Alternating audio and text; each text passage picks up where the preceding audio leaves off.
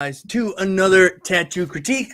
Another Sunday has come and gone, and we're back here again to take a look at your work or any sort of submissions that you guys have sent in to have checked out. Now, again, I always like to start these streams off by letting people know that, let me mute myself over here, by no means any sort of perfect tattoo artist or whatnot. I just genuinely love tattooing, sharing that process. And over the course of time, people have asked, hey, can you look at my work? And there's a lot of people always asking, hey, can you check out our work? So 35 episodes ago, I think this is episode 35. We decided, okay, we'll start taking a look at the work that you guys submit. So the best way to do that is to go live and do that here on a first come, first serve basis. So that's what we are doing. I say we because my co-host here, Andy B, he should be here shortly, is usually here with me unless something comes up. Okay, so with that out of the way, we're going to be taking a look at your work. Send it in. Send your work to the email scrolling at the bottom of the screen. That's artmesomething@gmail.com. Okay, so other than that, before we dive into stuff or say hello, I do want to bring up a couple of things coming up. Nothing super crazy, guys. On Monday or Tuesday, we should be dropping a video. The long version of the tattoo chest piece we did. We tattooed the chest with the lion and whatnot. And I asked, hey guys, do you want the long form version, like 2 hour long version? And some of you guys said yes. So, okay, no problem. And then I sat there and watched it for 2 hours and roughly voiced over, gave you guys some thoughts and opinions on what I'm doing, why I'm doing things. Nonetheless, that'll be coming out here in the next day or two. And then finally, the only other thing that I wanted to bring up is, and I will be talking about it every so often as I can. Obviously, I have to try to self-promote myself, but we are going to be in Tampa, Florida for Ink the Bay 3 coming up here in March. So, excuse me, I'll be down there tattooing for the 24th, 25th, and 26th. If you want to book in with me, something cool, hit me up. We can get you pre-booked if you're going to be in the Tampa, Florida area during this time. Also, we'll be doing a seminar while we're there. That'll be Friday. It's all written down, I believe, from 2:30 to 4:30, room B. So anyhow, if you're in the area, whatnot, get a ticket, come see me. Even if you don't want to go to the seminar, if you just want to come to Ink the Bay 3, it's going to be a ton of awesome artists out there, guys. So will be a tiny fish in a big pond. But so it'd be great to see you guys. And again, if you want to get a tattoo, let me know. You want to get tickets, go to inkthebay.com seminars, and you'll find us there. I want to talk about a career in tattooing. Yes, I do want to go over some basic stuff as well, some basic intermediate stuff, but I want to talk about people who are trying to start a career in tattooing early on, just depending on where you're at. I want to tell my story. Also, if you're trying to incorporate some YouTube into that process as well, I want to share some of that with you as well. Anyhow, that is that. Okay. I think that's all I got. I think that's all the announcements. So I'm going to jump around and say hello to you guys. And yeah, so let's get to that. Say hello, Salty Scrunt. Why did you? Oh yes, okay, all right. We are waiting for Andy. We're gonna give him a couple minutes to jump in here, but this is our time to just get some of the nonsense out of the way, some of the fun stuff. And Salty asks, what is going on my phone? Emails are coming in. Okay, I see. I'm logged into the wrong email there. What the hell did you choose for a thumbnail? I thought it was from Where the Wild Things Are. Yeah, I do briefly want to just discuss our thumbnail real quick, as I forgot we sometimes do that. Nope, that's not the one. There it is. And yeah, guys, this is I don't know. I go through before the live stream and I just literally Google bad tattoos. It's, if it's already out there on the internet, I figure I'm not breaking any hearts here. And this one has been used and abused a lot. But for good reason here. I don't know what is happening, but this is what happens when we try to do things we probably shouldn't. And I love pushing the envelope, trying a little harder for some, to get better or what have you. Try something a little bit beyond your means. But I don't know. See, I don't think this person drew this picture before they tattooed it. There's no way. You would have looked at it and be like, yeah, something just looks off. Had I drawn this, or had I used my stencil to draw this, whatever. So a lot of the flaws happen on the front end before you even get to the tattoo. And that's definitely what happened here. It was flawed from the beginning. Lack of preparation and maybe just doing something that you shouldn't be doing. So anyhow, let me get that out of the way. Actually, I'll leave that up. Just makes it easier for when I'm talking to you guys. Let's see here. All right. So anyhow, let me say hello. Okay. Hey, Salty. That's right. You started the shop. He opened the shop on Friday and did over $1,200 in sales just that weekend. That's awesome, man. Hey, showing some love. Thank you. Appreciate the support. Again, guys, we're going to be jumping in just a minute. I think Andy just got here. I'm going to finish reading these, jump over and bring him on. Okay. 322 says, got my Q2 last week. I love it so much. Glad to hear that, man. Again, just because one person likes it, you just never know if more people are going to like it or whatnot. I know a lot of people did, but it's always nice when others, you're not the only one who likes something. All right. Well, I'm glad you made it to the live stream. Glad to have you here. Again, we're going to be getting to it in just a few minutes. Hey, Dave. Hey, guys. What's going on, Jeremy? Let's see. I'll be sending some pics in today. Finally got a Sunday off. Congratulations, Mo. Looking forward to checking out the work. That tattoo. Yeah. That one, it's it's a rough one. I mean, like I said just a few seconds ago, you got to know what's pushing yourself and what's just not a good idea to do. And I think that, again, we just weren't, whoever did this was not prepared. I saw a lot of pictures of people taking this head, cropping it and putting it on real, lines and stuff. Really, it's rough, man. Hey, man, thank you for everything you do for us in tattooing community. I really look forward to hearing some advice about some pieces I sent. Awesome, man. We'll be getting to it in just a few moments, guys. Give the stream a like, and we'll be getting this thing going. Hello from Wisconsin. What is going on? Congratulations to the new shop. I agree. Congratulations, Salty, man. Kudos to you. You deserve it. Always awesome to hear when somebody breaks free, does their own thing, and now you're in charge. All right. Okay, so let me get this out of here. Bam, and let's go say hi to Andy. He's been patiently waiting here. Andy B. Hey, Dave. I'm here. I made it. You have made it. Sorry, yeah, it was a bit early. Yeah, looking a bit. Look, oh, Jesus, let me turn something down here because it's looking a bit bright. Yeah, mine, for some reason, when I go live, my video and everything just goes to complete potato mode, grainy and overwashed out. And I don't know. I think I need to upgrade my streaming app or whatever to 1080 or something, but then they just charge you so much more after that. I'm like, nah, I'll just let people suffer looking at us in pure grainy mode. That's it. We're all right when we're little. Yeah, when we're in our little boxes down there. Yeah, it's not so bad.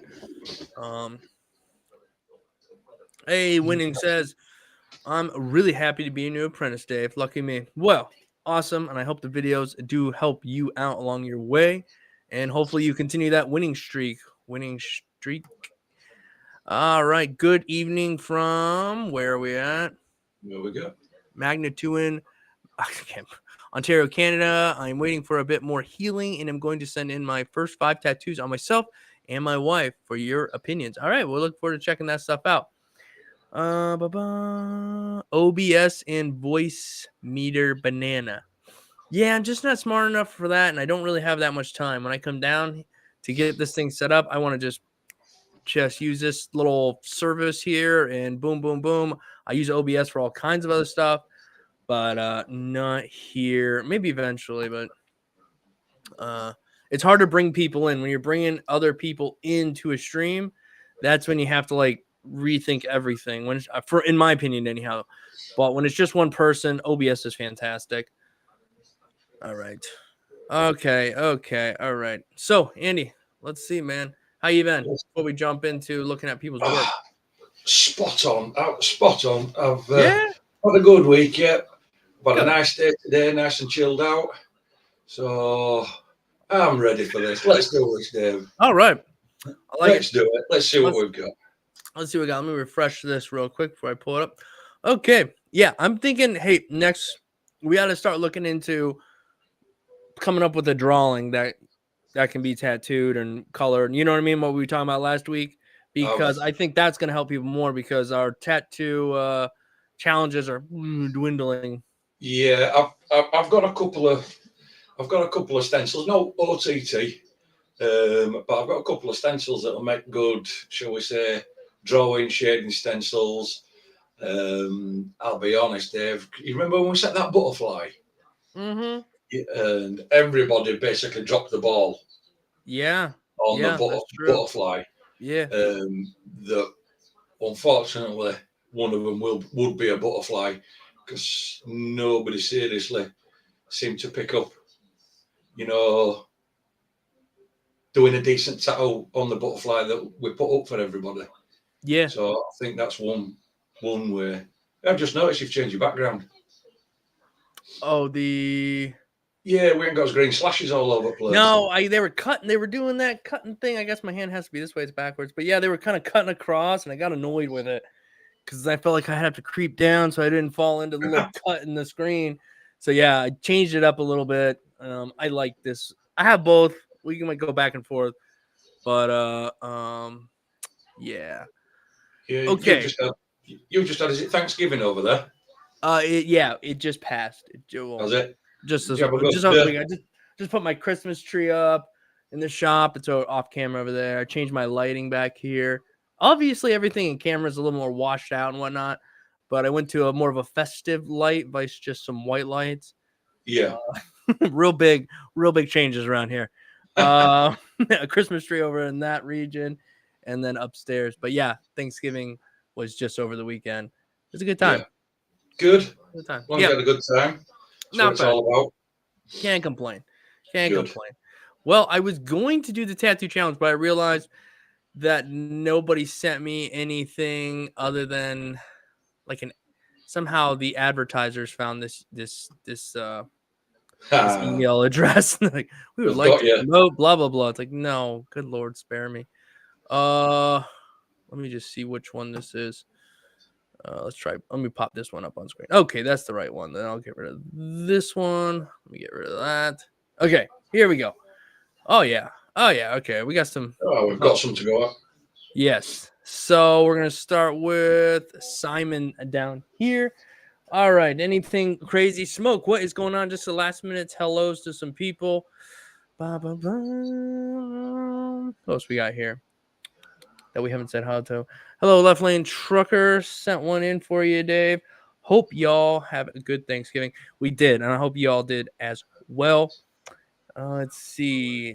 99 cent from Winning Streak Face Vomiting. Okay. All right. Here we go. Simon, you are up first. Let's do this, Andy. All right. What do we got here? Okay.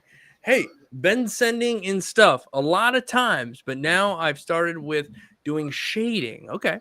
So I'm sending some of that. I know it could be better, but I do my best every time. Love your show. Using one-liner and shader. Using the one-liner? Using the one-liner? I don't know why it sounded just weird. Boy, that's a powerful machine. I've never used that one. I use my shade, my packer, one packer for lining and packing.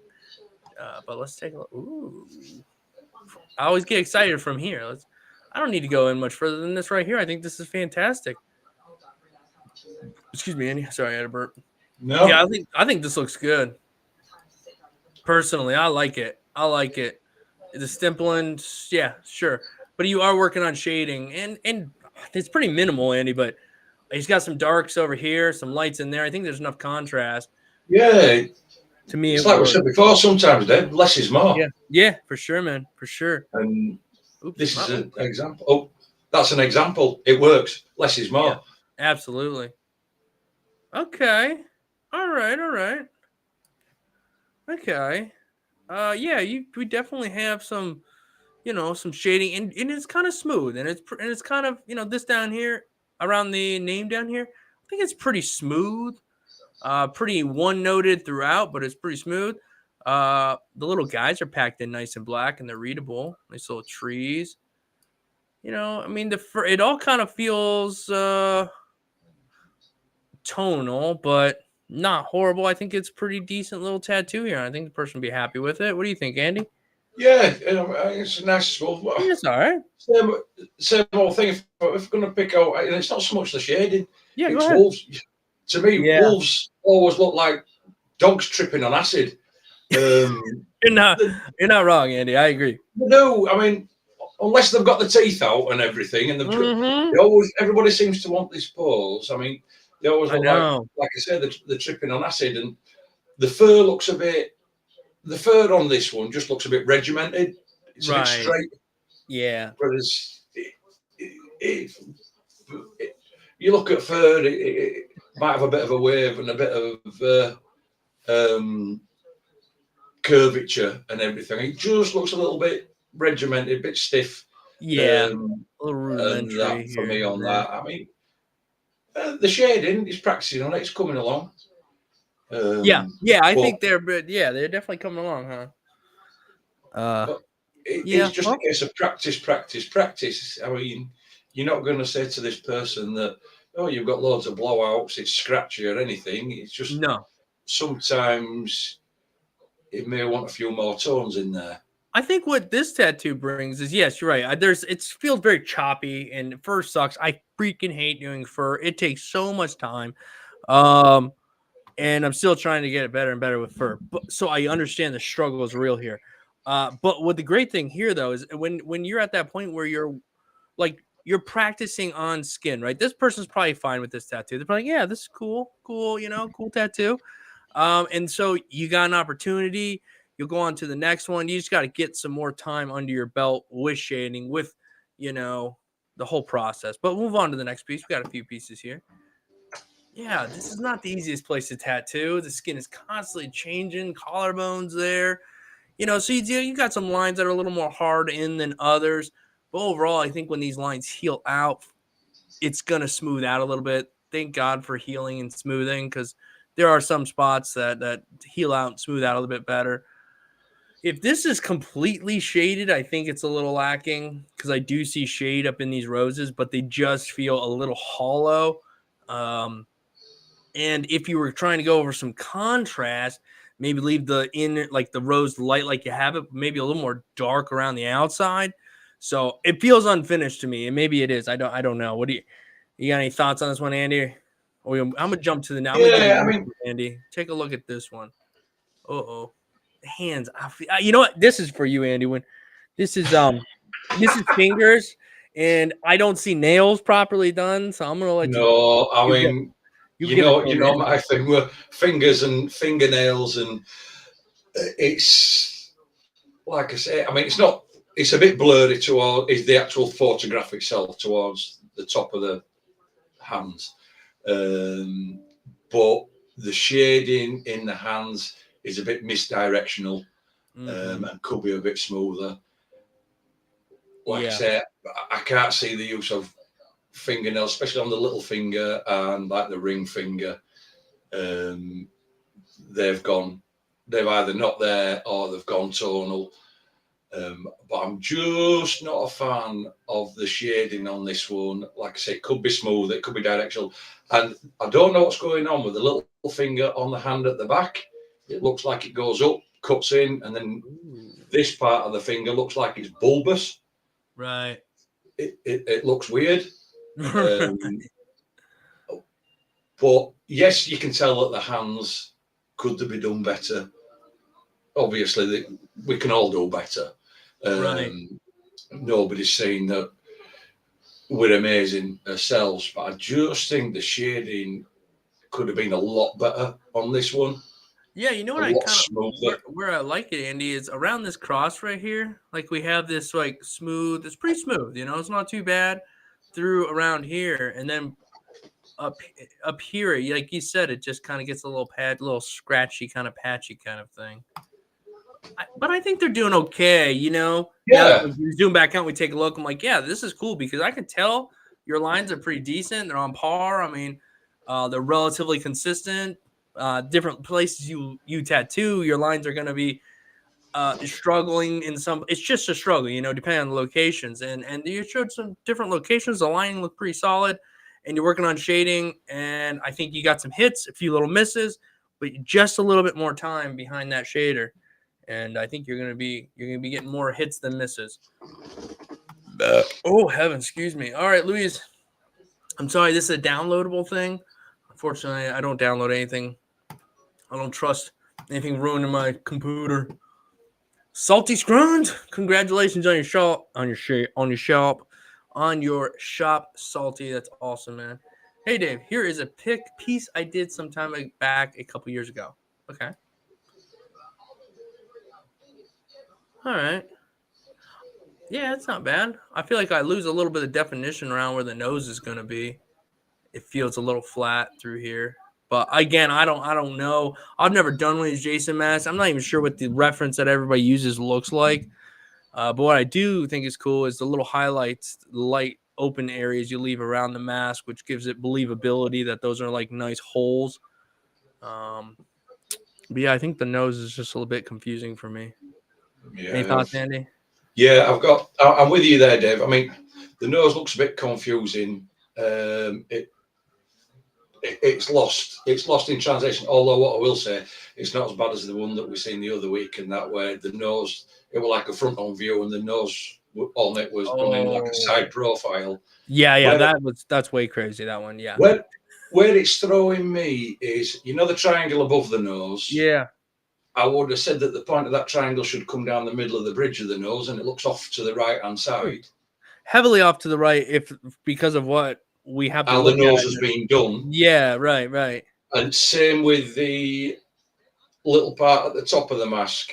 That looks heavily off to the right hand side in comparison to where the center of the face would be, you know, through where the eyes are, the center of the nose. The triangle looks off to the right as well as the top of the mask. It looks like we've got a slight side profile on view, but as we're looking at it, it looks like a frontal view, but everything just looks a little bit off. But like I say, it's nice where it's got the highlights round the holes. What would have been nice is if we could just, which you may have, but I can't make out on this, is if and I know it's a mask, if the sockets for the eyes, where the eyes go, it should have been just super black and have had a little bit more depth and definition to them, if you understand what I mean. I do. Give it a little bit more feel of depth inside there, yay? Well, all right, Salty. Hey, man, it was done a few years ago. You got to send us something you done recently, man. Love to see it again. Congrats to your shop there, man. Anthony from Iowa, been researching and watching videos for about 6 months. Okay, researching and watching videos for about 6 months. I don't know how long you've been tattooing, but we guarantee it hasn't been longer than 6 months. Got to be 6 months or less because you probably spent a little time researching and a little bit of time watching, then ordered some stuff, then started. And this is a skin photo. So let's see what we got. Okay. All right. Well, you know what? There's a couple spots that I like. Along the top of the head, that line looks pretty decent. This one, I think you can see my cursor. Yeah. This one looks pretty decent there. And the other spots, and again, I don't want to zoom too far. This is a small tattoo, but some of the lining's a little bit off around the tops there. But I think the biggest problem here, and the lining is really not too bad considering I haven't been tattooing that long, truthfully. Also knowing that the ditch is a bit one of those like squishy places. Is the saturation of color. Unfortunately, the saturation, the green, is a little bit too light. It's not fully saturated. You can see the spots that are saturated a bit more. This back foot back here is like pretty much just bare skin, just a touch in the top layer.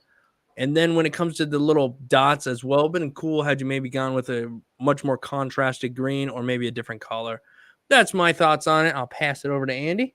Yeah, pretty much same with you. Like I say, some of the lines are pretty much in there, solid. We've got you can see a couple of areas where it's taking a double pass, especially on that back foot. Right. It's the line weight's a lot different to the rest. One of the lower right hand larger circles, you see where he's sort of like missed his start and finish point on circle, but pretty much as you. Right.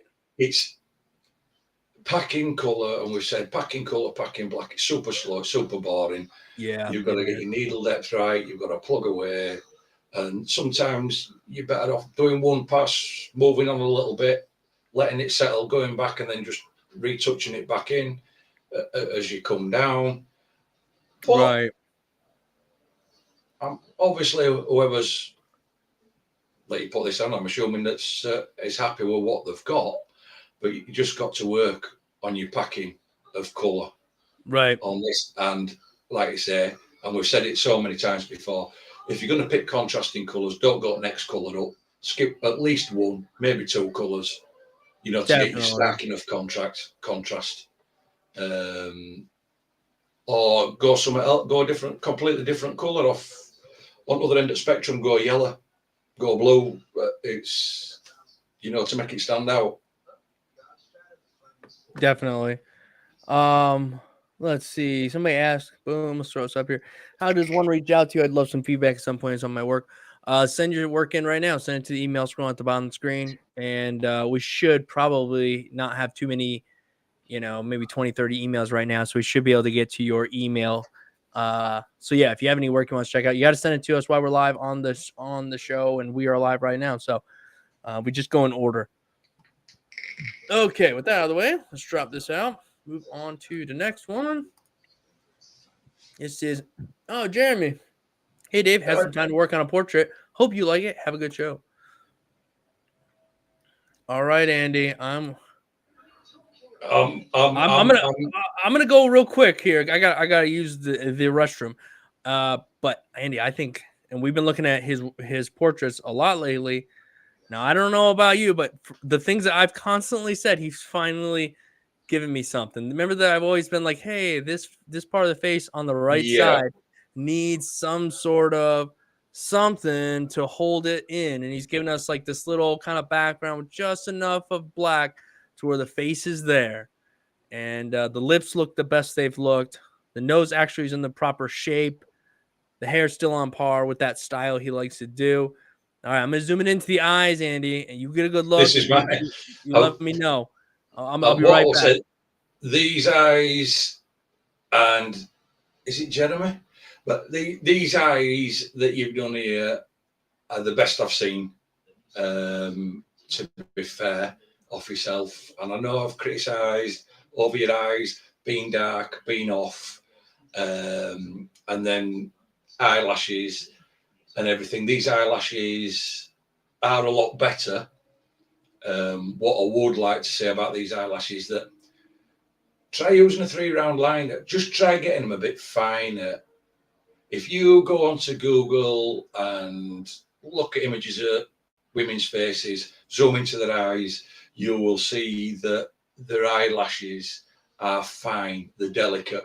They're not maybe quite as fat as this. Sometimes you're going to have to take artistic license over your work instead of just going straight from the reference picture. Look at it and think, yeah, they're a bit heavy, bit together and everything. I'm just going to separate them out a bit. I'm going to fine them up a little bit on this, especially for a female portrait, because they usually have such a soft and delicate look to the face. But what I will say, I'm with Dave on, you've got a better definition of the nose, the nostril and the mouth. I'm not a fan, and I'm not saying it's done bad, I'm not a fan of the hair on this one. I think you've done a lot softer and a lot smoother finish hair on this. And I know we've banged on about on the right hand side of the face, just putting something there, which he has done, which is great. It may have just have been a bit nicer if it had been a mid-tone, like the tone like he's got on the left-hand side of the cheek. Used a mid-tone up that line and just feathered it out softly instead of being such a stark line up Mm-hmm. the side of that face. But for the lips, the nose, the eyes are a definite improvement. It's Yeah. just sometimes, like I was saying, you've got to take a little bit of artistic license and just think that I'm going to find them eyelashes up and do it. But no, good effort. Yeah. Good effort. I think this is the best one. So yeah, listen to whatever Andy told you too. Also Danik, what's up? Nice house. Danik says he's at the in-laws having supper. Just drop by to say hi. Thanks for the support here, Danik. Enjoy the dinner with the family, man. All right. Aside from that, we'll get back to it. All right. We got to know information here from Angelo Tufan, whatever. I incorporated this little design down here into a tattoo not too long ago. Ooh, them hands.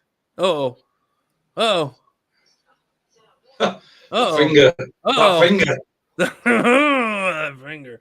And that one, oh no. All right, these little guys, this little operation down here is not too bad. I feel like you put lines where you didn't necessarily need to use lines because it feels very liney down here. Over time, you realize that you can either shade off your lines so they're not quite as visible, or use like a gray wash so it's not so dark, some of those lines.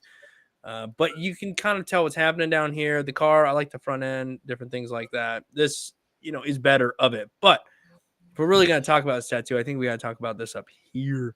And this hand, man, I mean, this pinky is just totally smashed. The shading got away from you. You got a little too far over. It doesn't feel like this is in shadow. It feels like his hand is smushed right there. Maybe a little too dramatic with some of these crease marks. The nails, especially this finger here, is just a way too smashed back. And the finger up here at the top feels very flat. The hand also feels flat while being a little off, kind of feels like a wrinkly glove. The Yeah. black through here is a bit undersaturated, but we can live without that.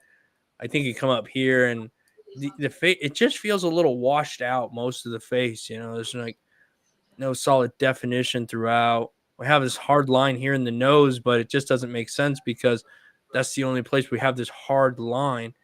And then maybe a little up here in the hair. I mean, I could go on, but I mean, those are my initial thoughts. Yeah. I Andy, mean, I've got that finger that's, pointing up. That's a long finger.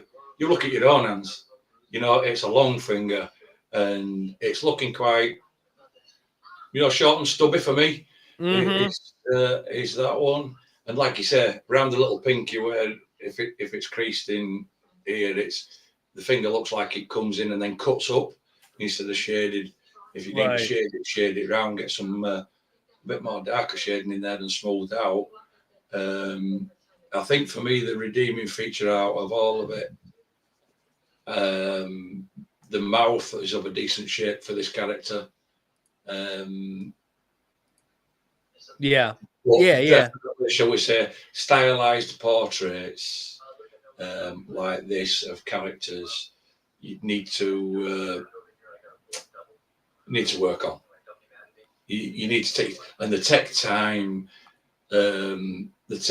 to learn and do, because I've got my IG on. I know it's learn your fundamentals, work on stuff like you have at the bottom to start with. The car, the gangsters, get smaller areas and then progress up to that. Sometimes it's easier to jump in, and as you can see others well, his shading's not as smooth. It's very grainy. There's a lot of rake marks, which is a good leaving. Some people do like the rake marks. Yeah, it's a good tool to use, leaving rake marks sometimes, but you've also got to know when it's not used in the right place. You need to smooth it out.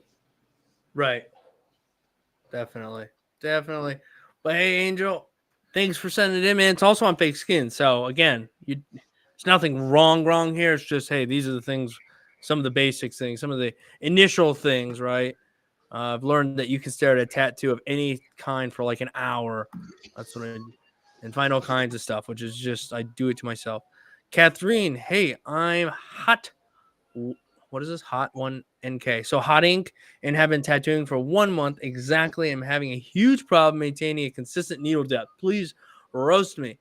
Well, we're not here to roast anybody, technically. We're just here to direct traffic a little bit, let you know if something looks awesome or if it's like, a little rough, right? And a 1 month's not a long time. You're on fake skin, and needle depth is a huge thing. I mean, that's like one of the first things we're trying to figure out. So again, don't beat yourself up. Let's take a look. Okay, for beating yourself up prior to looking at it, not too bad as far as like lines, but yeah, I do see what you're saying. You can kind of see it, Andy, where there's just so much inconsistency, up, down, vibration of hand. Yeah, The fake skin is probably bouncing on you. You're not really holding it down. But even with all that, I mean, you're using a good fake skin. This is real skin. And I would use this to its peak. I would cut these little corners out as well. Use all of this stuff. Don't let any of yeah. it go to waste. It's I practice. mean, same old as well. I mean, Right. this person 1 month in, why? And you've got decent fake skin. Why not cut this piece into four? Cut this piece of fake skin into 4. That's a good use of fakes. Yeah, Yeah, absolutely. cut it into 4. Work on smaller pieces. That way, then you're not having to move your hand as much to get your longer lines in, so that you're running smaller lines that you can use of a combination between your wrist and your elbow and your shoulder. That Right. way, then you get a feel for consistency and depth, instead of everybody just wanting to go in and just blow out big A4 size pieces. Because at the end of the day, when you start your tattoo career and you transition to skin, a lot of your pieces to start with are only going to be 3-inch, 4-inch. Yeah, you'd be absolutely smart to do that as well. I mean, like, even if you feel pushed to do large, I mean, like Andy, like you said, Andy, I mean, your best is to try to stay to that 3-inch size. I mean, especially if you think you're gonna, if you make a mistake, it's just less to try to fix later on anyhow. Yeah. But I mean, the compositions of it, but like you said, you can see the hesitance. There's to actually move the hand while it's in the skin, the hesitance for the needle depth, and it's showing. It's very, very. Each line's very hesitant and jagged. There's a lot of I don't know how else to put it other than hesitant. I won't say it's massively jaggy or anything. I think this is going to come with time. You think, Andy? I mean, as far as I think the best advice is, 1 month, keep practicing. 1 month. What I would say, small stuff like you were saying. You use a 9-round liner, using an 11-round liner, use a 9-round shader to start with. You know what I mean? Get the feel for it. Yeah. That way, then you've got a bit more give and a bit more forgiveness in your lines. You're not going to get disheartened as much. You can see how it works. Plus, you're also going to need that little bit more pressure to get it into the skin, so that when you start coming down needle sizes, your pressure's already there. You've only got to ease off a little bit, so you're not just jamming yourself straight through the skin. Yes. Yeah, I agree. I agree. It's a process, and 1 month in, it's kind of like, hey, I'm pedaling this bike, but I fall over sometimes. Okay, well, I can't see anything specific. Like, I see it's a little sloppy. You got to keep pedaling the bike, and eventually, you'll get that. Then you'll be like, okay, I can pedal. Now I want to do wheelies. Well, you got to pedal the bike first, then do wheelies, then do, I'm not a bike person. I don't know where I dream up this bike crap, but anyhow, you get the concept. So, yeah. Okay. All right. Looks like we got a variety of things here, guys. Give the stream a like if you guys are here and you want to support the channel, support the stream. Give it a like. Angel Antonio. Hey there, my name is Angel from Nevada, and I have been tattooing 4 months now. I'm self-taught and have learned primarily from YouTube. Thanks for looking. Okay, right on, man. 4 months, Nevada, self-taught. I like it. All right. Okay. Well, as I normally do, Andy soaks it all in, and then I just immediately start running my mouth. So we're going to stick with our usual. Okay, so I'm going to just start blabbing right at you as soon as I look at it. I like the most is the cactus itself. I think it looks pretty good. The lining's not bad around the cactus. I see where, lines started and stopped, and there's some wiggle, but it's a organic cactus, right? So as long as you're, like 90% there and the depth's all good, not bad. Even the shading off this, not bad. I mean, we get some idea of shape and what have you. And I think I'll let Andy. The background, I'm not these triangles, man. They just like pretty much put their foot out and shot himself. Yeah. But I'll let you The go. yeah, the triangles. I'm with you, Dave. The cactus, it's an organic shape, and like I said, you use organic shapes, cactus, flower, anything like that. You can get away with wobbly lines. It's part of it. It's just, you know what I mean. You can say it's organic, but where you shot your sending the foot with this one is your single line work through your triangles, your pyramids, and that.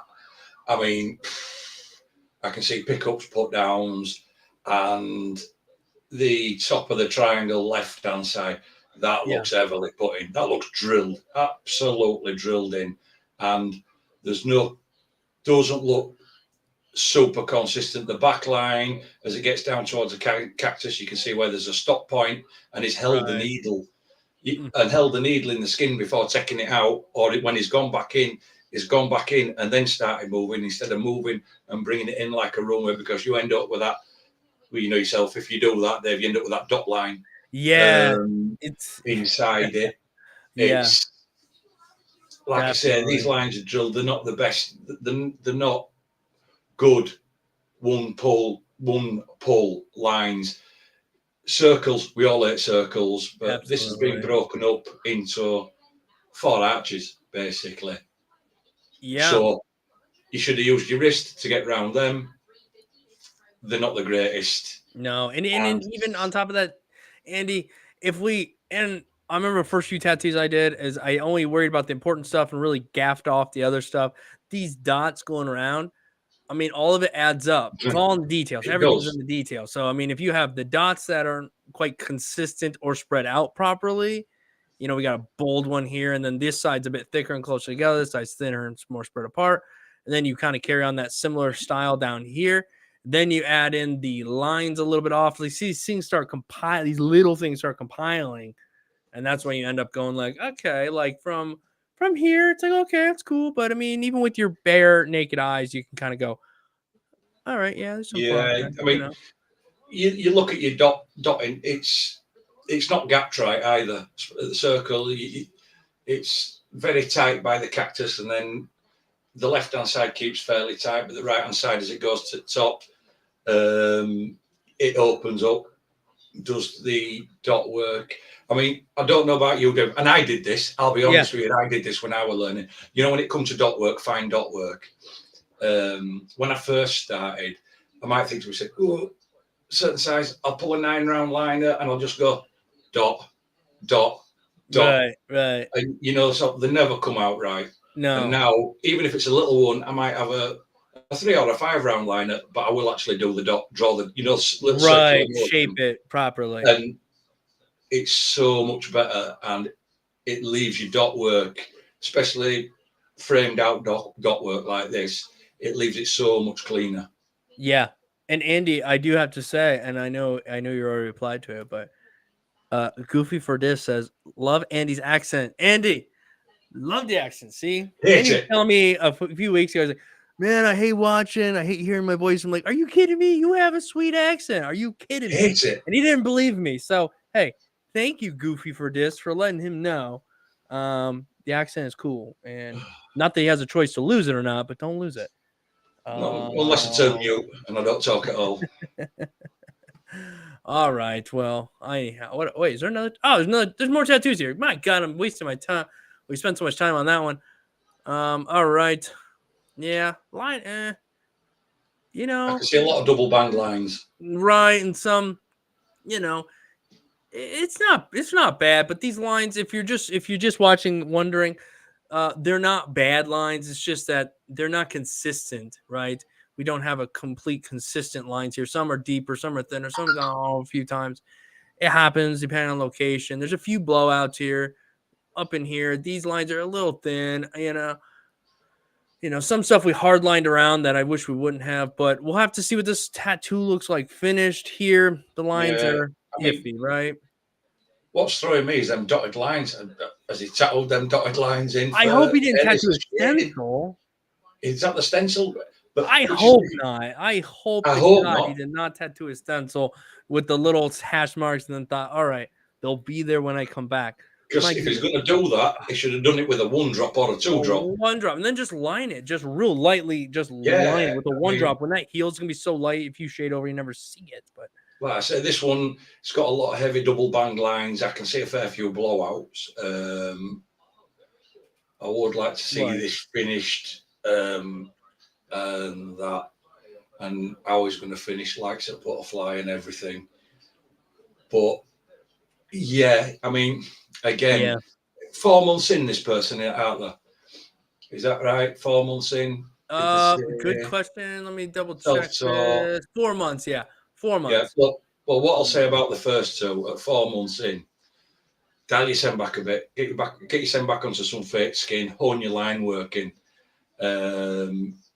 Instead of being, and we've said it before, instead of being, I know people's skin's cheap, but you're marking and you're branding people, you need to get your craft down.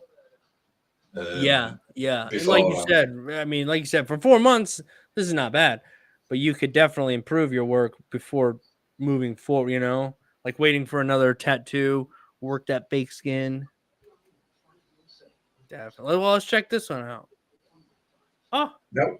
I like the colors in this one, Andy. I think they seem to be relatively saturated in the black lining. I think maybe lining and getting a little smoother with that lining, a little more consistent would help you out. Overall, I think this one will probably heal out okay. But And go to ahead, be Andy. honest, if from the first one to this one, again, I would have said that I would have, to be fair, Dave, I would have said it wasn't the same person that was tattooing him. No, definitely not. Definitely not. Because this is a huge leap in confidence and understanding. Are the lines perfect? No, there's a few hazy lines, there's a couple of double band lines, and under that yellow at the top of his head on the left hand corner, you can see where he's tried covering up the black line. You Yes, know I see that. where it's Yep. gone. Get But that greenish look. yeah, but the use of color, the saturation, and I was not scared to use 1, 2, 3, 4, 5 different colors Yep. and get it in there. It's a nice effort. It's quite slick. Yeah, it's not bad. I Not did bad at think all. there's a few spots you could blend a little bit more, but I mean, really, that'd be about all I could really say. I mean, yeah, the lining you can see, but comparatively, where you're at, the size of this location, I think with Andy, there's no point in giving you a hard time about it. I think No, you probably can tell the little things in the lining a little bit, and maybe the blending of the shades. But overall, I mean, the client's probably fine with it. It's another step in the progress, your progression, and that's really what it's all about: is progressing along, understanding there's going to be some steps back because you're going to do a sweet tattoo in a really nice location and feel fantastic about yourself. Then you're going to do a hard tattoo in a crappy location and realize it's much harder and be like, what happened? Why am I horrible? You're tattooing a different location. All comes together, in my opinion. now Okay, this one. Andrew. Now this one. Can I be honest? Yeah, Going please from do. going from Not the my last favorite. one, going to this one, I would say again, this is not the same person that's done the last one. Right. Because there's, and I'm going to be serious here. There's not one thing I like about this tattoo. It's fair. This Because is what people get. They're getting honesty because you're getting from the one tattoo. It's like, this tattoo. Hey, this one's great. This is what we like. This one, not so much. I think that's yeah, fair. you've got double band lines, the flow of the rose, the curve of the petals, and everything is off. It's completely off.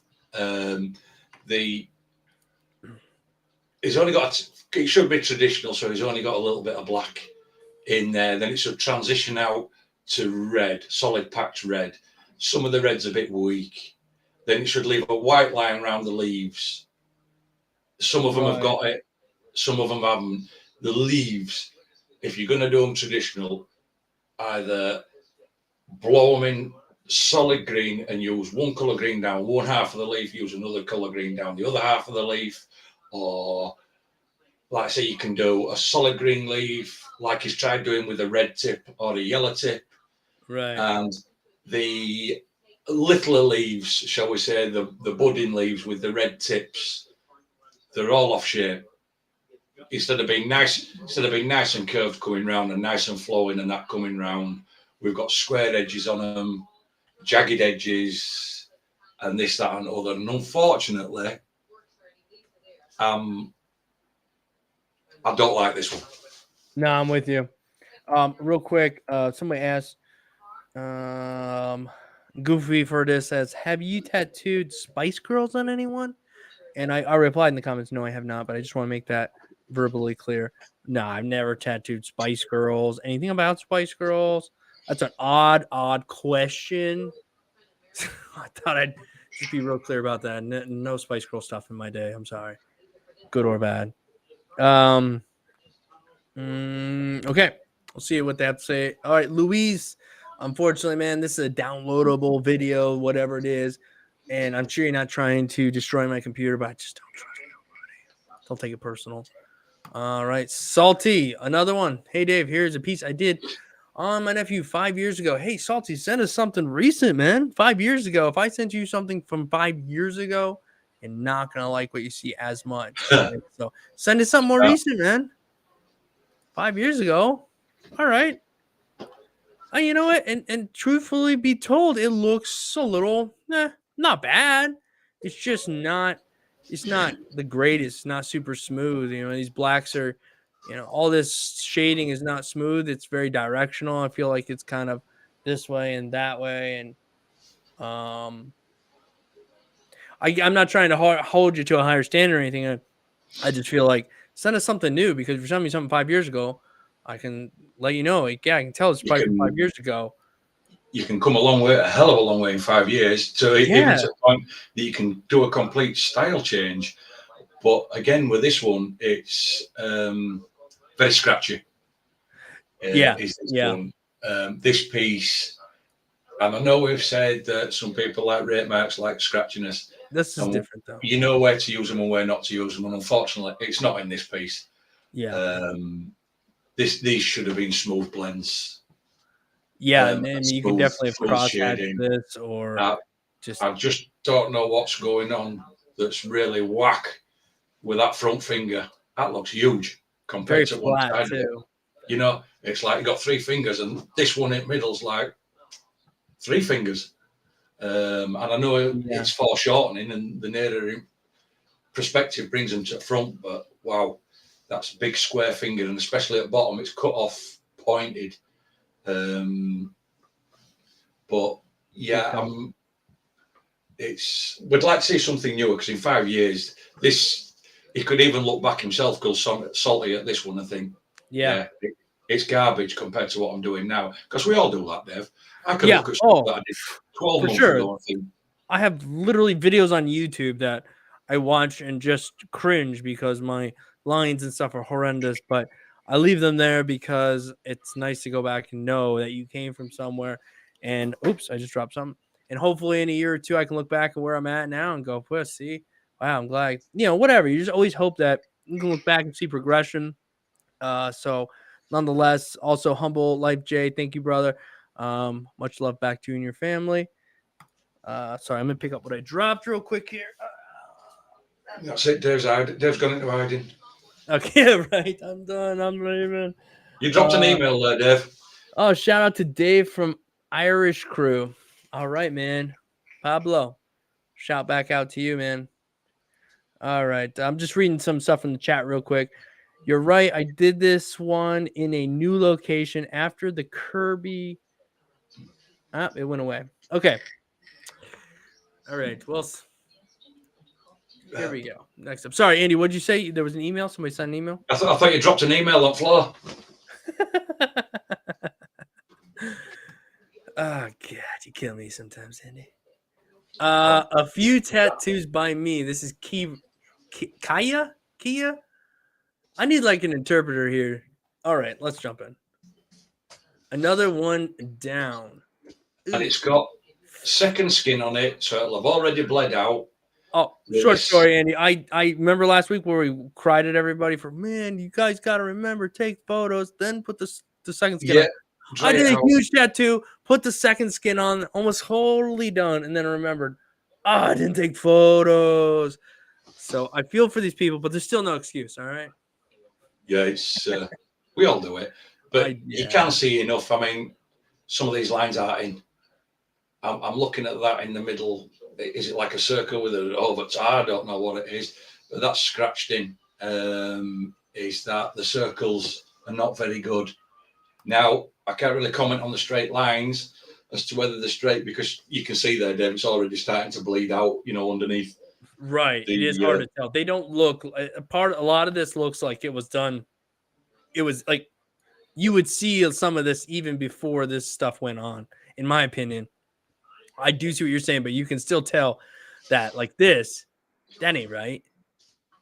Let me get, you know what I mean? This symbol here, the lines, they're thick and thin. Some are, and I mean, if we look at this diamond up here, unfortunately, what happens is people, I don't know why, but they choose these quotation marks, easy tattoos, just lines, no shading, blah blah blah.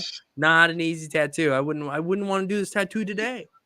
No, you know, because I'd probably do a good job, and I think the client would like it, but I would look at it and I would see the line that's not perfect. I would see the little bump here and there. I mean, in the end, it would look like a good, it wouldn't, no offense to you, but it wouldn't look like this. It would look good, but it would still have imperfections in it, and I would hate it. And so, I mean, I just wonder why you would choose these when trying to. What I would say here as well is, I don't know about you, and I don't get a good perspective on the size of the arm, you know, the forearm that it's going on. But for me, doing this, I would probably run these lines in anywhere, depending on the size of the forearm. I would have run the lines with a round shader, a 5, a 7, or a 9, depending on the size of the forearm. And then I would have probably had a 5 or a 7 round liner out to do the circles, right, and everything with. That way, then that's how I'd approach this, and the stars, just a round liner out to do the stars as well, you know. But it's so hard to judge this because it's covered in second skin. Absolutely. Yeah, you're right. I get irritated, but at the same time, you're right.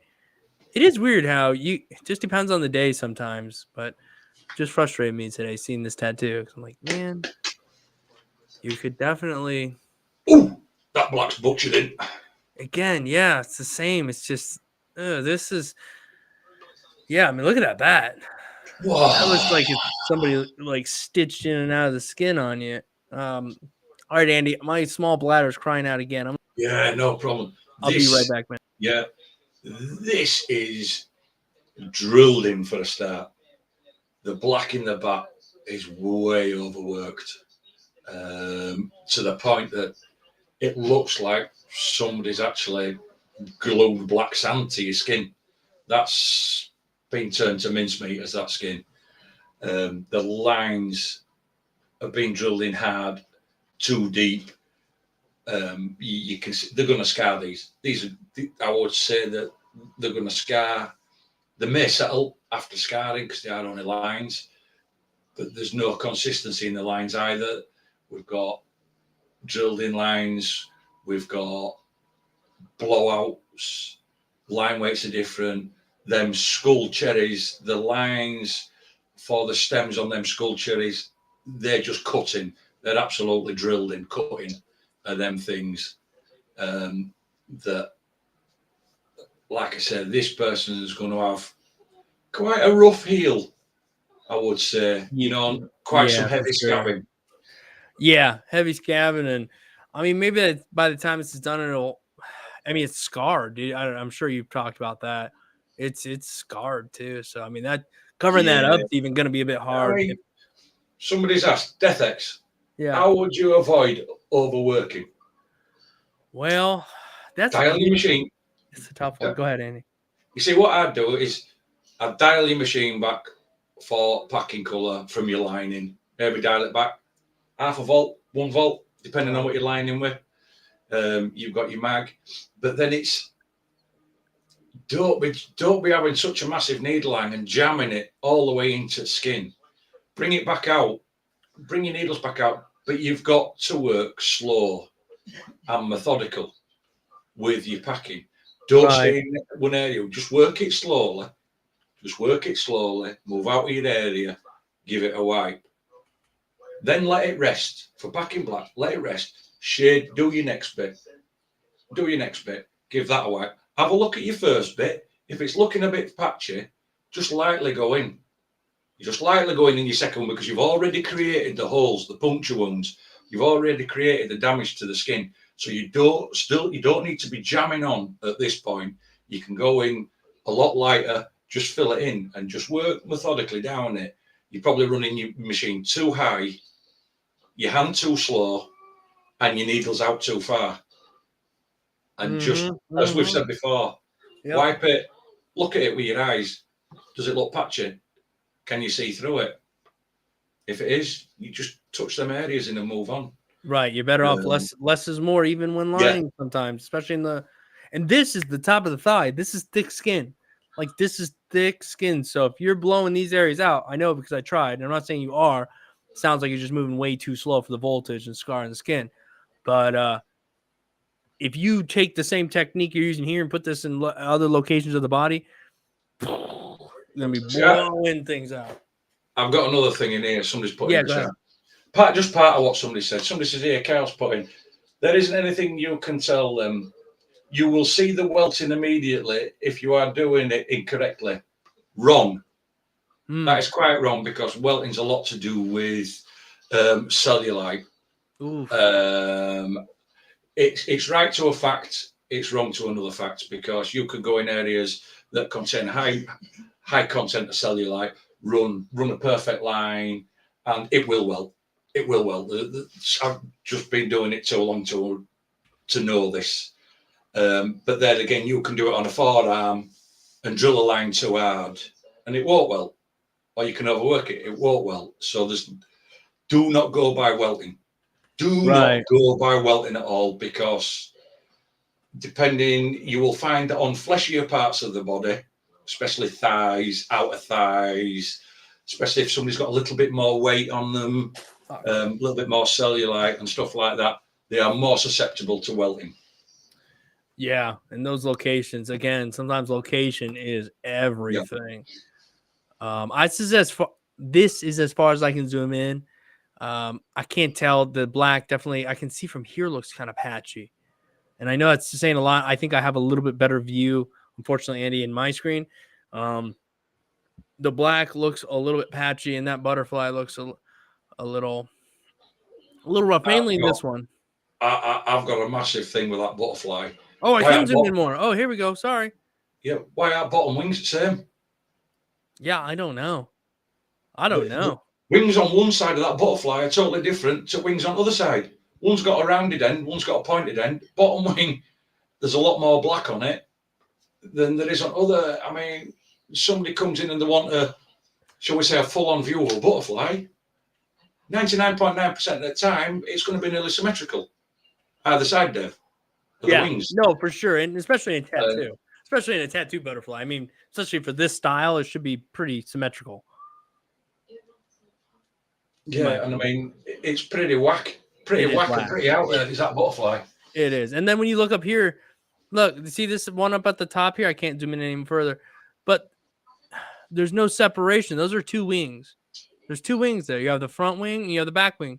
If you really look at this, there's no separation between those two wings. They like become one wing. Is it just me? I'm lost now.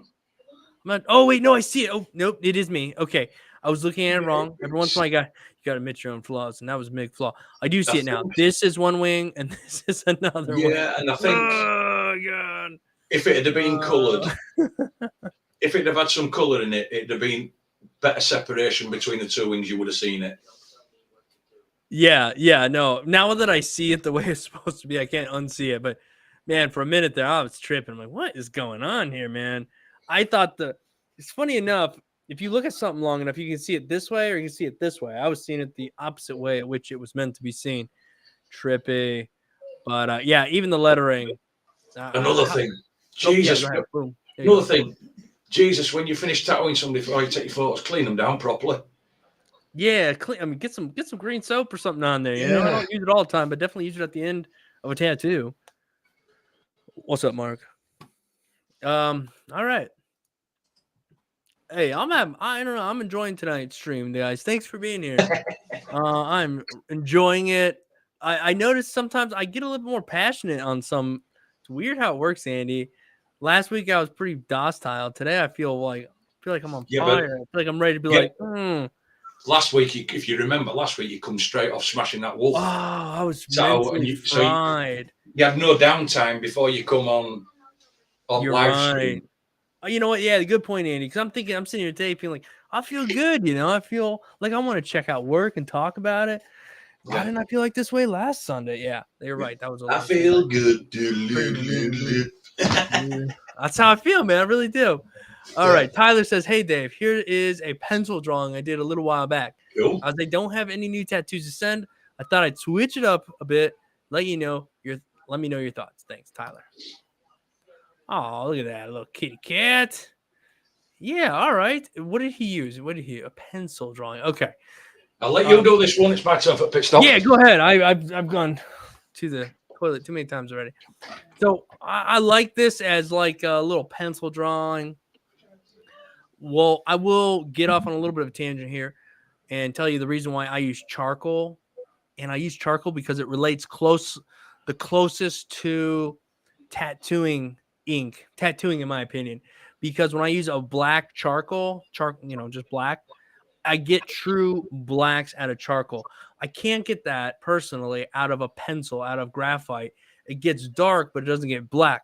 My brain has to see stuff for how it is. If it's black, I need to see it black. If it's light, I need to see it light.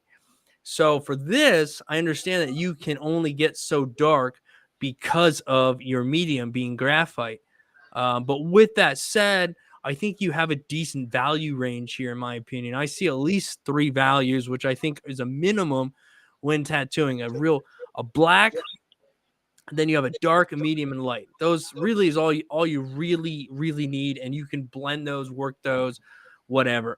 And in this piece, I kind of get that vibe. We got this dark right here. I consider this your black right up in these grooves. And then we have like this mid-tone right here, which I would consider close to your dark. And then you have this light shade here, and then maybe one in between. So as far as taking this piece and converting it into a tattoo mindset, I think it's pretty close. I will say some things that get a little confusing for me is this section down here. And again, I don't have a cat, so I don't see them every day. But this lower section gets a little bit confusing. I like how you use the background here. So I think it's a cool little piece. And I think it translates relatively well to tattooing. If you understand how to convert a piece from pencil to tattoo on skin. If I do my pieces, I personally like to do them from charcoal, and then I can convert that to skin. And also, in my opinion, charcoal is harder to do than tattooing them for a lot of stuff I like to do because it's hard. You constantly have to sharpen that charcoal to get in those little tiny things. Where in tattooing, I can just get a tiny needle, and it takes me half the time. So, again, it trains your patience as well. Nice job, Tyler. Thanks for that in, man. All right, next up we have Jake. First picture is fresh. Both videos are healed. Unfortunately, we're not going to look at the videos. I do apologize. Only been tattooing for 8 months, so I am happy with them. But I know that you still need some work, but I know that they still need some work, so I would really appreciate some critiquing. Thanks in advance. All right. Only been tattooing for 8 months. Okay. Well, I'd say like just from a distance, it reads, I know, oh, this is a girl with the blindfold over her face or whatever. But again, I think when you get anywhere close to it, you can really see that the shading, it needs to be smoothened out a little bit. It's a bit on the rough side of things. It's a bit on the, I use the rake. Some people really like the rakey look. This has a bit too much for it to be intentional, in my opinion. I think, and I don't know, but maybe what would really help you out is switching to a bug pin needle. these appear just by looking at them to be a number 12 standard needle grouping. I think if you went to a number 10 bug pin, I don't think you need a number 8 or anything, just a number 10, 0.25, 0.30, I'm sorry. That would really help this out. And naturally, it should get rid of some of those rake marks, some of those what appear to be unintentional stipple marks, like along the lip here. That should be a little bit more of a, it feels a little blurry up and down, if you will, there, the nose. But I mean, as a whole, it's not bad. I don't know what the heck this thing is right here. Andy, did you know what this is? No, you're back here, Andy. No, it looks. I don't know what that is. I'm not really sure. I don't know that the white is necessarily doing a whole lot in this particular piece here. Maybe in the hair a little bit, maybe a bit. Just on the lips, just to give a bit of highlight and a bit yeah. It's at least, yeah, it reads, but I get what you've just said, and I get what you just said. A lot of rake lines through this. This is another one that could have been smoothed out and would have been better with smoother, softer shading on this. All right. Well, yeah, and that's again, but you look at it, it's like you know exactly what you're looking at. So take the good with the bad. I mean, I just want to give you something to walk away with and go, okay, maybe I'll try different needles. Maybe that will change it up. If you tell me you're using bug pin, I'll question you a little bit because it doesn't look like it. But then if that's not it, then you need to work on the technique a little bit more. Again, I'm not perfect or anything by any stretch of the imagination. Well, just opinions, you know what I mean? Okay. That is the shoulder. All right, Kana, is that you who did this tattoo? If it is, I understand that is the shoulder. However, it just was not coming off as the shoulder. It looked like a separate object. And if this is you who did this tattoo, are you using bug pin needles? We're going to quickly go back to it really quick. Don't let me forget about Emma, because it doesn't look like you are. And there's no big deal if you're not, obviously. I'm just curious if you are. Yeah, her shoulder. Okay, so anyhow, you'll let me know about that. Emma, we're on yours. No information from Emma other than just these 3 tattoos. Again, not sure. Okay, no, it wasn't me. Oh, okay. I thought it was you. I thought maybe it was you. All right. Okay. Let's take a look at this thing for a little bit here. Oh, too close. Well, Andy, I don't know how long this person's been tattooing. I'm sure it's not too terribly long. And considering all that, I don't mind this little tattoo. I even think that when this heals, it should even really take on the gray forms, heal up a little bit, soften out, and be an okay little tattoo. Yeah, line work don't look too bad on this one. Yeah. It looks quite smooth. It's quite in there, and like I said, I don't think they've been tattooing overly long. Right. But hopefully it will smooth out a little bit. It looks like they've tried using a few different shades, especially just under chin and round here. And to be fair, it doesn't look a bad little tattoo, to be fair. If anything, and it doesn't quite work out how they wanted, I think it's more than going to be just the shading. They'll pop back in and just mess around with shading a little bit more. But yeah, definitely a little bit. Good effort. Yep. Thank goodness for healing in black and gray, because again, it helps. All right. Let's take a look here. This one, I think the lining is coming in a little bit light, a little bit not fully packed, saturated. Yeah, it's not saturated. I mean, they're not blown out. It's not overly done, which is a good thing. If something's going to be done, you'd rather a little lighter than harsher, I guess. And I guess this the purples as well. Maybe just a little bit more saturation from them. But I do like that they tried to use a couple different colors. I see a light purple, a dark purple, and maybe some version of a pink, maybe. Yeah, I wish that they just used that darker purple. I wish that they just toned it out a bit further so it was a bit darker, just to give that bit more contrast.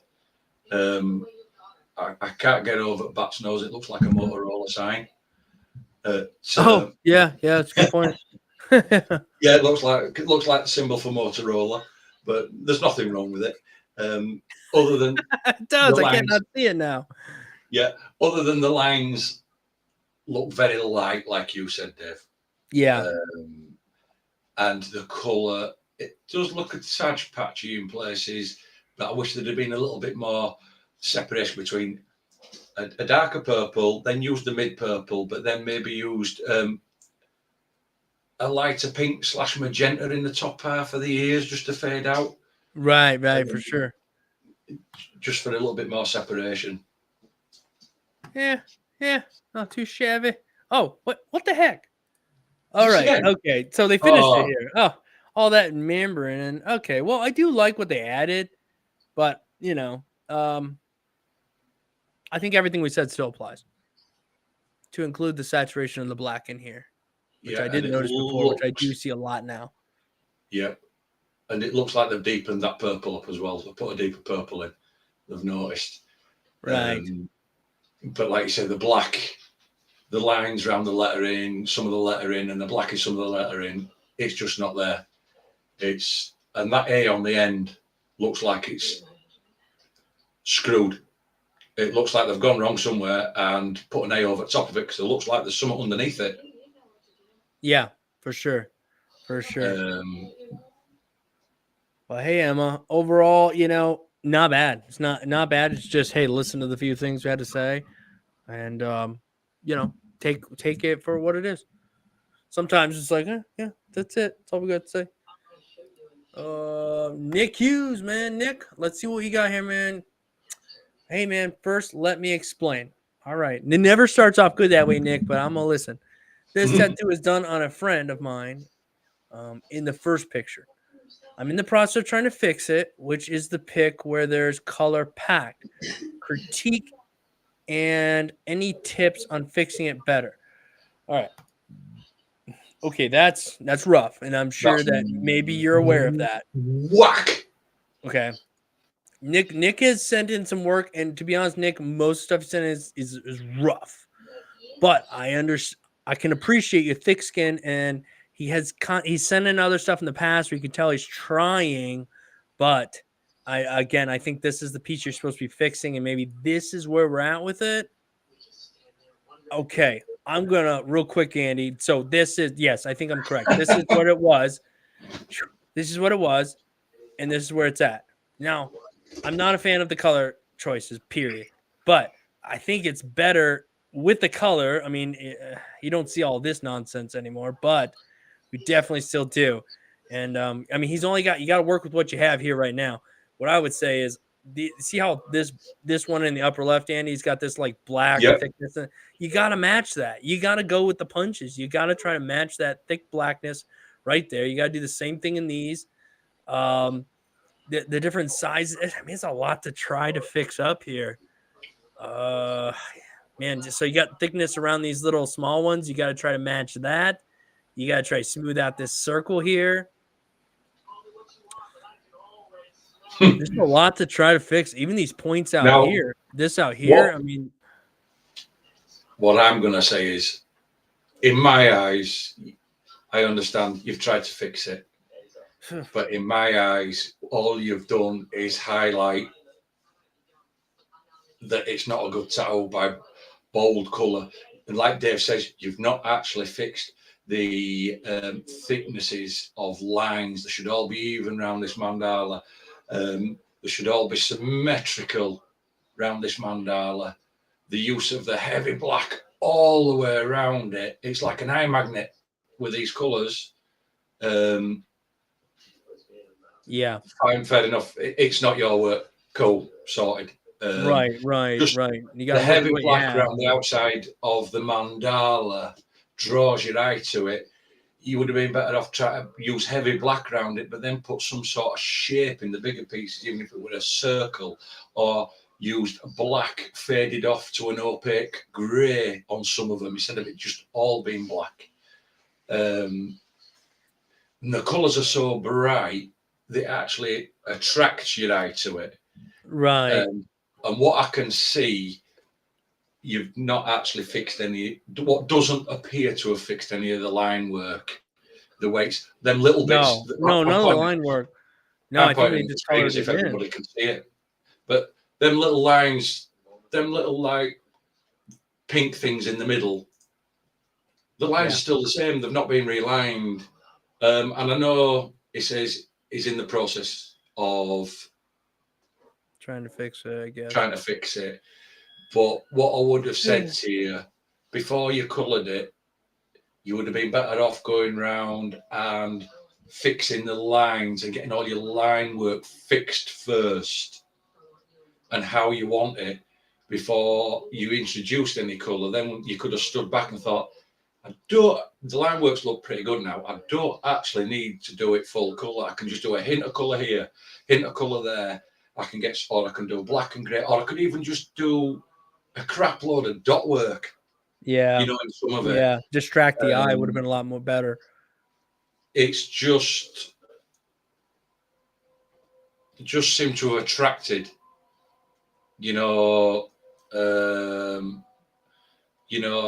which is fair play. You tried to help them out. I understand. Right, I get it too. But Nobody, I mean, this is nobody likes to see anybody walking around. Yeah. But what I'm saying, go ahead. What I'm saying to left lane trucker here is, instead of just going in and fixing the line, it should have just gone in and fixed the line work first. Yes. And got the mandala looking something like before you even went in with colour. Then what you could have done is taken a step back, taken a photograph with it, says to them, look, we'll do another session. In between time, you could have sat at home or whatever to your art's content, printed some pictures out, and just sat messing around with colours, with dot work, with shading, and got it down first before you put it on this person's skin. Definitely. So, I mean, I get what you're trying to do. Hopefully, you understand that even packing color around busted lines, you still left with busted lines. And anytime you're trying to cover up something or work with something, distraction is key. Distracting the eye's going to try to put stuff together. So if you can apply texture, dot work, anything like that, you're gonna benefit yourself. Not to say that I'm any sort of great at that. That's just the idea. All right, looks like we had a couple emails here. All right, so I forgot to mention I've been tattooing for 3 years now and have been watching your videos for quite a while. Thanks for the support, Trent.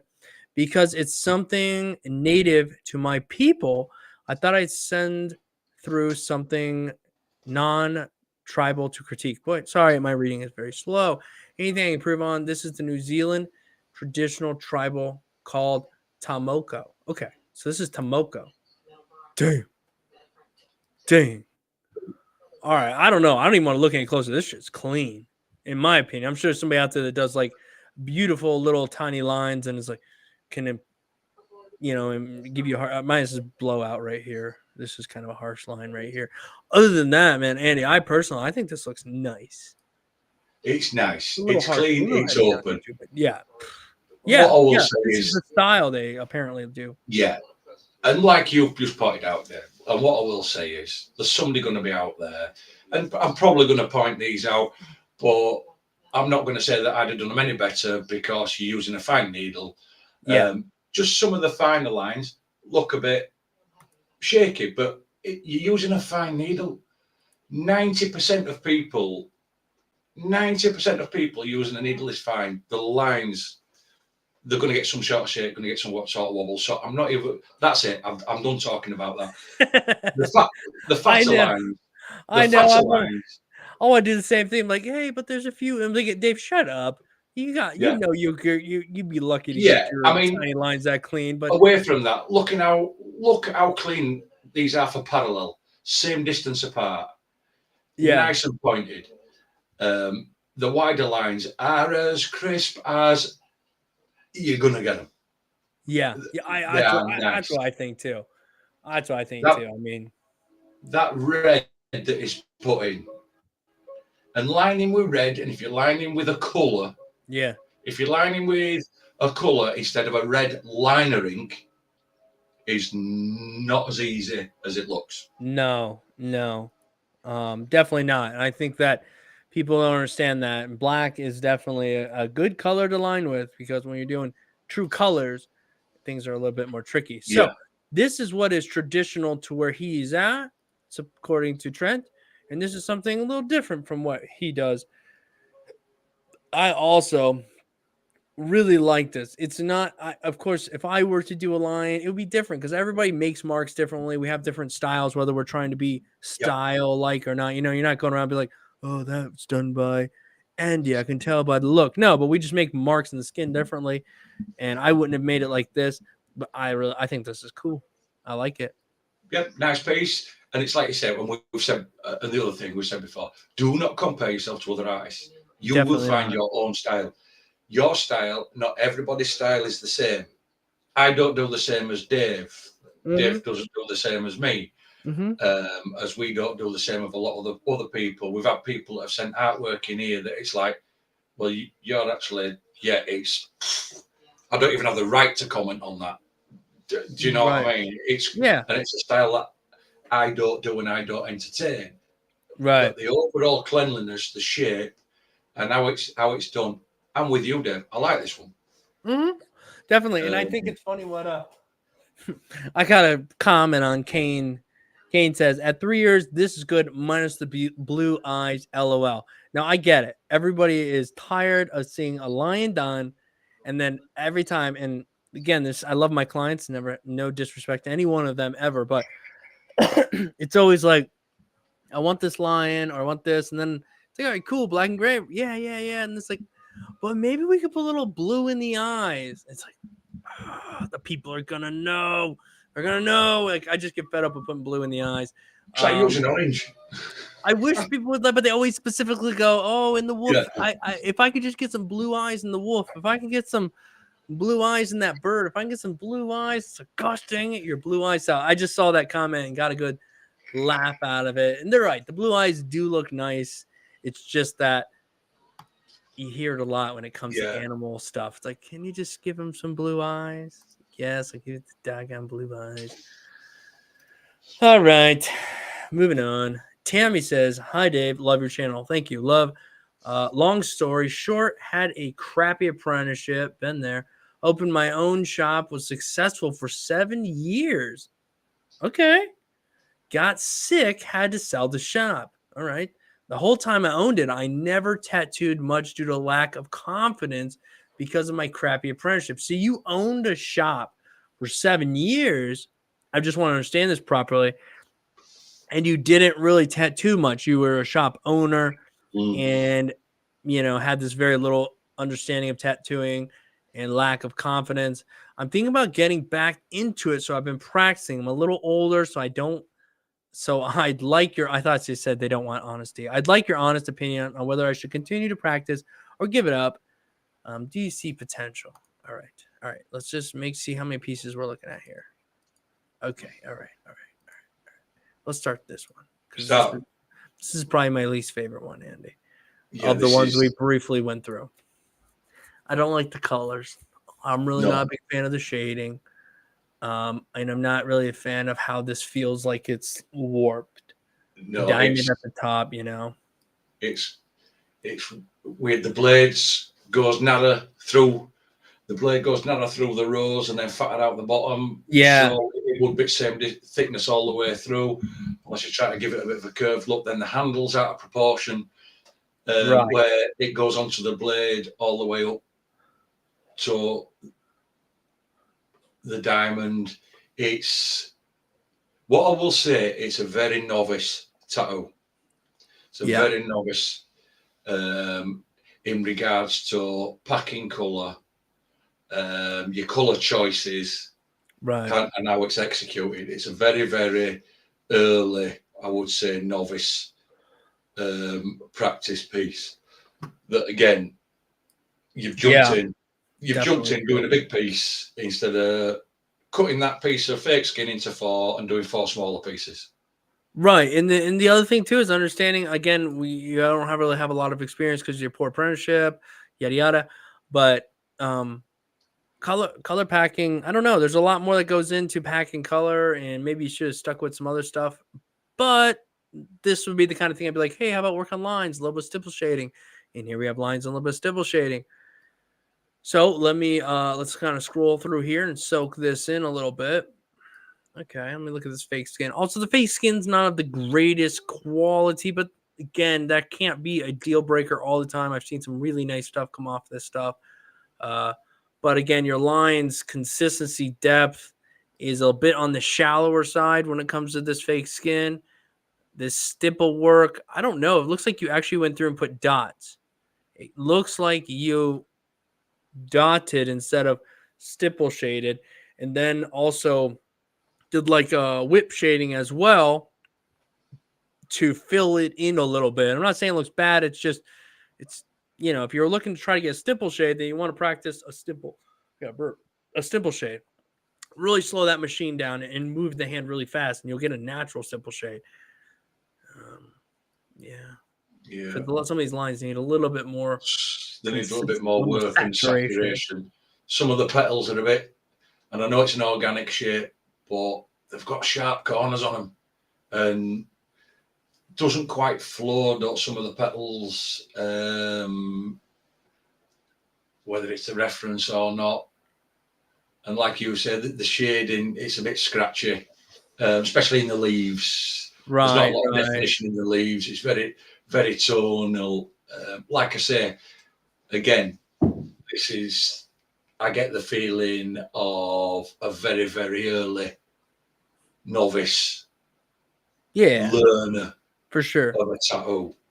I'm not going to say it's not the worst we've seen. Don't get me wrong. I've seen worse, and we've seen worse that's been on skin. At least you're on fake skin, which is a huge, huge bonus. But looking at these first two, you've got a long way to go. Definitely. We're going to look at another one real quick there. Unfortunately, Emma, you sent in your work. We already checked it out. This stream will, after we're done, be on the channel. You can always go back, scroll through till you find your piece and hear what our thoughts were on that one. I just saw that over in the chat there real quick. Yeah, just replay it later when it's available. You'll be able to check it out. In the meantime, chill, relax, assume that we said amazing things about your tattoo, because I don't remember. Here is another one. Okay, this one drives me nuts. I'm just going to go ahead and say it. I don't like these dots that you deliberately put in this tattoo. Why are we doing this? I don't know. Were you trying to get a stippled look? Don't try to fake it. I mean, if you're doing a dot piece, dot work, boom, boom, boom, boom, boom, boom, boom, boom, I get it. But this feels like a tornado when you zoom out. It feels like it just wants to go. I don't know. The dots are just really bugging the heck out of me. Some of the shading is, it's rudimentary, but you're learning that if you take those dots out, I would like it more. That's just, it's like a contestant on American Idol or something. And it's like, no, just sing the song. Don't try to do all this crazy stuff because it's not coming across properly. Just sing the song. That's what happened here, in my opinion. The line work was pretty decent as far as the thickness goes. Saturation is still a little weak, but consistency in like thickness of line, not bad. Not too bad. All right, Andy, here you go. This one's you, man. This one's me. This one's you. Zoom out a bit, Dave. Just zoom out a bit for us. Here you go, Andy. Now, this is, I'll be honest with you, just looking at it, first impressions looking at it, oh my God, this is one butch woman. It's... God, Andy's an a-hole. My God, I'm just kidding. Yeah, you're correct about that. You won't want to say out wrong to her, would you? Because if she give you a backhand, it'd be 2 weeks before you woke up again. That's right. She will mess you up, man. Yeah, she's really going to roll you over, and do you. But what I will say is, if we get back into business and look at the line work, we just get in a little bit there. Yeah, you let me know where you want to be, Andy. But yeah, again, consistency for the thickness of the line work is coming along. Saturation of the line work is quite weak in places. Now, whether this person is using the ultimate in cheap, fake skin. It's about 1.2 millimeters thick. Oof, yeah. And this is going to do your practice no way any good at all. Right. God, that eye. It looks like she's got a glass eye. It's bugging me. But you've got to keep practicing. You've got to work smaller, keep your design simple. You will get it. You will get it by keeping. Yeah. But do as bigger pieces and just watch. Dave's got good videos out there for colour packing, blending colours, pulling lines, this, that, and other. Go watch them. Go watch them. Right. Soak them up. If you got to watch them 2 or 3 times, or do you send a small design on a little piece of skin, decent fake skin, or something that's at least thicker than 3 millimeters thick. Sit there, put one of your videos on for pulling lines, watch it, have a go. Yeah. And that's how you can live. These lines are saturated, they're scratchy. The colour packing is scratchy. It's not in there. It's not saturated. The colour's not saturated. And that. But just by going back, watching some videos, taking your time, and you will get there. As long as you keep going forward. And we've said before, we all learn at different rates, different speeds. Right.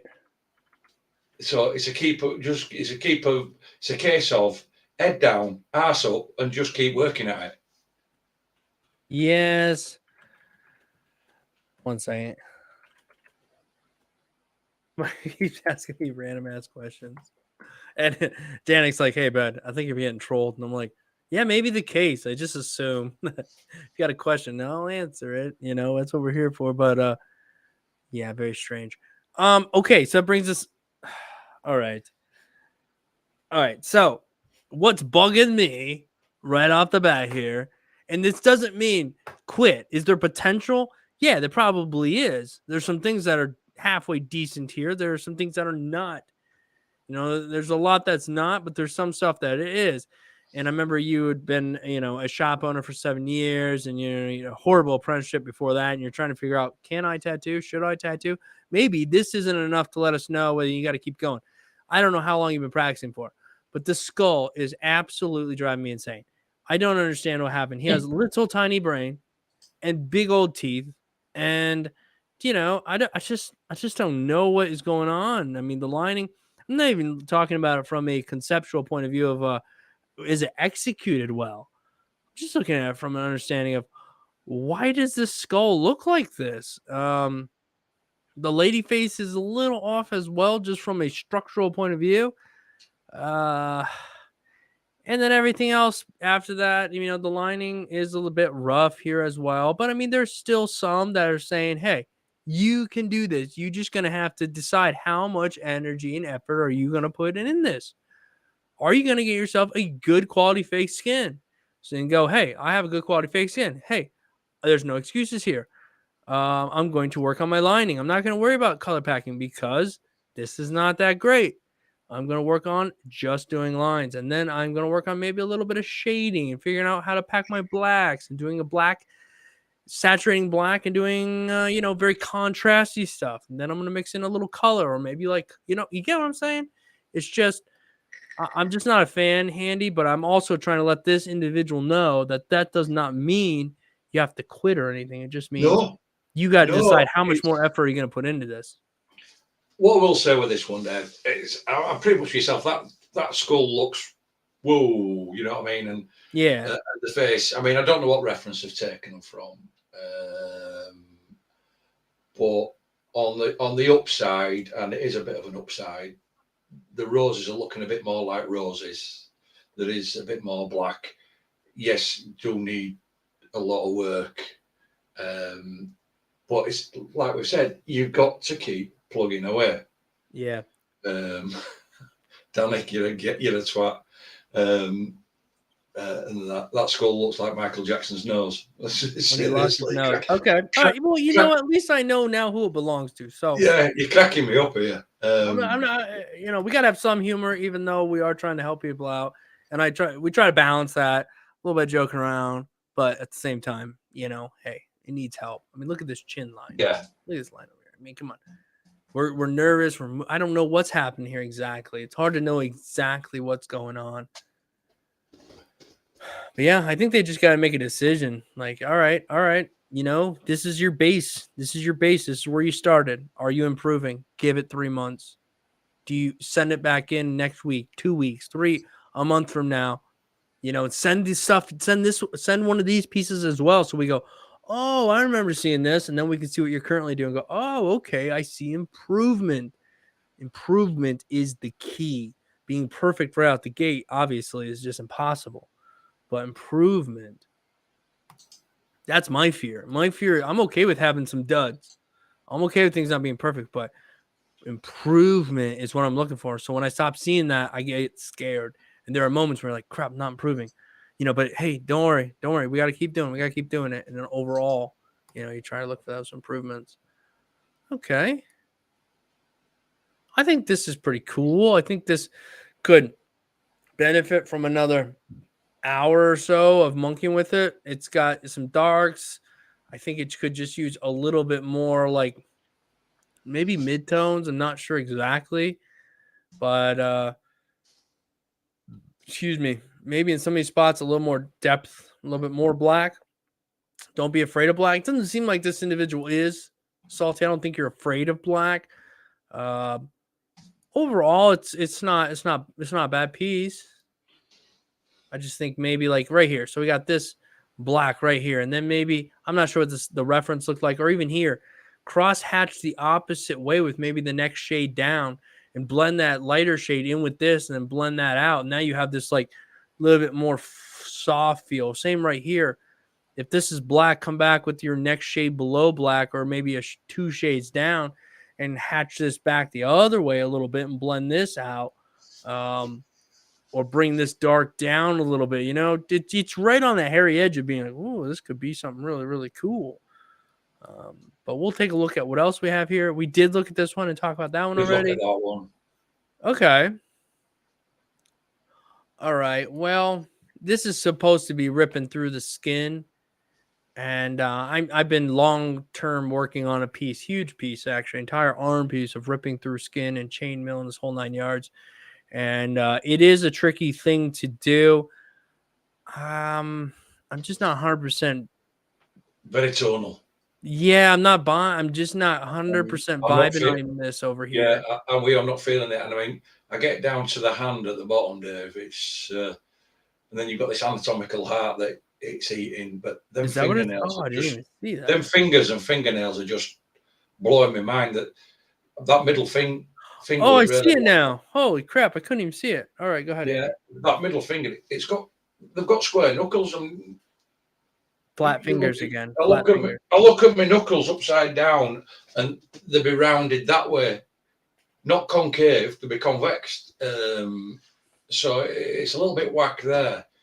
Yeah, I do see these flat fingers. I don't know what's been a trend today. Like I said, it's very, very tonal. Is this? There's not enough room left for it to breathe and for it to read. Yeah, right. It's just a bit filled. It's like, and not that feeling something's a bad thing. It's just if you fill it with the same tone, or I understand the mindset here. The mindset is like, hey, look, we got this dark here and a little bit dark there and a little bit, but you add these heavy darks with this whip out everywhere, it feels all the same. So it makes it kind of hard to contrast that. Oh, this is ripping skin here. Oh, I didn't even see these little things here. I don't know. It is a tricky one. Okay. I think I've seen this reference, and unfortunately, it's not quite there. The face, literally, the head. Again, I'm pretty sure I know what this is half-ass supposed to look like. That face looks like it got like half it blown off with a shotgun, and that's what's left. It's my best way to comprehend what I'm looking at, and I think these are supposed to be like mountains of the head here. But I don't know. It just feels like somebody took a claw and just like ripped half his face off and left a floating eye. What I'm going to say though with this, go ahead. On the plus side, I think this is the better out of the ones that we've seen. True.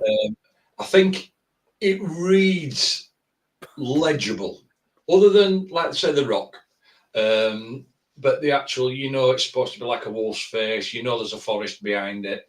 This, that, and other. So I think in that respect, I think it reads a lot better. it is a bit whack where eyes are in rocks.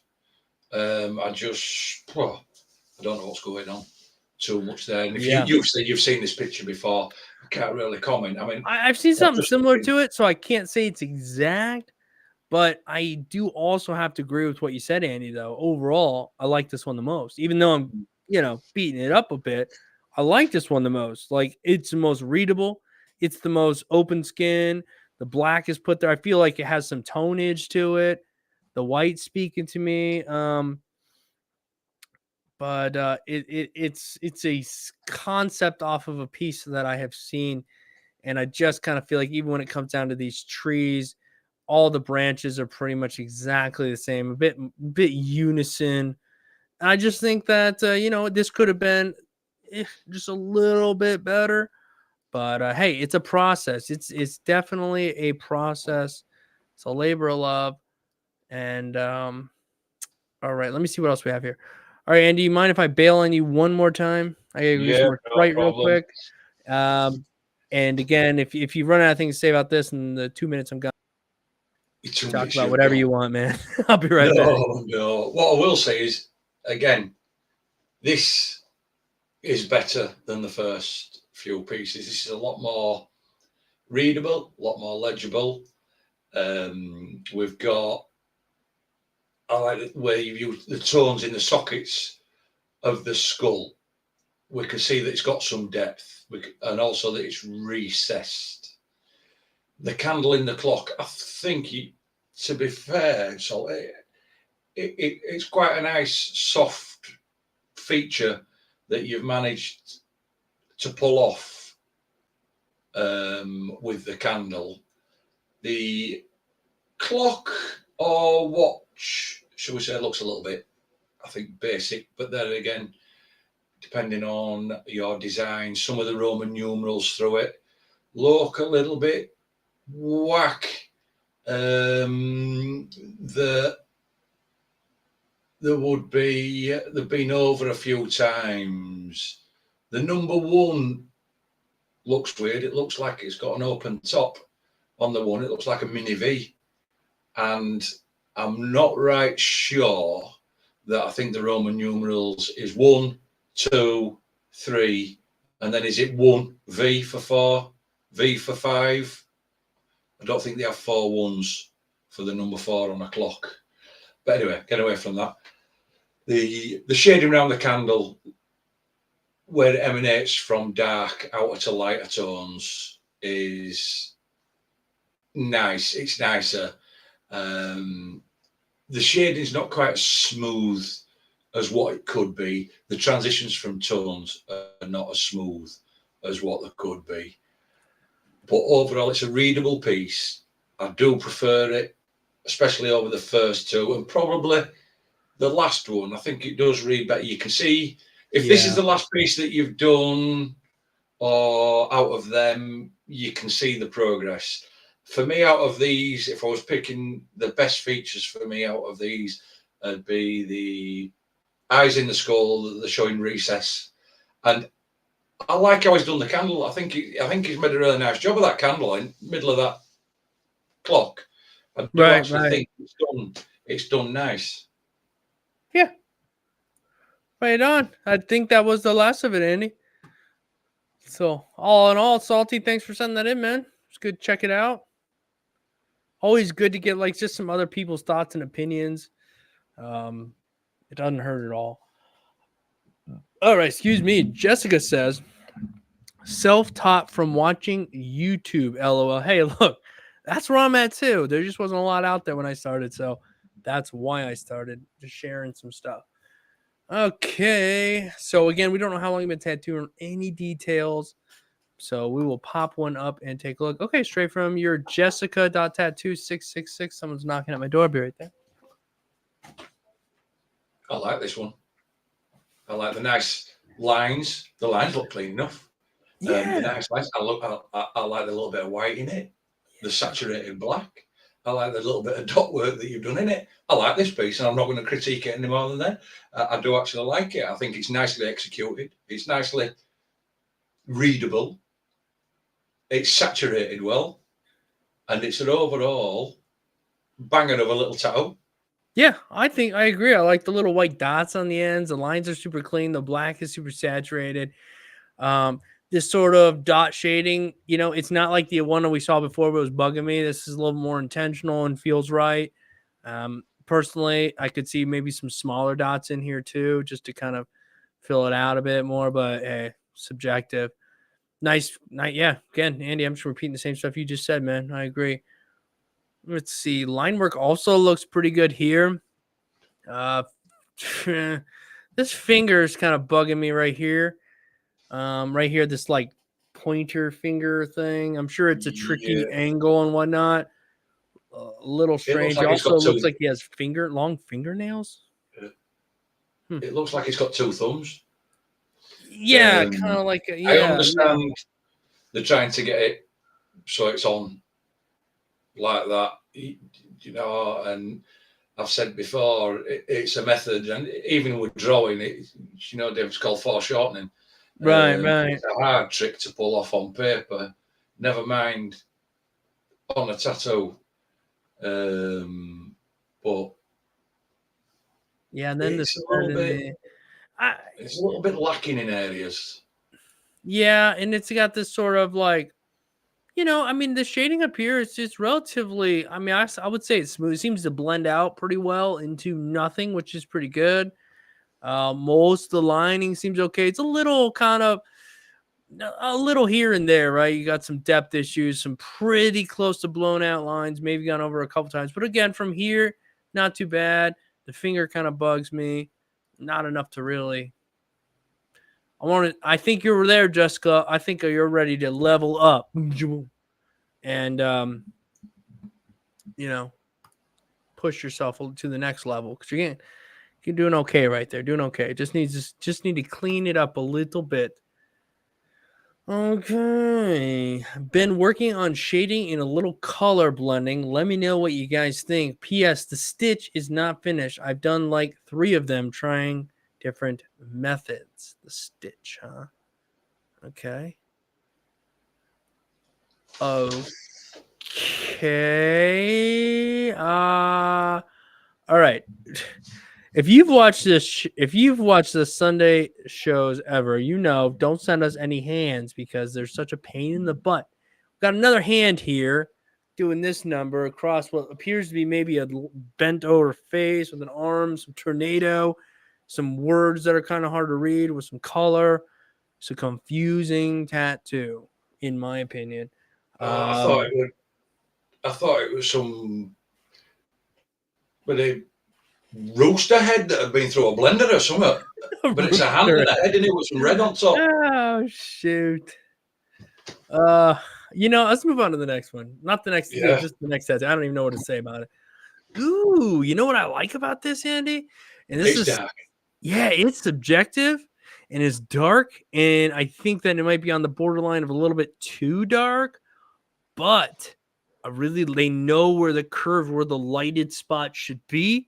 They know where the darker spots should be. I think if the mid-tones were just pulled back a notch, which would in turn bring the light tones back a notch, the jacket would be right on point. I don't mind it too much, minus it being a little bit dark. The ears are right. They got the depth down in here, shaded it out. Same back here. The face, they went super gentle, probably a little scared in the face. I get it. Okay, those are just my initial thoughts. Go ahead, Andy. Whatever you think. Yeah, no, I like the claws are sharp. Yeah, they are. The actual head, the roundness of the top of the head under the cheek is nice. Do you know what I mean? It's looking smooth. Yeah. The ears, the left-hand ear, as we're looking at as it swoops over and curves around and it comes round, the lines are flowing, you know, really nicely. Maybe a little hesitant, but that may be just a confidence thing.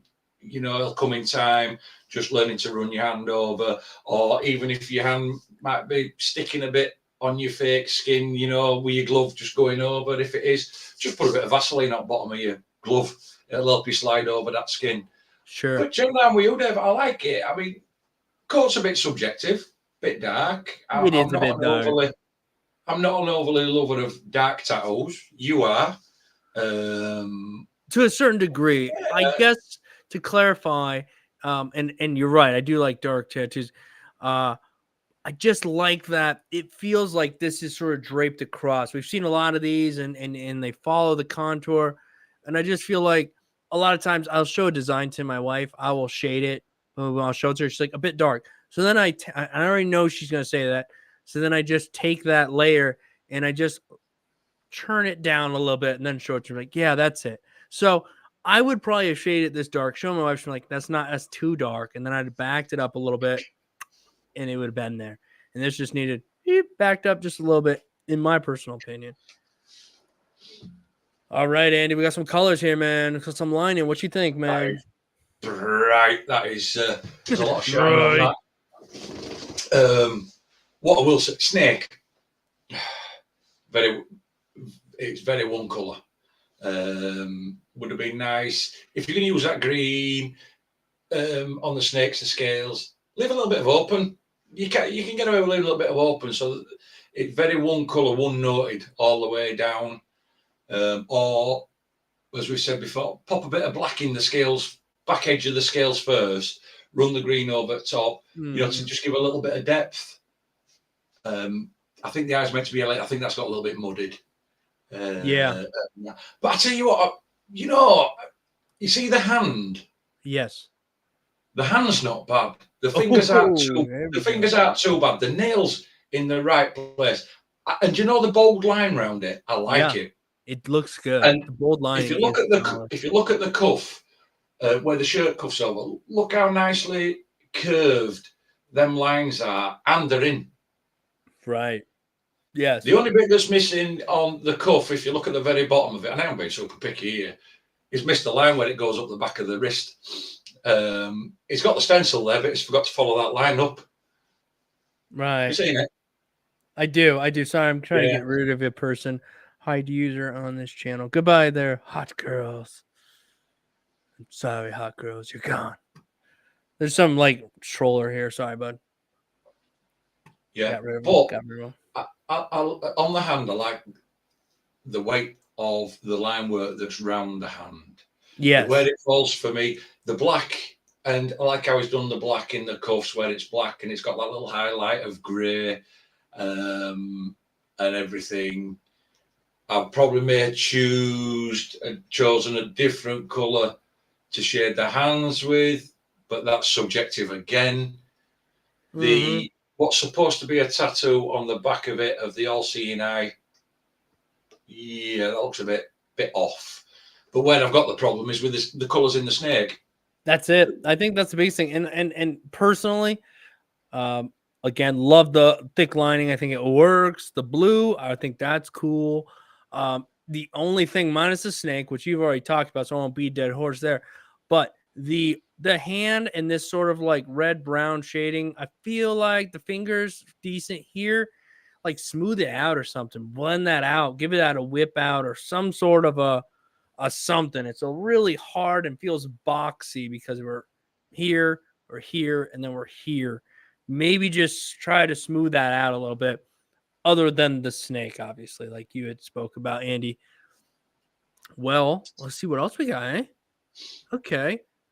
I'm going to say, again, that lining is pretty decent. So there's a lot of things that have happened positively. It's all on fake skin, correct? Yeah. Yeah, the lining, I think, throughout each one is not been an issue. I think it's all been like, all right, cool, looking decent, thick lining. The wing, I don't mind this either. I actually think this is quite smooth. We got a solid black. We blend out a little bit of a quick blend, but here we start to really get a blend, and it blends out. Here we went a little more stimply. It feels a little more textury where it wouldn't normally feel like a textured piece. But, the shading is okay. It works all right, in my opinion. The wings being the best, the body and back could use a little more smoothing out, kind of like you have here, in my opinion. Right. I'm pretty much with you, Dave. Okay. I'm pretty much with you there. Back wing. Top of that back wing is whack. This up here? Yeah, or it's this? whack. No, that's the front wing. That back wing. Top of is it it there. The pointy bit at the top that's bugging it? Okay. It should have curved round And then Right. it should have either done one or two things. As it curved round, it should have either, like the front wing, swooped in and gone out, or it should have gone straight out to that point and then cut back in. And also on the front wing, you see how you've got that open space on the leading edge, that curvy, nice open space. Yeah. On the back wing, there's none. You should have had that, but quite a bit thinner, just flowing around it and then tapering off. It's cut too short and it's not quite wide enough. That's just the things that I'm going to pick up. Yeah. Everything else I like, Dave. The line work and everything, but it's just the top of that back wing and the leading edge of that back wing is whack. Yeah, isn't it funny how you can not see something, but then when you see it, you can't not see it? This pointy bit at the top of the wing now, I can't not see that. It's bugging the heck out of me. But before, I kind of just didn't even really look at the top, you know? Now it's like, oh, that's bugging me. But I always hope that's what happens when people look at my work. They're like, oh, look, those things look good. Don't look at the things that are bad. Don't see those things that are bad. Don't look at those things. Look at the things that are good. Yes. That's my hope and prayer. Post. I'm like, well, maybe they won't notice. They always. That's why they say two heads are better than one. Right. Yeah. Okay. This is pretty similar to the last one as far as the shading, the lining. You'll finish this one, Dave. I'll be back in a sec. Yeah. This will be no problemo. Look, I like the lining. Overall, it is consistent. The depth is consistent. You have to look past the purple in some spots because I get it. You let that stencil dry, and kudos to you for letting that stencil dry. But most of the lining is pretty good. You see a little wobble here and there. It's going to happen. It will get better over time. But where those lines needed to be decent, they are. The shading is not bad. I'd like to see, just a little bit more contrast, which essentially would equate to in your darkest darks, just make it black. Wherever that darkest dark is here, just make this portion black. Just take it from black. You need a little bit of black. Don't be afraid of putting solid black in your tattoos. That's why I always tell people draw it first or design it first or whatever, because then you know without a shadow of a doubt that black works where it's at. Now you just got to do exactly what you see. But hey, not bad, man. Doing good. You're on fake skin still. The work is looking better. Anthony, we look forward to seeing more, man. All right. Second time sending you both some work. Thanks for critiquing. Okay, again, we don't know, Dean. We probably forgot how long you've been at it. But, yeah, let's take a look. Okay, so, Dean, from here, I like this overall. If I was looking at it from just this distance, I'd say, hey, the lines, they look pretty freaking decent. No serious issues there, right? So, from this distance, I would say I want a little more contrast in this rose. Just looking at this piece, I'm like, all right, yeah, we're carrying black here in this butterfly. Feels good. Yep, we got some lightness in here, some open skin. Feels good. Got this black feeling down here. I like this. Feeling pretty good. A little bit of black here, but it just needs a little bit more in the rose itself here to carry this through, to make this feel really good, like it's got the right amount of black versus open skin. And then I would say just the lining over time should improve. This location should be a halfway decent spot to do some lining. So I'm not going to give it away as, hey, maybe the location was a bad spot, because these lines overall are pretty decent and they will improve over time. I just would like to see a little bit more black up in the rose. All right, what else we got? Okay, another piece here. Okay, we got a bit of a joker in. All right. Okay, I see our little guy down here. White throughout. What are we missing? There's a bit more to come here. Looking forward to seeing that finished. I don't know. Maybe where you have black, if you know it's 100% black, just make sure you're getting a good saturation in that black. That'd probably be one of the things I'd really make sure you're doing. If there is 100% black, again, make sure that black is saturated. The finger here, I think he's wearing a glove. Kind of get away with it here a little bit.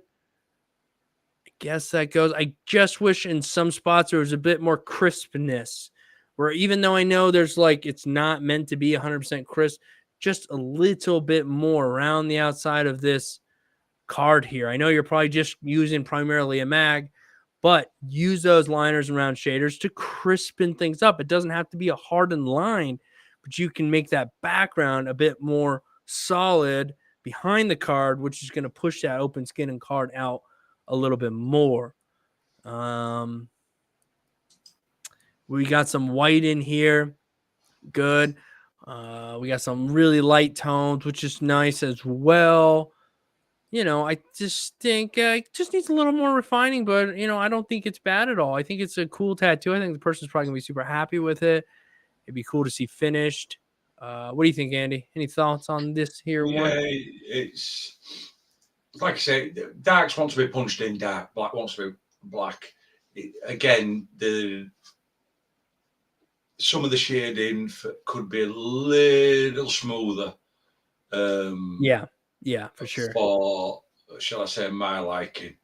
But we can read it. We know what it is. The little character at the bottom getting a little bit lost in places, and you're relying on the white to pull it forward. Right. We could just be careful that you don't get your work so dark that all the little details that you're putting into it and trying to put into it get lost in the end. Right. But and then I'd like to see it finished. I'd like to see it finished and see where it goes. Same. It is interesting to see the Flash and the Joker in the same piece. But hey, I like the way you put the two together. And yeah, like when it comes to highlights, which I think is okay here, but you definitely want to make sure that you're not dependent on the white. You don't want to be dependent on the highlight, dependent on the white. When the piece is over, when it's done prior to white, it should have the same expression it does even after you put it in the white. The white's just going to help, pop some things out a little bit, sell the contrast a bit more. But if you get to the end and the client says, no, I don't want any white, I'm so beat up, I'll never, whatever. The tattoo should be able to survive without the white in it, in my opinion. Okay. Salty says they're both DC characters. It's DC versus Marvel leg sleeve. And then somebody says they're both DC characters. I don't know. All right, we looked at that one already. We looked at that one. All right, now we're on to this skull-looking piece. This looks like I know I've seen this character somewhere. Seen a video game or something. I don't know. I feel like this piece is also very close to really being super rad. It's just slightly lacking a little bit, and I don't even know exactly where it's at. Again, most things fall into the details. But overall, I think it's a pretty cool little tattoo. Well, it's not little about it. It's a full forearm, technically. Yeah, not bad. Overall, I would say not bad. I don't know if you got any thoughts on it, Andy. I'm not really sure where this one is falling short, if it is. I think, again, it's just a little bit more separation between the tones would give us a little bit more legibility. Instead of relying heavily in places on white. Yeah. But the character at the bottom of this one is a lot more easy to read than the last piece. For sure. So I think they may have figured something out there, because they seem to have gone dark around that piece and then used lighter tones in this piece, in this character at the bottom, or kept the lighter tones to the outside. So it just brings him out. But they seem as if they're figuring out what they need to do to make the pieces a little bit more legible. I think they just need to now work out, try smoothing out some of the shading, I think. Right. Yeah, which again, not the easiest thing in the world, but hey, that's what's gonna up the. What the heck? Then we get this, and I love the reds in this. What's happening here? This looks like a totally different person, dude. Yep.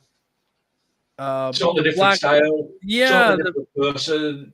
Yeah, I quite like the shirt. I like this. Even the background, black and gray, could use a little smoothing a bit more. But hey, I think this works a bit more. The Feb 16th, 1958 looks a little on the rough side. Anywhere where there's like a real line, it looks a little bit, but overall, I think it looks pretty Overall, when you stand, cool. like I say, when you've come away from it like that, Yeah, it's instantly like that. Legible. instantly, You you know what you're know looking at. what it is. Cool piece. I like it. Has it got its faults? Little bits of faults, like you've pointed out, Dave. Yes. Could be Right. right and be a little bit better. Yes. But then you go into the football Yeah, and I like it. The shirt, the characters. movement, it has Yeah, flow. I can. Yeah, it's cool, man. I dig it. I dig it. I dig it. I see other little things, but there's no point in looking at those things because overall, this one's super readable. Um, cool little journey, man. I think you're yeah, definitely in the right place. I think you're definitely doing work solid. Just keep doing it and keep looking for those things to improve on, and yeah. you're gonna be And fine. You're gonna do great. they're figuring it. They're coming along on the journey. They're still figuring it out, Yeah. but they can see themselves. They're actually figuring it out, and that color piece, yeah, that color piece separates from your black and grey pieces a mile. Yeah, I like. definitely. Definitely. All right, guys, we're over the 2 hour mark. We're gonna go a little bit longer. I do have some stuff I gotta do this evening, but I can bear a little bit longer. We'll try to push for another 50 minutes. We'll push out to 3 hours tonight if we have to, since we start a little early. Yeah. And all right, so we're still moving. We're still moving. I've just realised I'm still in chat, but I've shut my wrong YouTube account down, so I'm in. That was my other channel, Dave. So I am talking to people, just not under the Andy B. Okay, so you are under your other account, Andy. What Yeah, account Tattoo would that be? Studio. Tattoo I've Studio. shut So wrong one down. if you I daren't see, open another one because I'm likely to lose you. right, yeah, we don't want to. I know you do I think I did a sound effect the other day on this little sound effect thing. We lost you. So we're scared to do stuff. The stream holds itself together on like coat hangers and Yep. toothpicks and stuff. So we don't want to we don't want to break it. So hey, this is Louise from Myers, Florida. Right on. Just wanted your opinion on these roses. They are my first ones at Tattoos by La. Tattoos by La. Whatever. All right. There it is, guys, if you want to check it out. So these are the roses, and this is clearly done on darker skin. So when you're on darker skin, you want to take all of your shades in and lose, my opinion, you lose your lightest shade that you use the most. Don't even worry about it because you're going to just use it for no reason. And you're going to want to make sure you lean towards your darker tones and allow a bit more of the skin to shine, in my personal opinion. And the white is definitely helping this piece, but I feel like you relied so much on the white to make this work that if that white wasn't there, it would really fall flat. You have very little black in this piece. For being on dark skin, you went with a light ink to make it work. And what you really need to do is this section right here, that should be jet black. Black. We should have some black in here. I mean, darks blending out, but we don't really have that. It feels very, mid-tone and white. The lining, though, I will say, I don't, no line in here is jumping out at me like, oh, that looks rough. Personally, at this moment, I wasn't really looking that hard at it, but subconsciously, I don't see any lines that are bugging me. I just think that we just didn't shade them properly with the right tones. That's my thoughts on that one. I mean, my thoughts on it. I'm with you. The line, there's no real line work that's jumping out at me and going, "Whoo!" I'm Yeah. crap. You know what I mean, I need work, so we'll leave that alone. Working on darker skin, I'm with you. Your darker skin, you've already got, depending on how dark the skin is, you've already got more than likely your mid-tone. So them blacks need to be punched in. Them, like you said, where it's black needs to be solid, dark, black.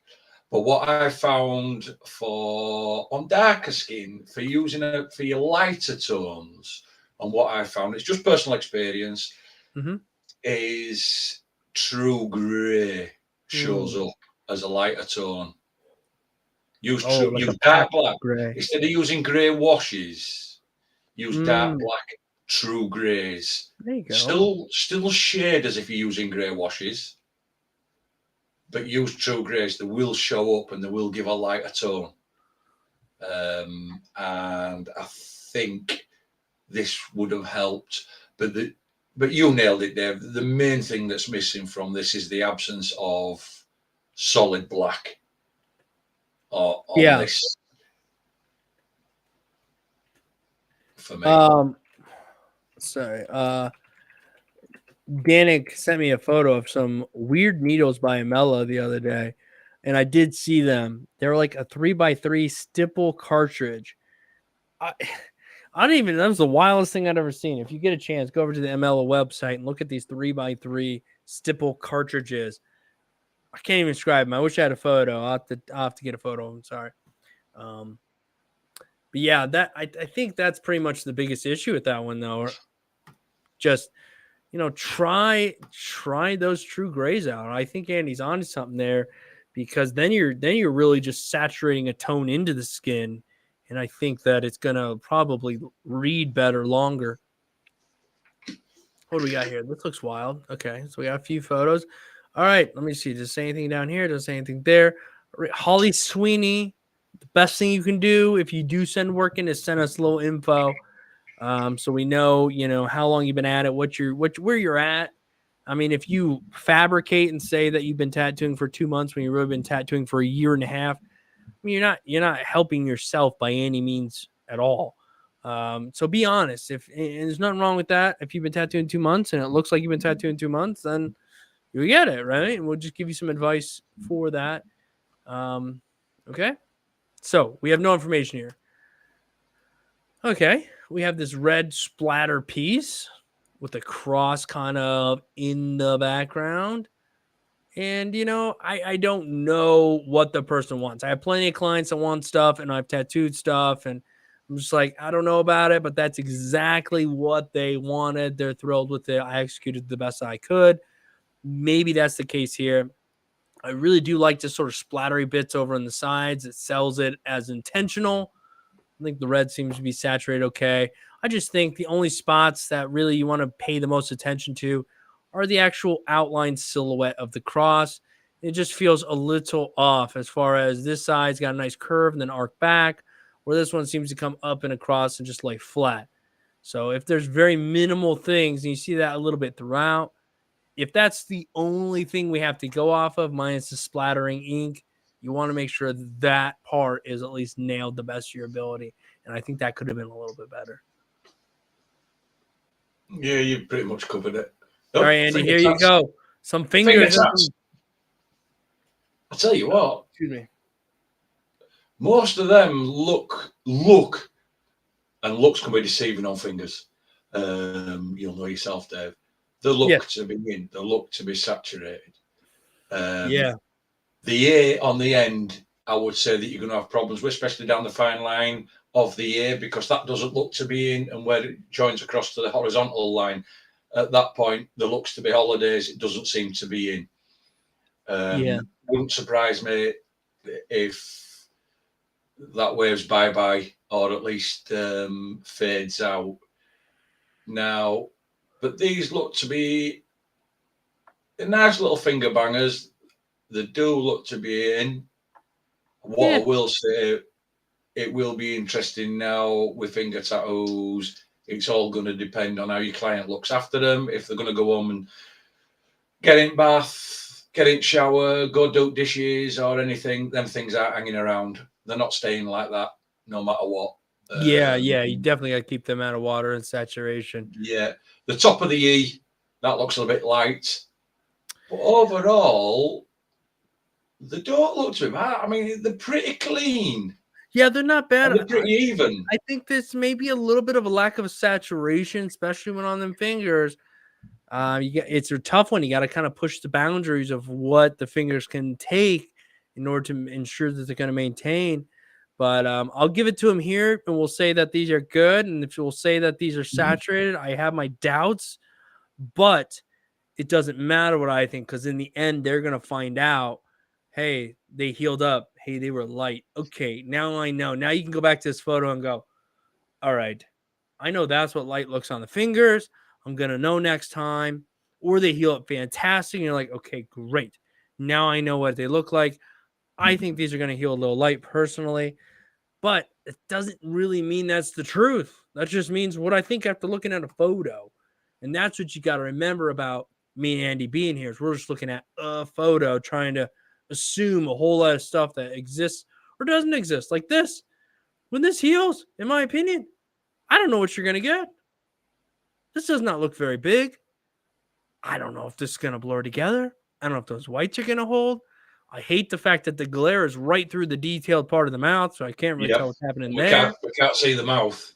No, I'm afraid. I'm a little fearful for this tattoo when it heals. But as it sets right now, assuming I can't see the mouth or the other eye, which appears a little bit strange as well, I don't know, Andy. I'm just not a big fan of this one. I really think that it's just not really there. Dave, you look at that ear on right hand side. Yeah. You look at the line, the black line. It's fairly scratched in. Yeah. Is that line? Some of the black looks a little bit. It's in there, but it looks lightly in. If you understand what I mean. Is it going to hang around? Is it all going to stay? I don't know. What I will say is the bit that I can see around the mouth, and especially around the bottom of the mouth, some of that, it's got a weird look, as if it looks a little bit overworked. Yeah, in the mouth there. It looks a little bit chewed up. But is it going to hang around? I don't know. Is it the best photo for us to critique off? Definitely not. I think you're right on all those points, and I think Smokey might be right as well, man. The tiger will be any kind of furry creature down the road. It might be, you know. And not to say that micro tattoos. I'm not sitting here shitting on micro tattoos, because I think this is one of them smaller tattoos. I think if executed right and the contrast is there and yada yada yada, could heal out just fine. We've seen that, but we've also seen them not do that. This one is hard to know what exactly is going to happen. So it's a mixed bag here, Holly. But absolutely, thank you for sending this in. I hope that through our conversations, you know, maybe pick something up. Like, yeah, okay, maybe I'll change that. Maybe, all right, blah blah blah. Yeah, keep going. That's the only hope. Is, you know, we sit here and we talk about if they send a couple tattoos, you say a bunch of things. I would like to assume that in the end they go, okay, all right, I you go, hey, that's BS, that's BS. Oh, I'll take that information, right? I guess, I hope that people take something away from our thoughts and opinions. So we got Simon again. We got still learning. That's what we say, still learning. We got no information. That's fine, though. That's fine. You're still learning, and that's the most important thing in the world. Ooh. Oh, I quite like this. Just after a quick look, Andy. I don't know where you're at, but initial thoughts and initial impact is like, wow. Yeah. And this is a work in progress. I can see where you've shaded, where you've worked on it again, and what is healed. I really do love this nose. I like the eye. I like this tattoo. Yeah, I love the lips. The lips solid as well. The nose. You weren't afraid of black in there. Yeah, the nose. I always created that stick going through the nose. Yeah. The negative leaves with the solid black around the outside and everything. Even just look at the eyebrow. The eyebrow, it's beautiful. It's beautiful. And then you go from there to the hairline at the top, where it's jet black and it's got a jet black top, but then it's nearly black shaded out off it, but you can still see the hairline. Yeah, they have smartly used their tone. See, this is more of a toned thing. Look at this. And now I'm not saying it's you, and I'm just saying people watching. See, we have black. This is black right here. Boom. And they've used maybe a bit dark black, maybe right around here, but then they've shaded off of this. This is where that smoothness comes into play. We have a dark tone, which stops right about here, and then it's whipped out a little bit, and then another tone is brought into it. So it creates this smooth movement throughout, which is kind of what I'm saying when I look at pieces and say, ooh, that's a bit choppy, that needs a bit smoothed out. That's kind of what we're referring to, is that like this dark is brought out through the shades, through its dark, into its mids, out into its lights. Boom, there's a highlight, and right into its light tones again and out. And where it's fully white, it's left fully white, or skin tone, if you will, right? And this would be a piece that doesn't need any white. The skin Right. speaks for itself. If you want to put white, you could put white in here. You could also tattoo this totally differently and have tonage throughout the whole thing. Doesn't matter. I think it's fantastic piece. This is nigh on bulletproof. I really like I this love piece a it. lot. I Yeah. really do. Oh, Oh, I love this piece as well. Love this piece. Look at the shade. Look at the shading down here in this. The way it goes from dark, boom, boom, boom, boom, boom, out. This black is bitterly, amazingly saturated. Up into the chin here. Whew, yeah. blacks Look at in, that. midtones are in, darks are in, lights are in. Look at that black Stipple, around Tiger's mouth, giving that yeah, further effect. That rich black. very solid. And then let's And look the at this eyes. nose. Dissect this nose even. Look, we came around with a very dark, small needle. Boom. Put in this little darkness right around the edge of the nose. A little shading here. It's just smartly done. Left for highlights. Light tones are put in here. So even in the light areas, it reads fur. Textured up here with the whip shading. Yeah. Look at the eyes. Yeah. The work in the eyes with the highlights and everything, the soft shading, the rich black, the medium shading. I mean, this is again, this is a bulletproof tattoo. Love it. Anybody walking away from this artist with these tattoos is definitely going to be 100% satisfied. Yeah, it also fits the arm beautifully. Yeah, Fits the tattoo they had here previously with these little bit of leaves. And I'm not even the biggest fan of these wind breaks and these wind thingies, but it's not overwhelming. We have a little bit of a wind thingy bopper here. Boom, nothing crazy. A tiny bit of it up here. These silhouettes had black leaf uh bits that are flying through. They silhouette it nicely, a bit on top, a bit on the bottom. It carries that solid, rich black that I think you absolutely need in a tattoo. yeah. Fantastic. I'm done oozing over it. It's well done. Um, Lovely work. Lovely, lovely work. I love that you're still learning, Simon. Love it, man. Love it. We all are. Trust me. All right, Kyle. This is a tough one to follow after Simon. I do feel for you a little bit there, but let's take a look at what we got. Hey guys, been a minute. Got to do this fun one this week. Got to do this week. That's awesome. It's Rui from Demon Slayer. If that helps anyone wondering the name, doesn't help me at all. I have no idea. I also got accepted to go to Anime Inc. Con in Miami Beach in January. I don't know what that means. Anime Inc. Con. That's cool. Also, I do know about issues in the right pedal. Okay. There was a scrape on that part that we had to place a stencil over, or we would be going over I don't know what that is. Coyote tattoo. All right. Anyhow, okay. So there's an issue on the right pedal. Okay, fair enough. All right, let's see what we got here. Yeah. All right. I'm gonna go through this real quick here, Andy. I'm gonna zoom, take a quick look at it. All right. So I see where the good stuff is. I see where the imperfections are very quickly. And that's not a bad thing. That just means it's readable. So I like the lining. I like the bold lining, right? We have this consistent bold lining, Kyle, throughout. I think that's gorgeous. I really do. And we have some thinner lining, which I do like a bit in the hair. I wish there was just a little bit more of the contrast of line weights, because your thick line is thick. I wish that there was those thinner lines, or the ideal thinner lines were just a little bit thinner. I think it would play this tattoo up another notch. So there's that. The stipple shading, it doesn't bother me. It is very directional. His face everything seems to be going like this. So the stippling from the top of the head is like straight down. The stippling on the face is straight down. Everything on the hands is straight down. But again, we can look past that. I think you need to work on flow of the face. But my only downside to this piece, and the right pedal doesn't even bother me. What does bother me is a lack of saturation in the colors. this pinkish color here just could be a bit more saturated. And even if you're blending that up and out, that lack of saturation is even at its base down here. And again, I'm not saying I'm perfect saturation. Definitely, that's a struggle.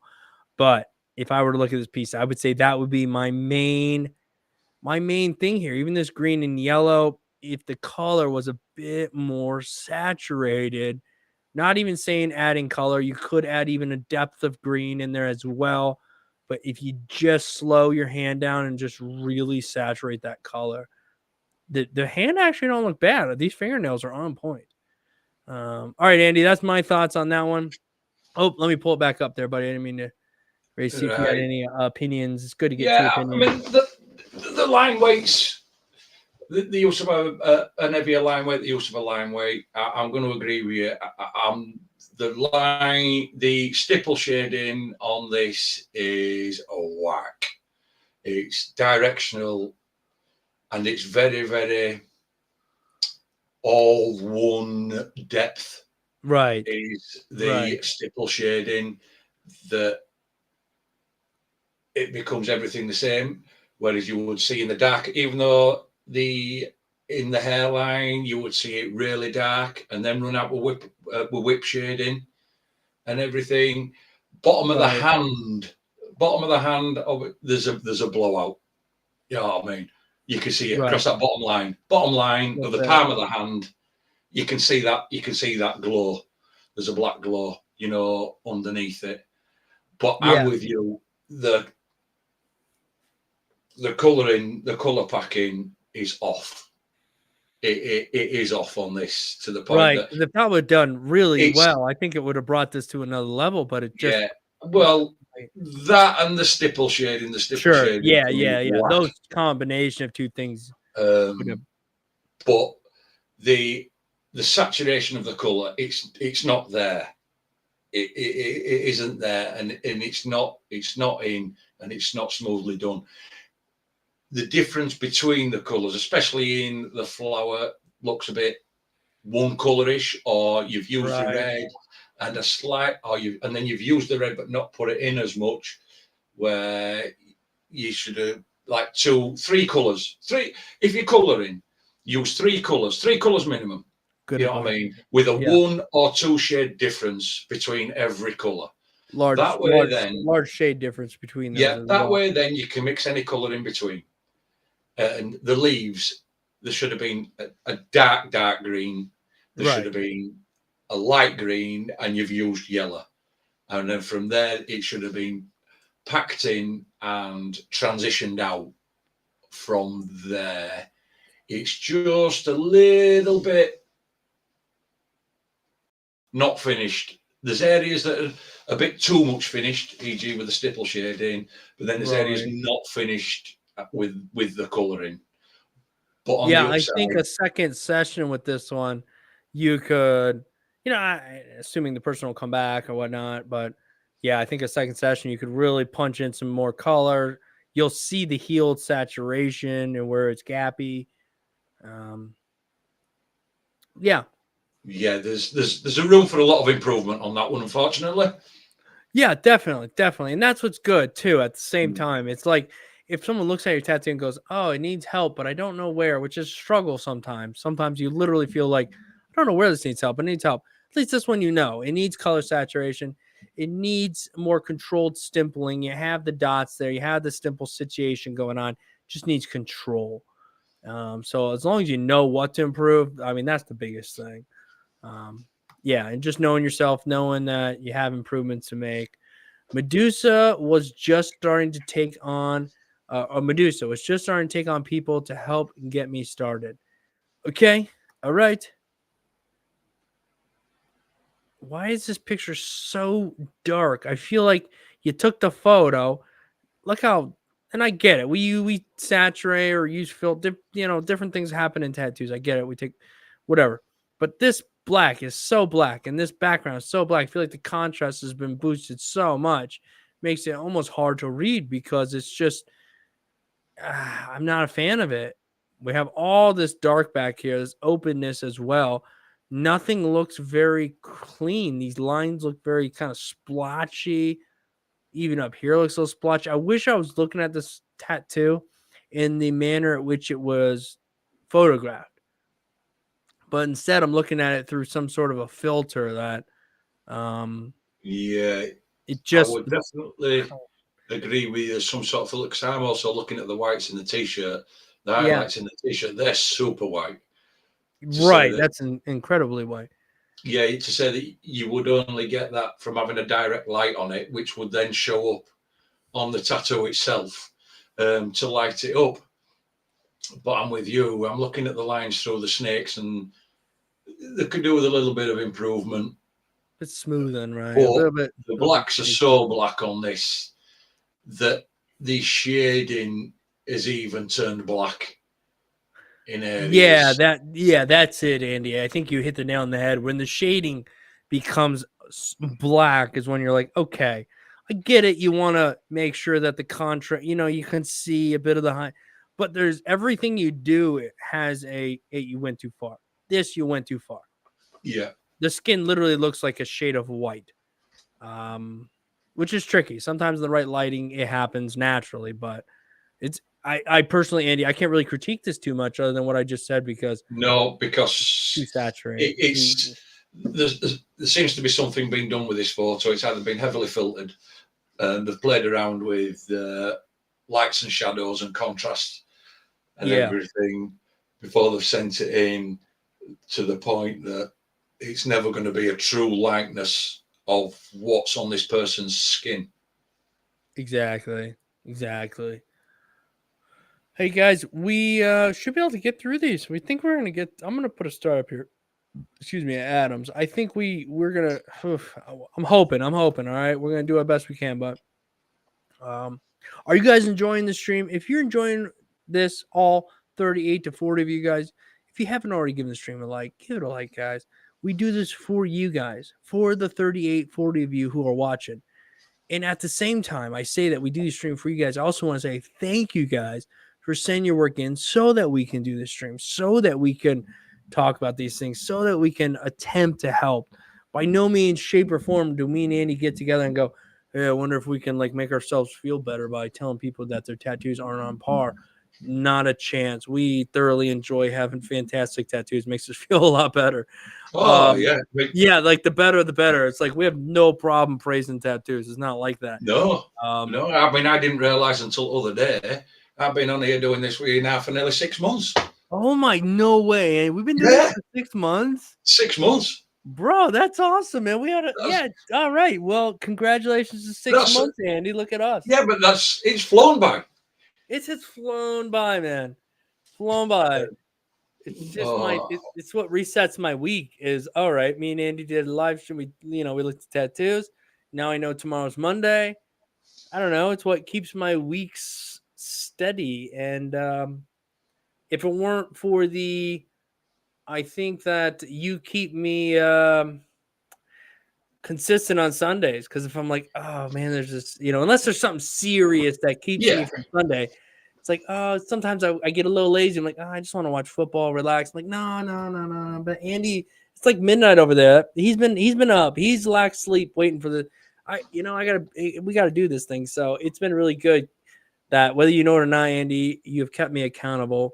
It's been fun though. I hope we help people along the way. I hope. It's fun. When we started this, we used to get like 100 people watching us every time at any given time. Now we have 40 people watching us at any given time. So I hope it's not. I hope you guys enjoy it. I hope we're not like getting boring, but it is what it is. We can only do what we can do. You send in work, we give you our 2 pennies, and we move along. Okay, enough with my BS. All right, not bad. I don't want that sound effect to make you think it was bad. I'm gonna just zoom in a little bit. We're gonna just scroll up and soak this thing in. I'm not sure if this is supposed to be like half woman face, half some sort of animal, because I don't. Oh, it is. Oh, I do now see that this is supposed to be like a wolf. Oof. Lost Half wolf, here. half Indian. Is it native Indian? I don't like this. I don't like the way. All right, let's just say that it's just a concept. I'm not a big fan of it. And when it comes to execution, Just unfortunately not a big fan of it. But what I do like, though, is that you have a lot of contrast here. There's a lot of contrast. So in this hair and in this fur, whatnot, there's a lot of dark and a lot of light, so I get a lot of contrast. But I'm missing the mid-tones in this hair, both hairs, if you will. And then when we get to the face, that's a whole different ball game here. I just don't think these two things jive together. The lips don't even feel right. I'm literally going to be doing a half face, half skull here in a couple days, so I do get the idea, but I don't know. I'm just not a big fan of this one, Andy. I don't know if you got it. No, I'm with you. I'm not a fan. It's too dark for me. There's no mid-tones. Yeah. There's no mid-tones, no light tones. I don't like the hair, the execution of the hair on the native woman on the right-hand side. I would think if you look at them lighter hair, to me, them areas that are left open, it looks like you can see through the hair. It's more of a mesh net feeling. It is. It is. Somebody's flowing hair. Huge gaps. Yeah, and this is where the mid-tones and the light tones would have come into play. The composition of the piece is off. It is whack for me, because I would have thought that we've got 2/3 of the mouth and the nose on the native female or native person, and the wolf is off maybe too far to one side. It should have been split down the center. I don't know. It's just dark. It is. It is just dark. I'm not feeling it. I'm just, like you say, I'm just not gelling with this piece. The eyes, there's no real depth or finish to the eyes, and it's very one they note need to in work black. on smaller stuff. When you say, Andy, I mean, like, I like the fact that you working. This person seems early on, and I think that it would be smart to work on black and contrast, like that heavy contrast of black and open, fake skin or skin, if you will. But maybe just do smaller stuff to where it reads a bit easier. Here, you're trying to do like a whole bunch of stuff, and you're at a very rudimental phase in your tattooing career. Just back it off. Do some smaller stuff where it's not as sexy, but in the end result is better, readable. Yeah.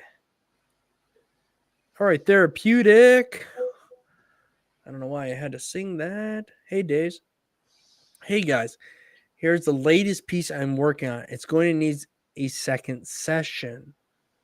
Okay, therapeutic. Okay. Yeah, okay. Well, this angle I like a bit more. Yeah, I think you're definitely going to need a second session, and not from, not to be complete a-hole by any means, but none of your black is saturated. This looks a little rough right here, a little worked heavily, if you will. But when it heals, it'll come back in a little bit better situation. But right here, you see where you have like this line right here, and you have this dark. Why does the dark just in the middle? Why isn't the dark run right over to this line right here and shade off of that and shade off of this line? It just feels like it's floating here. You got to find spots, which you have black, but you got to find spots to smoothly run that black or fully saturate that black, and then run into these lighter areas. I mean, yes, the lining also still needs a little bit of help, but we'll look past that. All right, let's look past that, because it's a lot of different surfaces you're working on. We'll say, okay. I think that this shot is much better because I feel like there's a little bit more mid-tone or light tone happening here.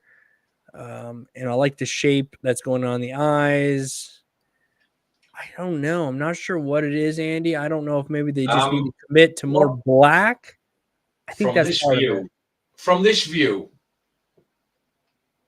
I quite like the face. Then, right, from this view, the face not too bad. For me, then this is where it starts to go. After that, this is where it starts to go wrong.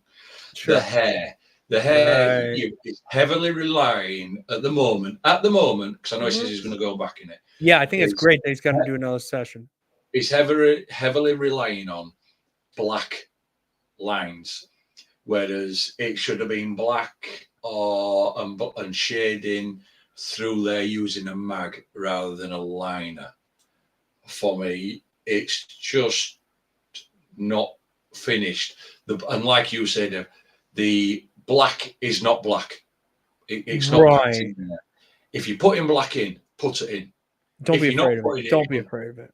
Yeah, if you're not going to put black in, use a shade. Right. Now, so the hair needs a lot of work. Yeah, I think if they focused in the hair, that would, if they really focused in that hair and put the depth in that thing, like right in here, boom, black, boom, boom, like that that face would start popping. And then the lettering, the good guys around it, go in with some black, tidy it up a little bit, shade it out, nice smooth shading out from there and down. And then we move down to the playing cards on the, is it the other view? Have you got the other view up, Dave? Yeah, here I can jump over to this one. It's that bit better. Now, some of this red and just above the playing cards on the right hand side, that black that's in there looks overworked. It looks drilled. Yeah. Yeah, we want to saturate black, but you just want to put the black in and get it in. And the shading is very scratchy. Yes. You know, it wants smoothing out. It does need a lot of smoothing out, heavier blacks in key places, fading out. But I'll be interested to see where you take this. You say you're going to do another session. Right. Yeah, it would be fun. Are you going to go in? Are you going to smooth it out? Yeah. Try smoothing some of the lighter grey shades out. Use a true grey. A light true grey. That'll smooth some of your lighter shading out. And get your blacks in where they need to be. I'll be interested to see this piece second to the next after the next sitting. Yeah, definitely therapeutic. It'd be cool to see where you fall. Salty, what we got, man? All right, we got some fake skin work here. I feel like we saw this, but then again, we've seen a lot of this character as well. You know, it's not bad by any means. I just kind of wish that some of these shades were a bit more. I don't know. I'm not sure. Just kind of feel smoother. Is that it? Is that? I think that's what it needs to be, but it just kind of feels like it's like liquidy because the shades are there and then not there and then there. I'm not sure. It's very cell shaded. Like I said, it could be smoothed out a little bit down the side of the nose. Where you've got the heavy lines, I understand, but maybe put a lighter line and then use a bit of shading. And I know it's what's his name, but they're Frankenstein. There you go. Made up pieces, but just a little bit of softness to edge at nose. I'll tell you what I do like though. I like the mouth. For as simple as it is, as it is, I like the mouth. It gives that feeling that he has got that. His lips are small and sucked in that little bit. Yeah. It's simple. It's wild how some of the best things are just black, smartly put in place. And when you zoom out, Dave, if you look at the eyes, and we've said that it could be smoothed out. Sure. But just above the eyes here, where it's got that black in, and it could be smoothed out and just punched in a bit further and just blended out a bit softer. Right. A bit darker. It does give you the feeling of the eyes being sunken back in under his brow at that point. Yeah. And I've not had a big study on Frankenstein, nor have I ever tattooed him, so I can't really speak to this, that, or the other. I will say whatever kind of texture marks are on this side of the face. Again, I don't recall what his face looks like. Maybe he's got these texture marks, but they are not reading as, to me, textures in the face. Vice, I don't really know what they are. They look like dots on his face. And it could be something going on over there, but it's not reading that way. Maybe because they're a little bit too uniformed. Maybe they're just so bold that they stand out more than they should. Not 100% sure on that regard. When it comes to the black down in here, I don't mind that you have different shades in your black, because then that gives a bit more of a depth in your darkness. So that doesn't really bother me too much, even if it's intentional or non-intentional. But all right, cool, man. Salty, thanks for sending that in, man. Peter says, greetings from Serbia. Ooh, this might be the first Serbia piece we've had. All right. Here's a few of my latest work. 1 year of experience. Thank you for the time and effort. Well, you're welcome. We're just here. So we're just doing what we do. Just chilling. Okay. Just literally chilling. Like, it's just like if me and Nate were just BS, you just give us something to talk about. I can't zoom in any further. I think some of these lines you definitely push to its deepest point prior to a blowout, or very close to one. You know, some of these spots have a little bit of haze around them, but I don't see a blowout technically. So good punched in lines. I think it gets a little scratchy here in the center of him. But, you know, overall, I you know, Andy, I don't really mind this tattoo. I could totally see it being on an ankle. This little like cartoonish character in the grave. It's like, yeah, cool little piece. Yeah, Sure. I like the headstone and the flower at the bottom. I Yeah. think there's more. There's more to critique in the crow or the raven that sat on top of it, and I totally agree with you, Dave. Some of it just seems to go a bit sideways when it gets to his shading on this raven. Could it be a little bit smoother again, blending out a mid-tone into a light tone? Yeah, but I don't dislike it. No, I'm with you. Even the lining seems crisp. Yeah, and this actually has a bit of clear film over top of a second skin already. You can tell by the little dimple on the bottom right hand side. It has a very a second skin over top of it, just nicely applied with no bubbles. A nice small piece. All right, let's zoom in a little bit on this particular piece. It doesn't come off as fresh. This looks slightly healed.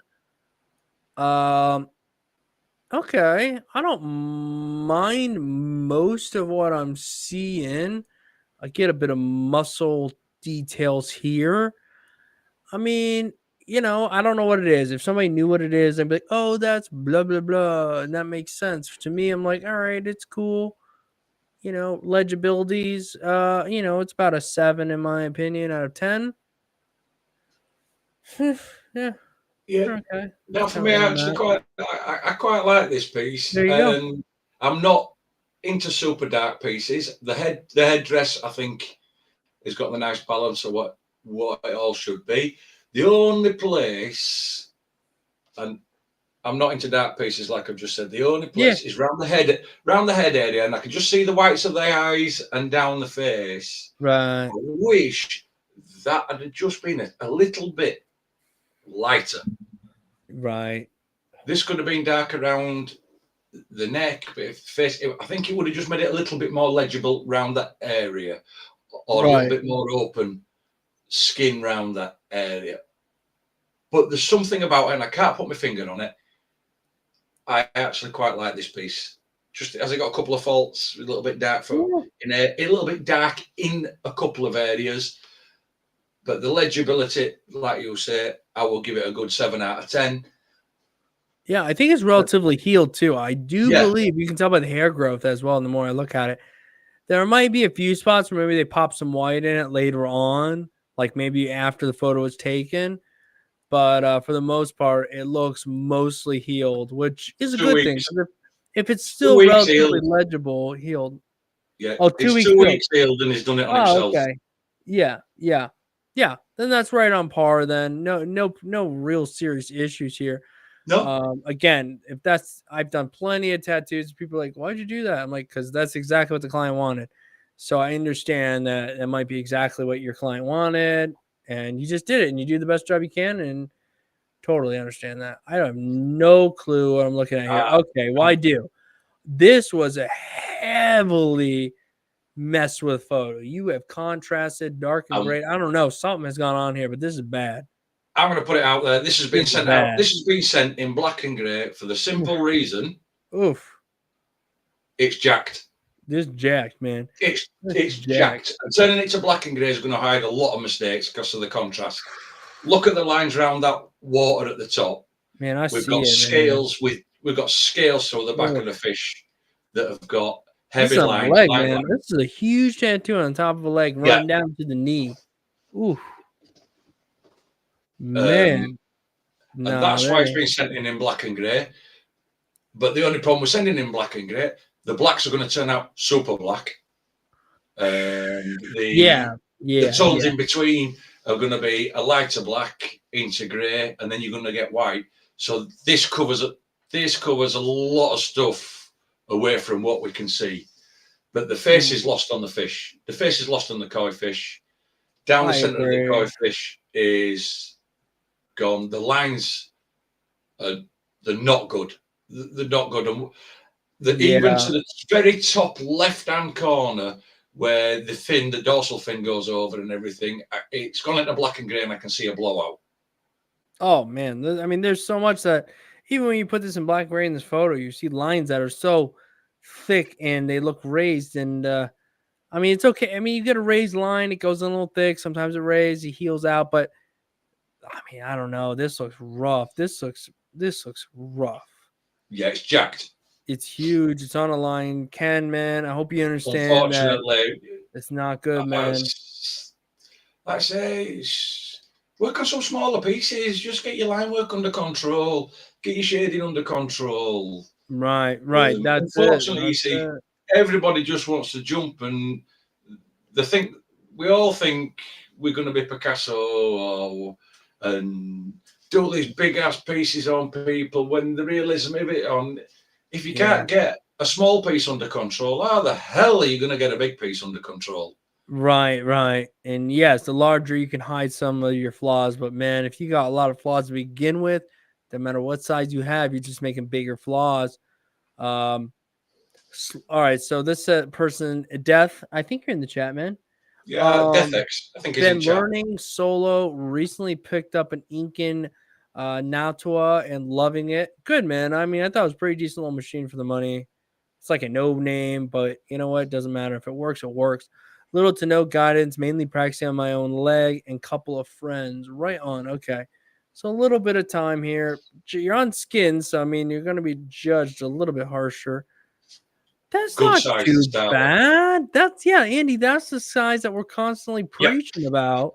Yay big, a few inches and just black and black lines. Good if size. You do black and black lines and it sucks, then don't go any further. If you do black and black lines, you're like, okay, that's not too terrible. Then keep working at black and black lines until it's like, I really think I'm ready to move on. Let's see what happens, Andy. Okay. This looks a little bit on the rougher side. I think it'll heal out okay. I don't know if this is shading. If you go to the top of that, I'm looking at them lines on them horns. This looks like it's healing. I think it is. It could be fresh, right? It has the crispy look like it's been in the skin for a minute.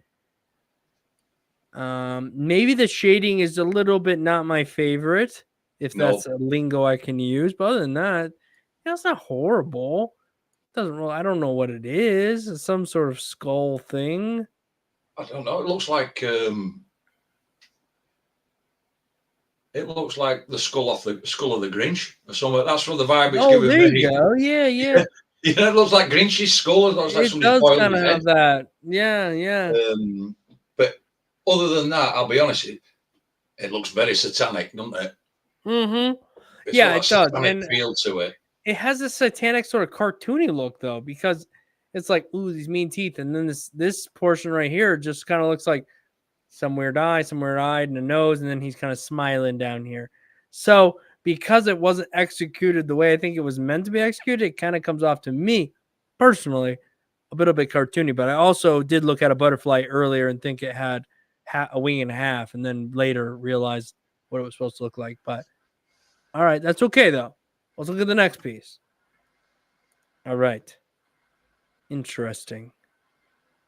Interesting.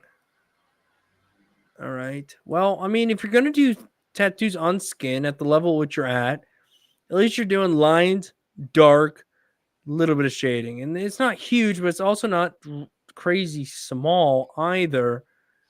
I definitely think the shading throughout could be a little bit smoother. Some of these lines definitely look like you went over them a few times, but they don't look blown out. They don't appear to be overworked, so that's a plus. Any thoughts on this particular? It's hard sometimes to figure out exactly what you're looking at. Yeah, I As mean, far as from a good or bad. do you know something? I don't actually quite mind this piece. Sure. Very, very simplistic for what it is, but it works. Sure, the lines are nearly all the lines are of different line weights and thicknesses, but that's of the style. The black looks to be in there. Right. And there's not too much to critique. I'd like to see this one healed, actually. True I don't story. know whether it's whether this is on its way or it is healed. I don't know, but it doesn't look like it's healed. But I'd actually quite like to see this one healed. Yeah. I I prefer agree. this one. I prefer this one to the satanic one that was on the back. Yeah. I do prefer this one. Let's scroll across real quick and see. Yeah, I like this one. I like that one we just looked at more than this one. Okay. Yes. This one is my favorite of them, but I also appreciate the lining. But the lining in a smaller piece is always going to be a little bit easier because the motion of which you have to move from your base, plant your hand, and the motion you have to move from that is a bit smaller, which is why we always encourage starting small, so you know what things are supposed to look like. But yeah. Overall, there, Deathman. Cool. Keep on learning. Going in the right direction. Yeah, I think so. All right, we got a boatload here. My name is Anna. Thank you. Would be very appreciated for your comments. Well, maybe you will, maybe you won't, but we'll see. Okay. Ooh. Look, I'm gonna be honest with you, Andy. I like the concept. I don't like the tattoo. And I'm only saying that because it's entire arm. This deer, I don't like the way its face looks. I don't like the way its body looks. It's weird how sometimes I look at something that's clearly not great and be like, oh, I see positives, and then look at something that's like decent and say, I'm not a big fan of this. I mean, you took up an entire arm. The deer down here, I like the face. I like this little deer. If you were to cut this tattoo off right here, okay, a little bit more darks, and you would really have your lights popping big time. All right, good go. This deer looks like, I don't know. It just needs it needs another session spent on it because everything looks very directional. I like the tail. You beat me to that. Background. I feel like the leaves could even use a little bit more love, but maybe this is as much as you could do in one session or the setting that you've done it in. I just think personally it needs a little bit more love. So I feel like this person's close. I feel like they're very close. Yeah. Well, I just don't like this face right here. I just feel like this is what's hurting this tattoo. Right here. Put the body out. I quite like this piece. Okay. Oh God, hold on. There we go. I quite like this piece. I like the cut. Where I have problems, I love the tail. You beat me to it. The tail on that top, it's done. The background, the greens, the yellows, the use of greens, everything, and that I've got no problem with at all. I'm even, because I don't know whether it's on the angle it's taken, because that deer's wrapping around the bicep. So it could be even if we took it from a different angle, that top deer would look, the head in comparison to the neck and the body looks quite narrow. The actual jawline, through to the nose, but that could be the angle. Where I've seen a lot of deer, shot a lot of deer in my day. I've never seen a deer like that. The leaves, it's all the same leaf. And if you look at it, it's all the same leaf with a very, very similar vein pattern, with a very, very nearly all the leaves are shaded exactly the same. How often do you get you need some slight variation, especially in the top ones, to just differentiate them leaves apart from each other, and it can be a subtle variation as to your red being just a little bit darker or a little bit more of a yellow in it. Nah, I like the concepts. Love I'm the in concept. agreement with you. Yep. Maybe just a couple more hours, 2 or 3 more hours spent on it on another session as a touch up may benefit. But me personally, I don't not like it. I don't not like it at all. Yeah, so essentially you're saying you like it just because I don't not like it. It's like, wait, what is he saying? He likes it overall. And I agree, like 90% of it is pretty nice. I really do like this deer down here. He has like his face looks like there's stuff going on. Just this deer face right here. It's like, what the heck, man? You got the detail down here. You got this lovely background, deeps and light greens. The leaves, which yes, could need a little bit more red, in my opinion, in some of the depths to give it a, whatever color you choose. But this face, this deer, is too small. Their face is too tiny. It just, the eyes are too big. Just does. I've never seen a deer head that looked that pencil thin. And that something, like, again, it's weird what sets people off. And I don't know, that deer head has set me off because I know how awesome this tattoo could be. It's a whole sleeve. Execute the deer a little bit better, in my opinion. But we have a lot more to look at. So, okay. Yeah. In here, I'll probably be like, yeah, this dragon looks pretty decent. Andy be like, I don't like that dragon. It's awesome to have two people because you get two perspectives on things. I think this dragon has been a work in progress. You can tell some stuff's healed, some stuff's fresh, some stuff's extra black, some stuff's not. But I don't mind this dragon, actually. I think this dragon looked kind of cool healed. Fills out the arm pretty good. The head, for the most part, is readable. Dragons can be tricky. Not too bad, Andy. Now, Andy, what are your thoughts on the dragon? I quite agree with you there. I don't mind this dragon at all. I don't mind it at all. Where I do have the problem, and it's only a minor problem, it's nothing. And you actually touched on it. Where it can get tricky is the colouring between the dragon's head and the dragon's body. Yeah. And I just think the back of the head, I either want it to be a little bit lighter or a little bit darker to separate from the body, so we could actually feel that there's the side of the head and the gills and everything, going down, off the side of the dragon's head, and then the body's behind it and flowing round. The other thing I can't quite get over, where the top of the dragon's body comes around to the head, and you've got the spines going down the back, but then where the body attaches to the head, it looks like it goes, I don't know, it looks like it goes under the head. Dude, I see that now. I can't unsee that. And there's a lot of black. I don't understand it. The other part there, it looks like it's bottom of a snake's mouth. It's the fangs on the bottom of a snake's mouth. Yes, what is happening here? I don't understand. What is this under here? This looks like his mouth is open under here, but his mouth is open right here. Yeah. And maybe that's supposed to be an arm, but why is it coming from his head? Why is it coming from under his? It wouldn't be his arm, because if that were his arm, his claws would be upside down then, wouldn't they? Yeah. Oof.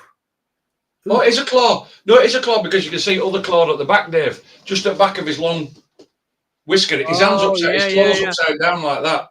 Okay, that's the only thing I could think, but I don't like the way that's coming out. I don't like where that's coming from. I would have preferred the claw. You shouldn't have preferred the claw the other way up. If you was putting the claw in there instead of having it upside down, coming around the side of the mouth upside down, I think it'd look better the other way up. Yes. So the green was on the top and the yellow was underneath. But, I agree. So that just shows you then struggling to read it a little bit there. Yeah, yes. And Smoke, I do want to bring up both your comments. First, Smoke said the black could do with more saturation. Absolutely. You can see that where it's saturated. So what he did is he went up around everything with a good, probably like I did a video on, round shader or something real saturated, and then filled in the rest a bit more quickly, which is no, you gotta take that time and saturate that black fully. So yes, that is correct. I do agree with that. And then the other thing he said was look how long his tat took to read. Right. But if we look at it from here and we're like, hey, you know what? This fits the arm. It fits the flow. We have contrast. The dark is pushed back. The greens and the yellows are pushed forward. I still agree that it looks cool from here. I'm just like, oh, I know it's a dragon. It looks cool. The problem is if you look closely, yeah, it's too hard to read. What is going on with these arms and legs? And yes, so I agree with you at the same time there. That's probably the biggest issue is the legibility. But we'll move on to the next one. I just want to just quickly. Yes, please.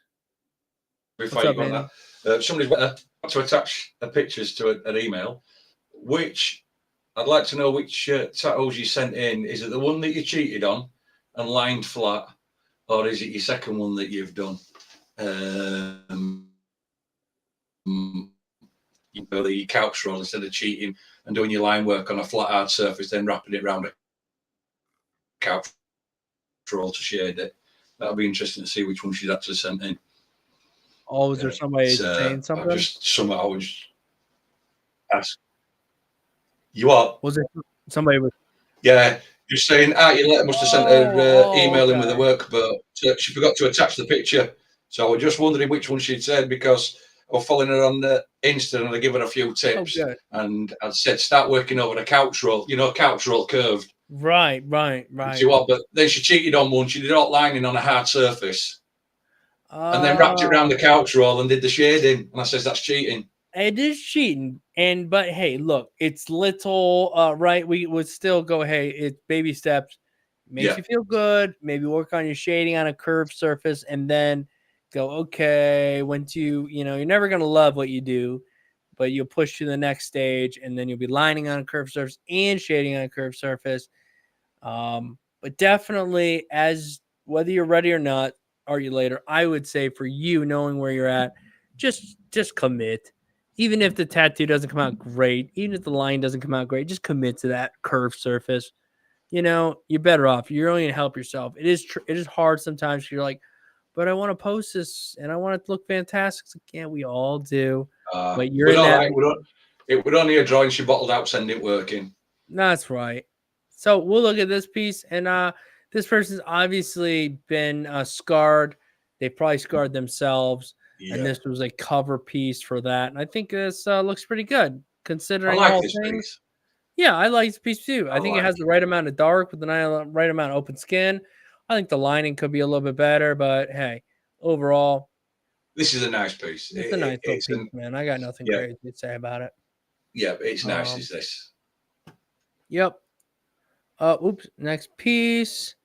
All right. I will say these thick lines, from what I can tell of them, look pretty decent. We got a long, thick line coming across here, thick line underneath. Where the lines are, not bad. Obviously, where you put in your white is super red. It looks like a red highlight. Hopefully that won't scar and that will look white when it's all said and done. Not bad. What did you shade with? Either a true gray or some kind of white or a light blue? I'm not sure. This definitely has a bit more of like a grayish tone to it. Maybe a little bit of a bluish gray tone to it. Hard to say. But not too bad. No. Okay. Well, this is a bit. Yeah. Yeah, go ahead, Andy. I of course have a small bladder and I had to pee again. Yeah, this is a bit. Doesn't seem to be on the same caliber as your other ones. I'll be honest. Black line work, from what I can see where Dave's left me, doesn't look too bad. The Raven, the Crow. I like how you've tried to use the purples, the blues to give that effect of the light bouncing off the black, but it doesn't look finished. It looks a bit washed out for a Raven, for a Crow, and doing all the individual feathers and lining them out like that, you may have been better off. In some points, it looks like it's got scales, and especially under its chin, you may have been better off doing less on the feathers and doing more with a mag to give the illusion of feathers on here. Could have done with a lot more for a raven or a crow. Could have done with a lot more jet black in it. The pentagram, one solid purple, I'm not a fan of, with that pink inside. I don't know what we're going on there. To me, it probably would have been better off in red or something, just to give the feel. And the scythe, sickle, whatever you want to call it, could do with a little bit more black and a little bit more. It's a bit tonal. It's a little bit tonal. You definitely got to look at it. Yeah, go ahead. Yeah, there's not enough black in the bird, and there's too many individual feathers where you could have got away with a mag and simplified it, and I think it looks a lot better. Definitely, you got to look at a piece and go, how can I push stuff forward and pull stuff back? And that's that contrast. What can I push forward and pull back? Always looking at a piece and trying to think, well, what can I push forward and pull back? And you could definitely made that sickle handle dark, which would have pushed the bird further. Just always try to find stuff where what can I leave dark? What can I leave lighter?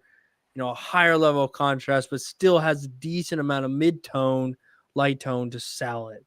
You know, sell it. That's the thing. You know, sell this piece. I'm going to go to the toilet again. Go ahead, Andy. I'm with you, man. I had the baby bladder tonight. Ooh, I don't mean this in a bad way. From here, dig this tattoo, man. Totally dig it. Love the little flame coming out with the true gray tones back here. I wish the lines were a little bit healthier, but hey, even that aside, dude, I love this. I really do. The yellows into the reds. It's a cool little banging tattoo. I don't really got anything negative to say about it. Definitely would just be personal preference.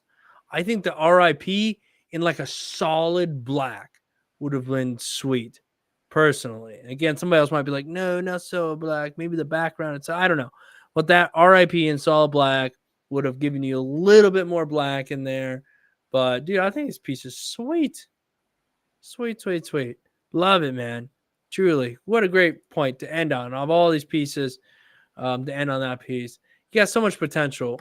So much, so much good stuff happening there. Just a few things. And like I said, the deer could be personal preference. I don't know. I've seen a lot of deer. And yeah. Ken, hey Dave, about 5 months in, and this is me tattooing my own leg. Okay. Well, this is me looking at a tattoo photo that is very hard to read. I mean, from here, yeah, it looks cool. I have shapes, I have dimensions, I can tell curves. Looks like there's a bit of water. This looks like a koi fish here. But again, at the same time, it's also very hard to read. I can't see lines very well. I can't see true shades. It looks like it was taken with the lights off. You got to just give me a straightforward photo, a photo of the tattoo without filters and editing and stuff. I mean, the people do that to some tattoos, right? I mean, it's not the end of the world if you adjust it a little bit, but this is a bit extreme. So, again, I can't really help you, man. Hope you and the family had a good Thanksgiving. I moved out to a new shop recently. Congratulations, Mason. And we had a good Thanksgiving. It has been a dream come true. Here's one of my best pieces today. Let me know what you think. Well, awesome, Mace. Even no matter what you send me, what my thoughts are, I think it's fantastic that you're at a shop that you like. Let me just read this one more time. I moved to a new shop recently, and you said that you really love it. So, oh, this is cool. Look at this little guy. Very cool. I am slightly concerned with its how long this might live in the skin before it has issues. I wish maybe you would have given it a little bit more structure, even if you don't want it to have an outline and you go through that with like a 10 drop of gray, where it might feel a little dark in the moment. When it heals, it'll heal a little bit softer. It'll still have an outline. It might frustrate you a little bit, but it's going to help hold everything. It's help the eye see things a little bit better. Just my opinion, man, but I still really dig this little piece. super cool. Oh no, oh god, you're pulling at my heartstrings. Love this still going too. And you know what? He has a little bit of an outline throughout him. And that's the thing, in my, again, opinions, thoughts, is that if you're going to do a piece that has like next to no outline, give it a little bit of an outline. Just say, you know what? Screw it. I'm going to give it a little bit of an outline because I want this to last. I want this, even though people are going to say, oh, it will last or it won't. Doesn't matter. I want to know it's going to last. Or sometimes, and again, personal preference, you have all these fine lines throughout. You go around the outside of this thing with a little bit more of a bolder outline, and it just plays to the piece a bit more. But nonetheless, I really like it, man. Outline or no outline, both these pieces, fantastic, Mason. Love it, man. And I'm really glad to hear you're at a shop that you feel at home at. It's awesome. Fred is up next. We got Fred. All right, guys. We got like 10 more minutes. Ah, no, my baldness is showing. I'm kidding. Well, I'm not kidding. There's a bit of bald spot in the back there, but all right. Fred says, my first tattoo attempts. What do you think, and what can I work on? The house I rushed, and the lines work is trash. Oh, okay, we sent it. Yeah, all right. Yeah, the line work is a little rough considering. The other two characters aren't too bad. No, the pumpkin type thing on the right hand side is about the best for me. Yeah. Quite simple. Line works a lot better on that one than the house on the left hand side. The house, like you said, is the line work's not very good, but you seem to have taken on board. You even said yourself, but the cat type pumpkin thing is looking a lot better, and the line work's looking a lot better on this. Yes, I agree. Yeah, this is line work's looking good. All right, let's look at this. Okay, well, the line work is a little light in this piece, minus this line right here. The rest is a little bit light. I feel like saturation wasn't quite there. And I feel like that saturation comment kind of carries throughout. Some of this pink here seems to be pretty saturated. But then whatever you did in the center, in this eye, pretty much everywhere else feels a bit dirty, if you will, or undersaturated. It looks a bit undersaturated. Again, the separation on colours needs to be slightly greater, the difference between them, as well as if you're grading, blend out a little bit softer. It looks like it's got a bit of a harsh line, but I'm with you. It looks quite muddy. Yeah. And I agree. I'm not a fan of that eye at all, the colour in it. Yeah. I can see the black outline, I can see the blue in the middle, but if you've tried doing detail in blue, it's got lost, whether it's due to the separation on colours again, or because it's got muddy when you've wiped it, try cleaning it. And I've said to other people, when you're on fake skin, if you want to clean your work, baby oil. Use baby oil. It'll clean it. True story. Okay, well, this little guy's kind of cool. I still think the lining needs work. It's, it's wobbly and not quite consistent, but the little shading in him, hey, it reads all right. We can tell his shape and form, his little face and what have you, but the lining, again, I love that you're utilizing every little bit of the fake skin you have. Smart. Just slow down. Get the lining in there right, no matter what size it is. Keeping these pieces small, working on these pieces small, good tactic. I agree with you. You can see the form, you can see the shape and everything. Some of the lines are a bit light. Some of them you can see where you've gone over maybe a couple of times and your line weights differing throughout, which sometimes it's not a bad thing to have different line weights. Right. But with this one, you look to have used a constant liner all the way around it, but unfortunately had to go over some, and the line weights come out thicker. So it's just things to watch for. Agreed. Agreed. Well, let's see. How much further are we going to be able to get? Wow. Let's Didn't take see that here, many. guys. We have Didn't been take that 3 many. hours and 24 minutes. Okay, there's nothing attached, Emma. I am sorry. Mark, let's take a quick peek here. What's up, Dave and Andy? A few little bangers. I think we only have one. Okay, 3 little bangers. Yeah, I just think that the line work, especially over here on this little one, is it's a little questionable bit. And then even in the saturation of the black, mainly out here, you can kind of see a bit where it's light. I mean, saturating black again, I promise you guys, is not an easy thing, and it does take time. It looks like you spent some time here, which I can appreciate. But again, it feels like maybe you relied a little heavily on the black being on the inside of this tattoo to make those lines a bit better.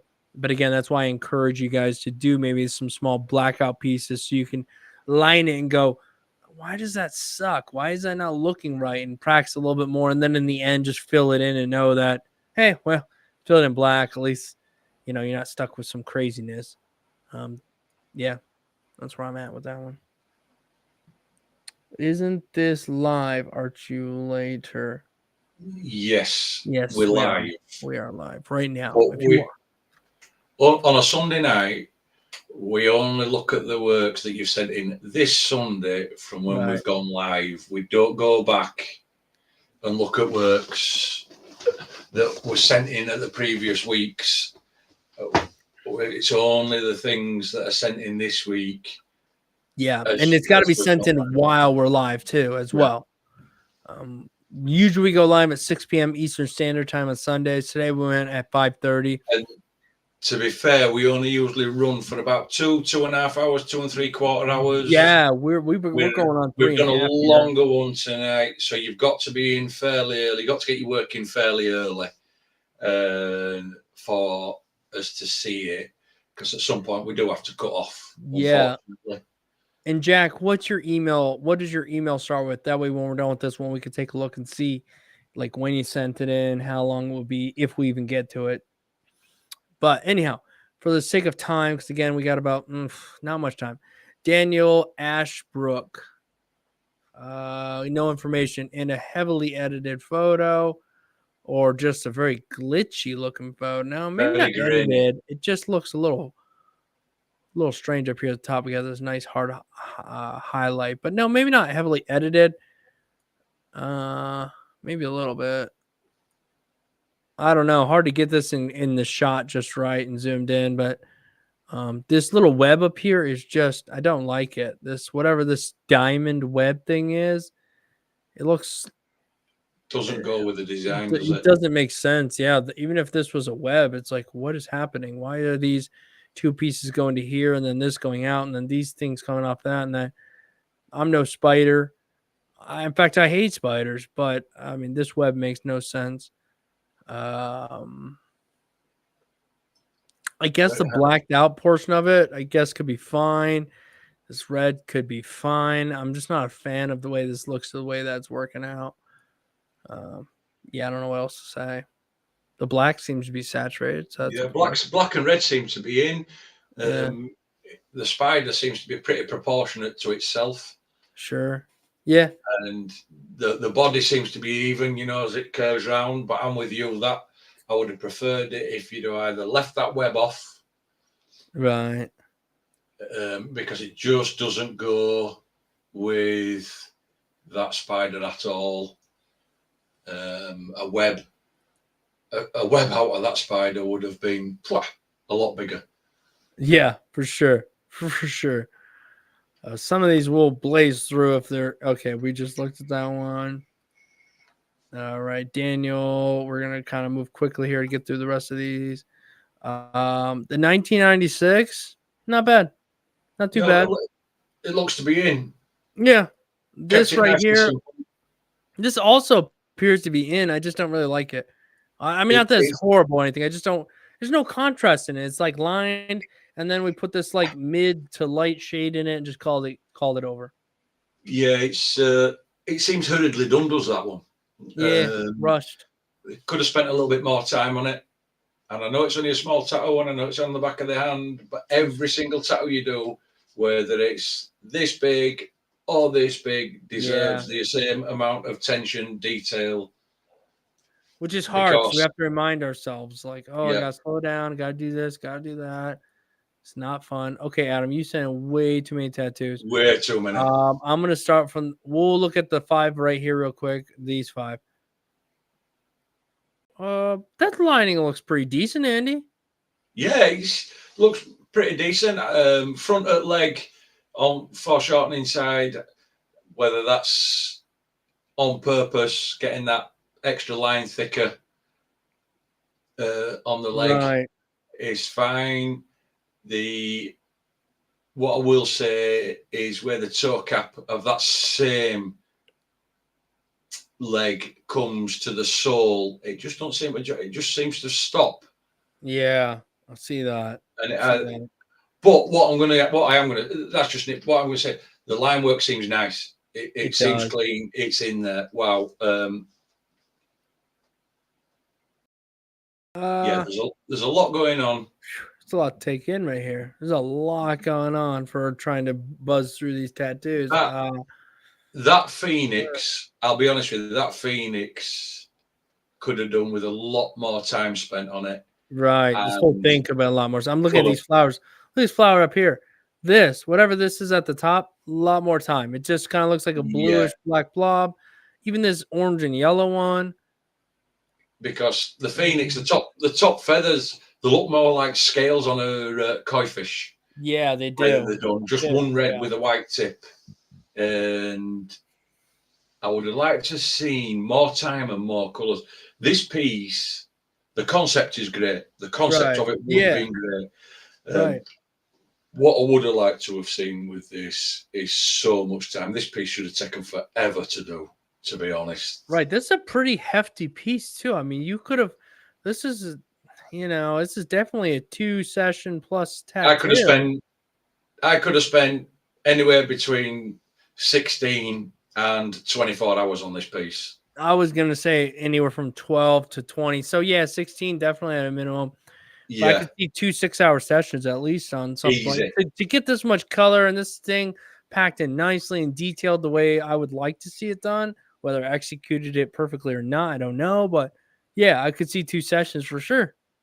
And the other part I would have liked to have seen, this is just, it fills the leg and it flows with the leg, beautiful, and it goes over the top of the hip, beautiful. I know what I would have liked to have seen is it come out onto the backside, yes. Yes, I know, it's bugging the heck out of me. I'm like, why do we have this beautifully go along the front? And then the rest of the cheek is just hanging there like, oop, never mind. Yeah, it should have just come round onto the cheek that little bit. Yeah, definitely. But then again, you could go in with more colours and different colours. Yeah. And work again on this piece. The green in this bit down here tells me this. I mean, this person knows what they're doing to a degree. This person could have spent a bit more time, and I don't know if it was a choice to not. All right, this is a weird angle of a photo. Let me see if we have a better photo. Okay.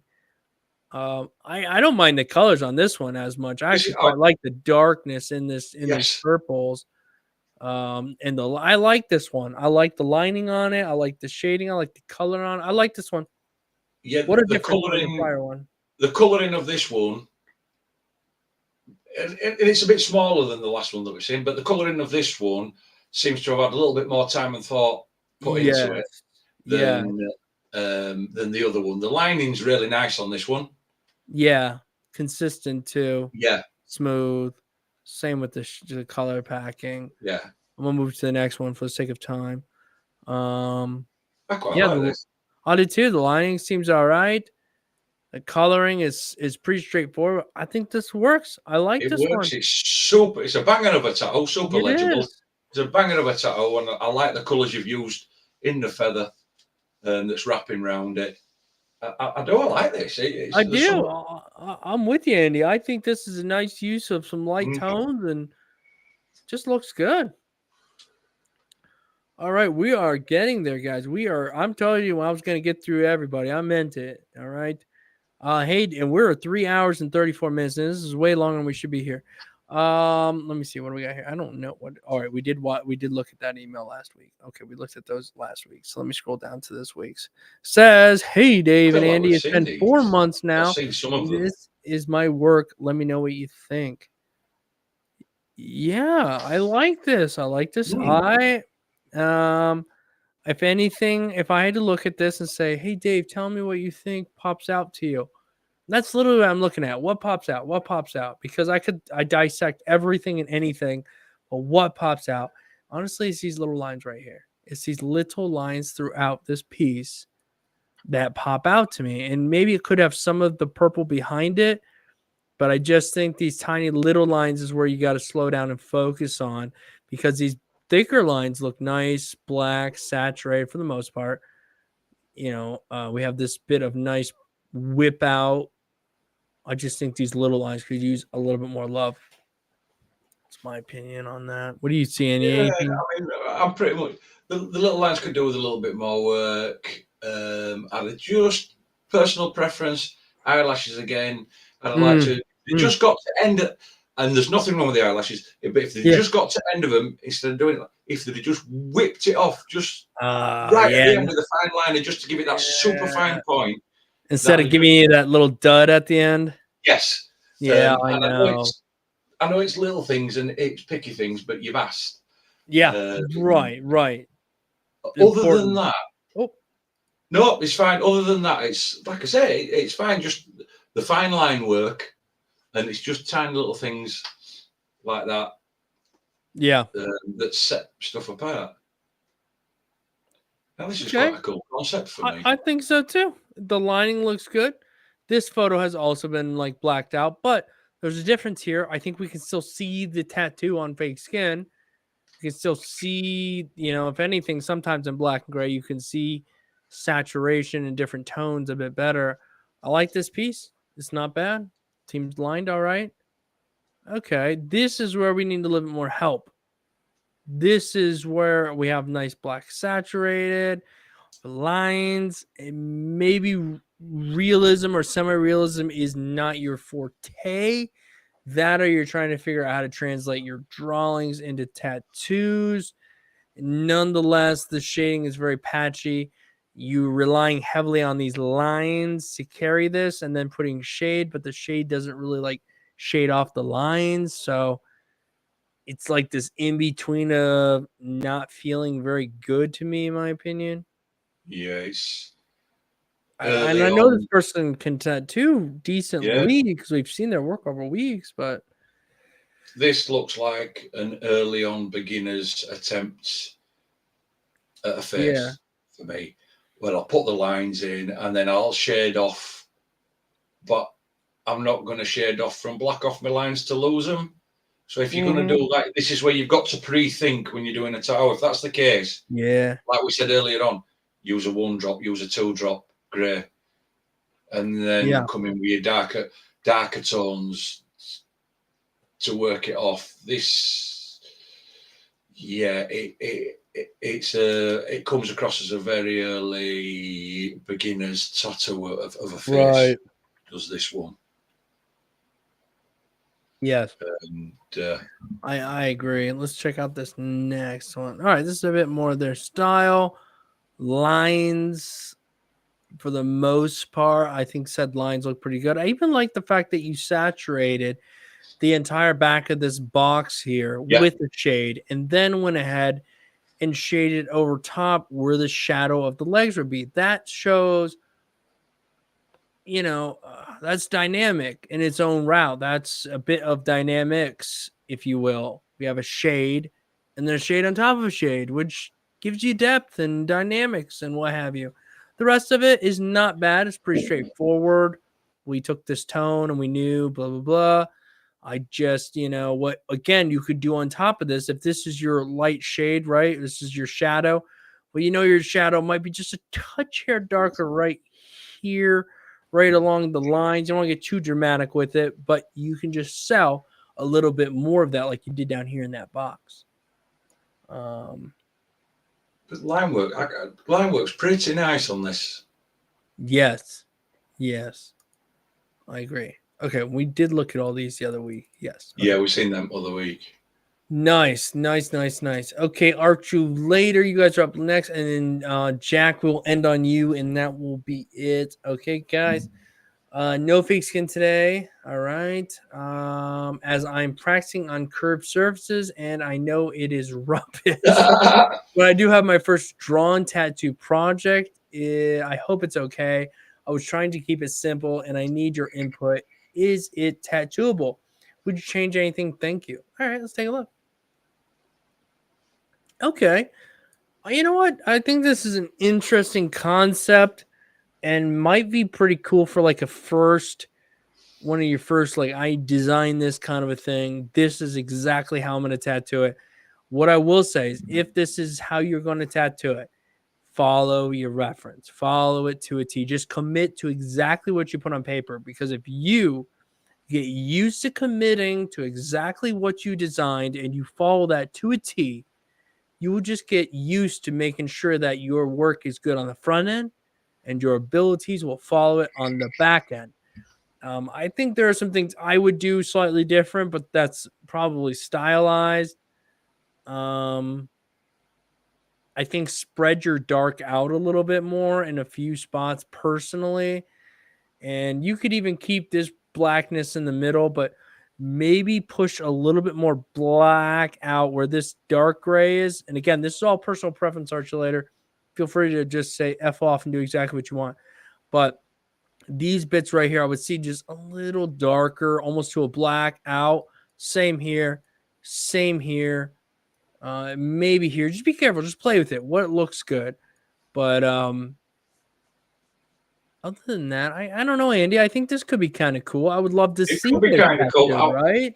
I'm with you, Dave. I will be interested to see how Yeah. this is executed as for tattooing purposes, because at the end of the day, Archulator, you've drawn this.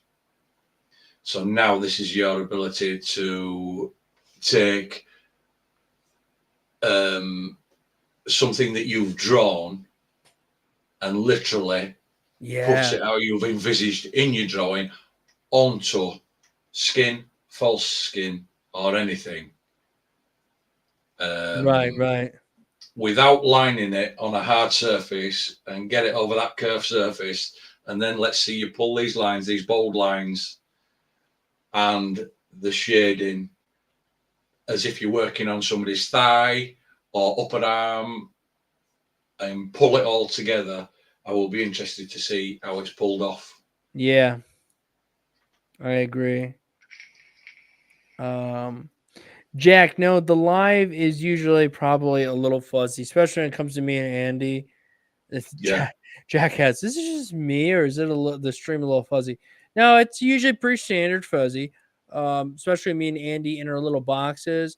The tattoo, like the design or the tattoo we're looking at, usually comes across pretty crisp. But me and Andy in our little boxes over there, we glitch and glitter and blur out at times. So if me and Andy are glitching, then that's normal. But if the stream itself is a little glitchy, maybe not so much. Speaking of Jack, here we are, Jack. We've made it to your tattoo, man. Okay. Well, you know what? I like the hat right off the bat, Jack. I like the black leading right into the purple, a little bit of red leading in the middle. Could be a little bit more contrast over here on the side, maybe a little bit more like really deep red or some color that is, deeper than this main mid shade here, maybe a bit darker, just really contrast it. But I do like the values that you have in the skull itself.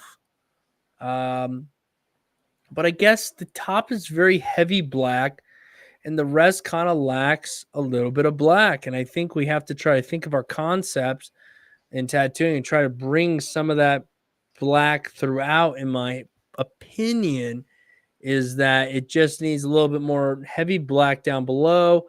Maybe if there was some sort of like black behind in this area here in the mouth, and then you gave it a little bit of a background. I'm not sure. I'm reaching to try to figure it out. That's something you'd figure out on the front end before you tattoo it. Again, those are just my initial thoughts after looking at it. Overall, I think it's decent tattoo. Yeah, I'm pretty much with you there. The top Okay. part stands out. The band on the top part would have been nice on the very outer. If it had put either blade, maybe like a dark grey under it, then come over with colours, or a darker colour, just to give it as much curvature feel as the top of the top hat has got, if you understand what I mean. Right, right. That red band looks a little bit flat in compared to the amount of curvature you've actually got on the top hat. Yeah. Now, also looking at this, I think the light source on the skull would have been better as if it was coming down, and the blacks would have come from either side of the nose on the eyes outwards, and same with the top of the nose downwards. Right. Because if you look at it, then we move down to the jaw, and here on the jaw, it's got the dark underneath as if the light's coming down. Yeah. Same here in the jaw and here and round here. Would have been nice to somehow get a little bit of black or some darkness in the chin and Yeah. just a little bit in between the teeth. I'm pretty much you. I do like the colours on the skull. I'll be honest. I do quite like the balance of the colours, but this part of the chin just seems to be missing a bit of dark, and it looks a little bit odd because your chin would actually come down and it curls under, and it Right. down here as it curls under may have had a little bit of dark, just whipped out just to give that a bit of curvature, and same in between teeth, just get the corner of your mag and just a tiny little bit, whip a bit of a little bit of black up. I do like the colours that is used opposed to the black in the hat, the eyes and the nose. Yeah, I agree that I think it just suffers from a lack of black overall. We're trying to help you find out, think of your light source. Where can you find? That's part of the thing on the front end too, is like, where can I put black? Where can I get depth where I want it? I mean, you think of all that on the front end of a tattoo. There's a heck of a lot of writing and no tattoo here. So, what was that? I expected a harsh critique on my yeah, let's read this. This is from Tammy. Wow, that hurt. I don't know what. Okay. I expected a harsh critique on my tattoo skills. I've only been tattooing a month after not tattooing at all after 8 years. I didn't expect you to criticize the actual design of the tattoos. But what the heck, Tammy? You asked us to critique your tattoo, none of which were mine. For ease and to save time, I just printed shit off the internet so I could practice. The dagger y'all hated was from an old sheet of Cherry Creek flesh. LOL. That's fine. I still don't like it. You were correct. I had cheap practice skin. I did have real skin, but it was too pricey for the amount of practicing that I want to do. So I bought cheaper skin. It's okay for lining, but it's terrible for practicing and shading. Right. I'm going back to real skin. I think that's the brand she's referring to. Yeah. Thanks for the honesty, though. I wish I could have heard more about the tattooing and less about the awful the design were. Next time I will tattoo my own art. I enjoy your videos and appreciate what you do to help fellow artists. Right. Unfortunately, I am sorry that the design, if anyone's watching right now, I think it was the skull that was really bugging the heck out of me. But maybe, and I know that sucks, you just immediately print something off the internet. You're like, all right, screw it. I just need something to practice. Well, maybe don't. Maybe don't just print some shit immediately off the internet. Maybe look at it and go, do I even like that? Do I want to spend the next 2 hours tattooing that thing? Maybe I should find something a little bit more visually appealing and work on that.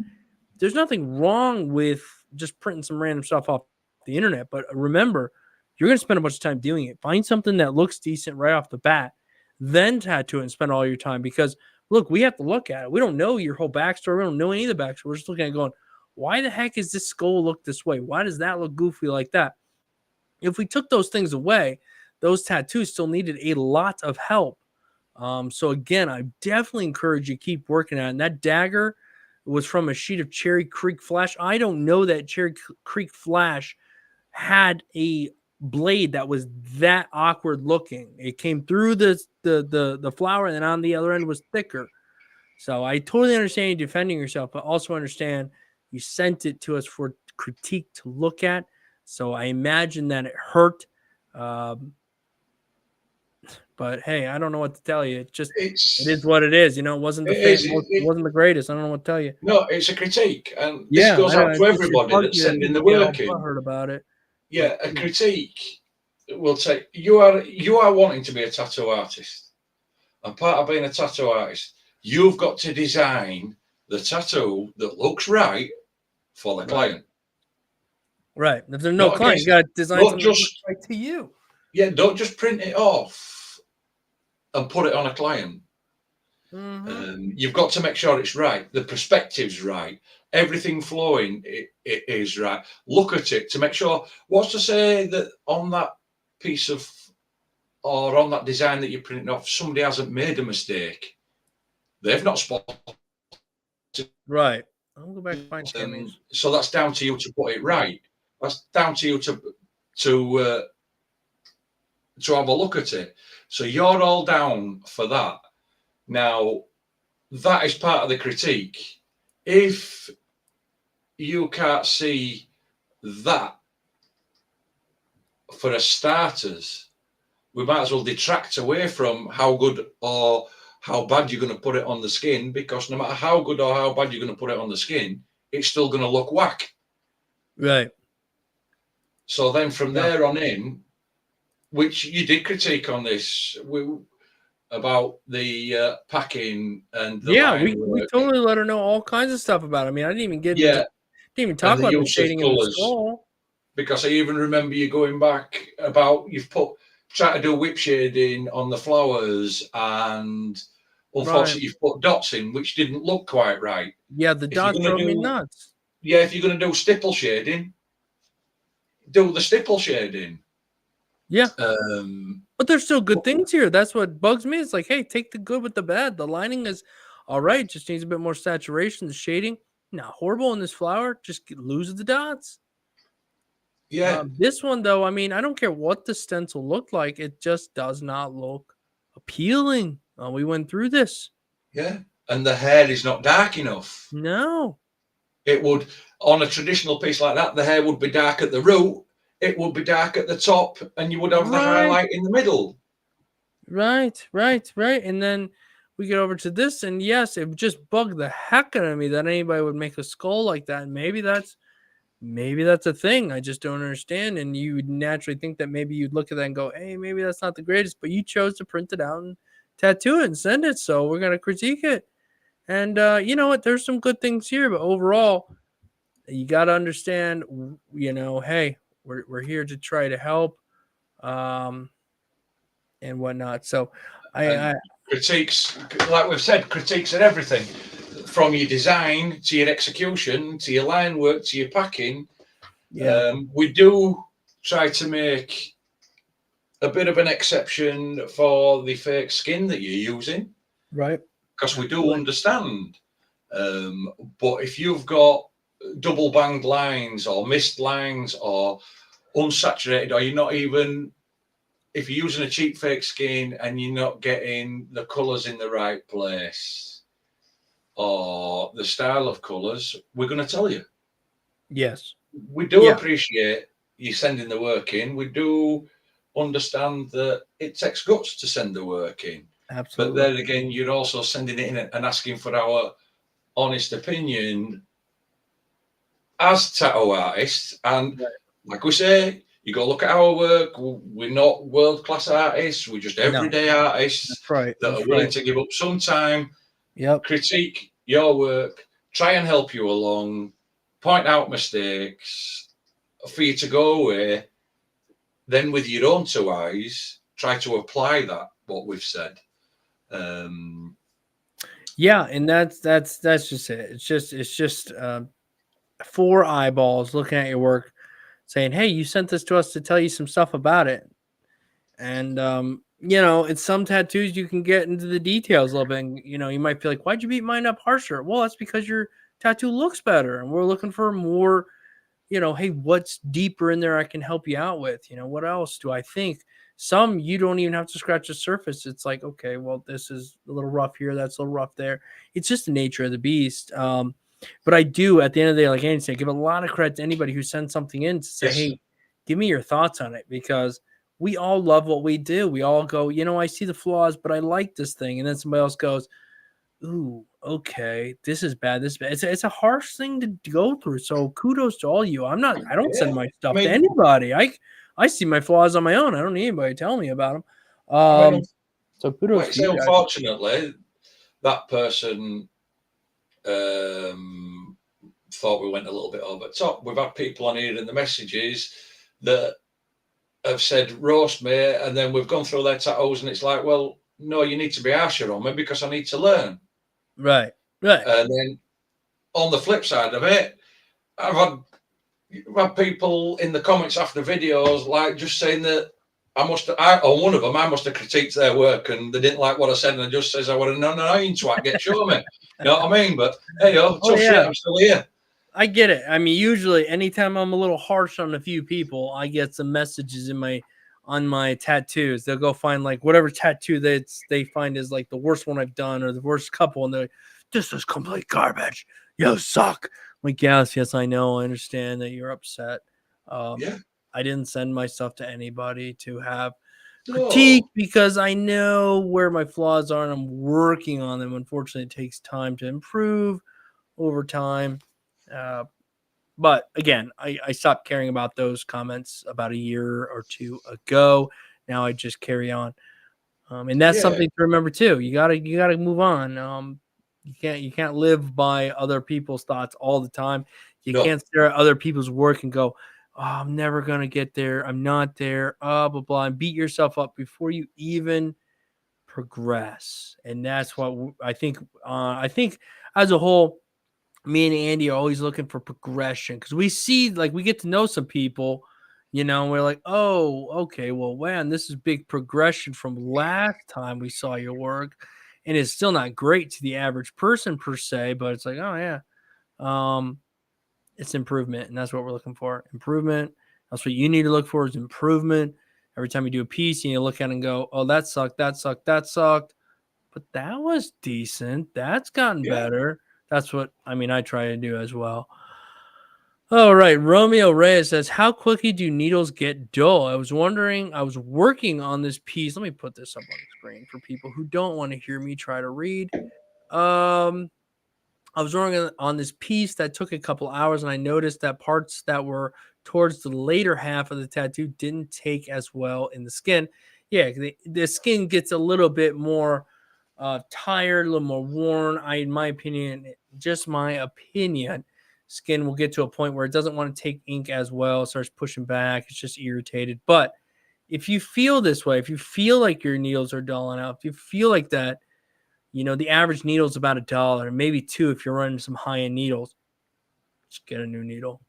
I mean, there's also, like you say, the skin will tell you if it's been overworked. As a tattoo artist, you've got to learn. You might want to finish that piece. The client may be able to sit okay, but his skin's saying like, sod off, leave me alone. I've had enough. Yeah. You're not putting no more ink in me. Leave me alone. And as a tattoo artist, you've got to know that and say, look, unfortunately, we're going to have to rebook you another session because your skin's had enough. The other thing as well is, and I don't know whether you've ever noticed, especially if you're using a lot of full pigment colours, that if after every so often you not keep rinsing your cartridge out and cleaning your tube, that it becomes a bit restricted as your tube using full pigment, and it may not flow the ink. It's not so much goes dull, but it loses the ability to flow the ink down to the needle tips as well. Yeah. And that can become misconstrued as having a dull needle. Yeah. I've used needles for 4, 5, 6, 7 hours and they've not gone dull. Yep. I've never had so many needles go dull. I've had needles that the membrane in the back has given way. You can tell times.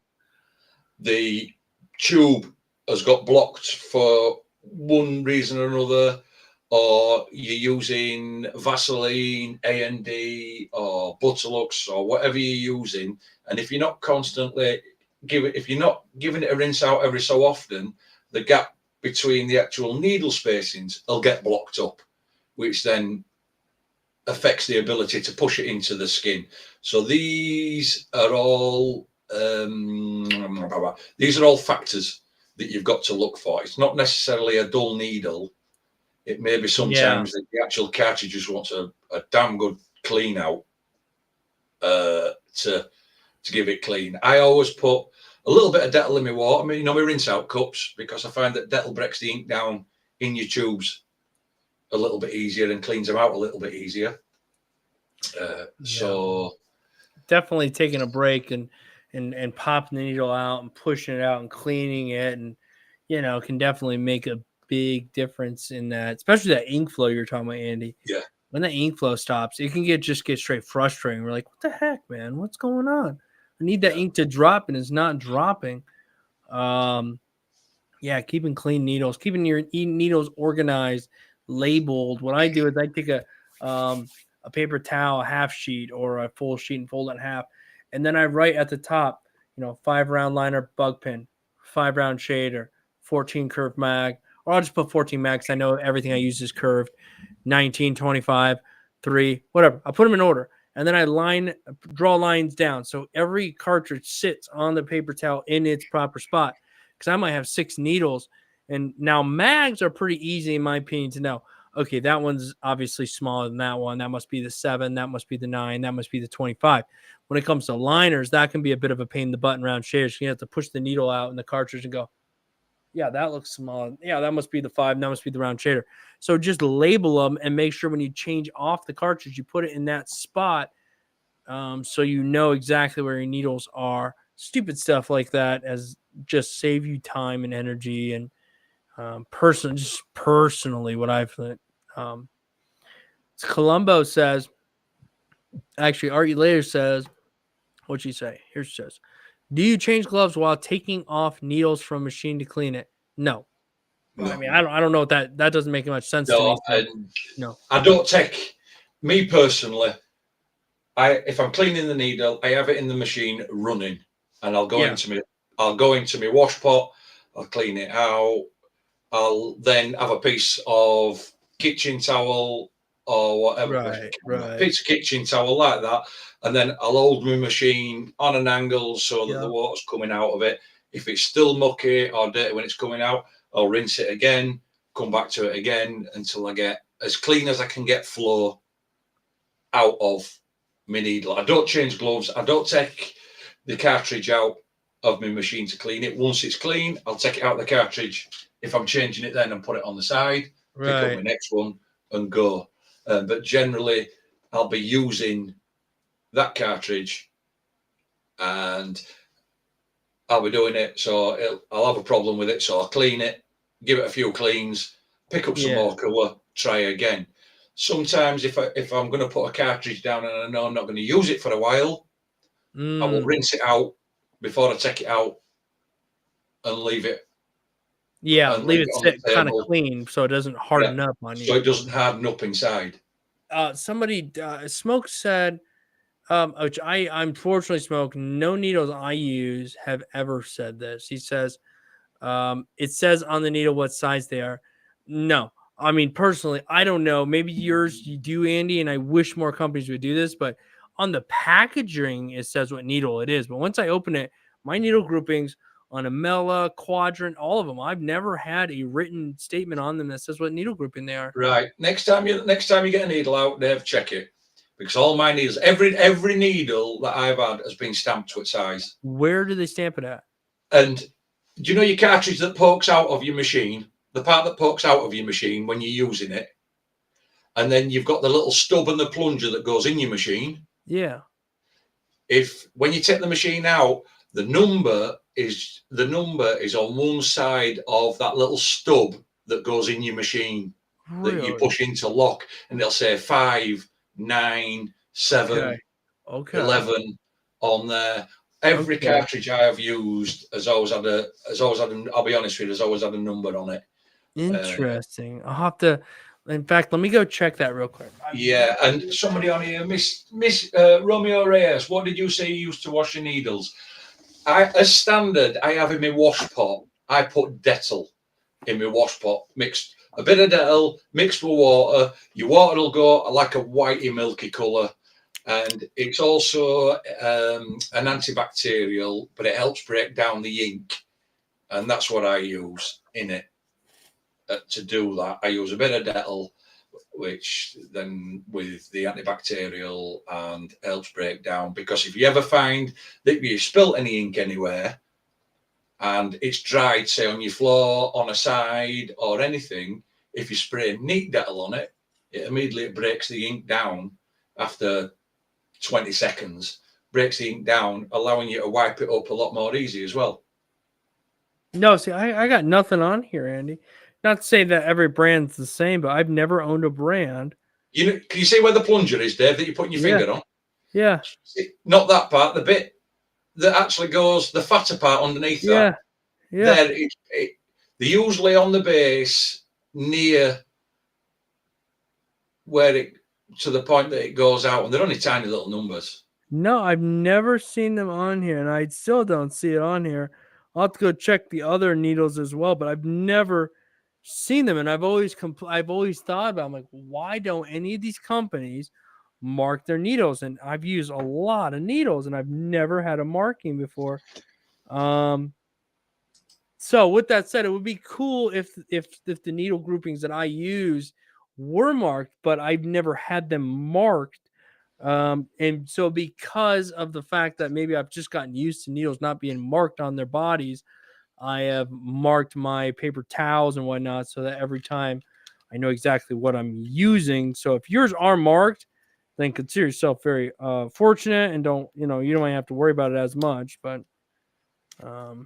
yeah. Anyhow, interesting. I'll look closer, Andy. I'll look at You get something like, have a look. Anything. I know just underneath, because obviously your cartridge comes out. If that's the top of your machine, where your cartridge comes out and pokes out your machine and your needle's poking out, you've got the bit that goes in and locks, and then your plunger underneath. Usually somewhere around the base, either on the front or the back, there's usually a tiny little number. Yeah. Just pressed in. There should be. I mean, I think that should be like a standard thing. And I've been quite frustrated for a long time about the fact that why don't any of these companies, I figured they were just cheap. I figured they would just use like a similar tube and, like a plastic operation for many models. And it was just going to be too cost effective, too much money for them to stamp it.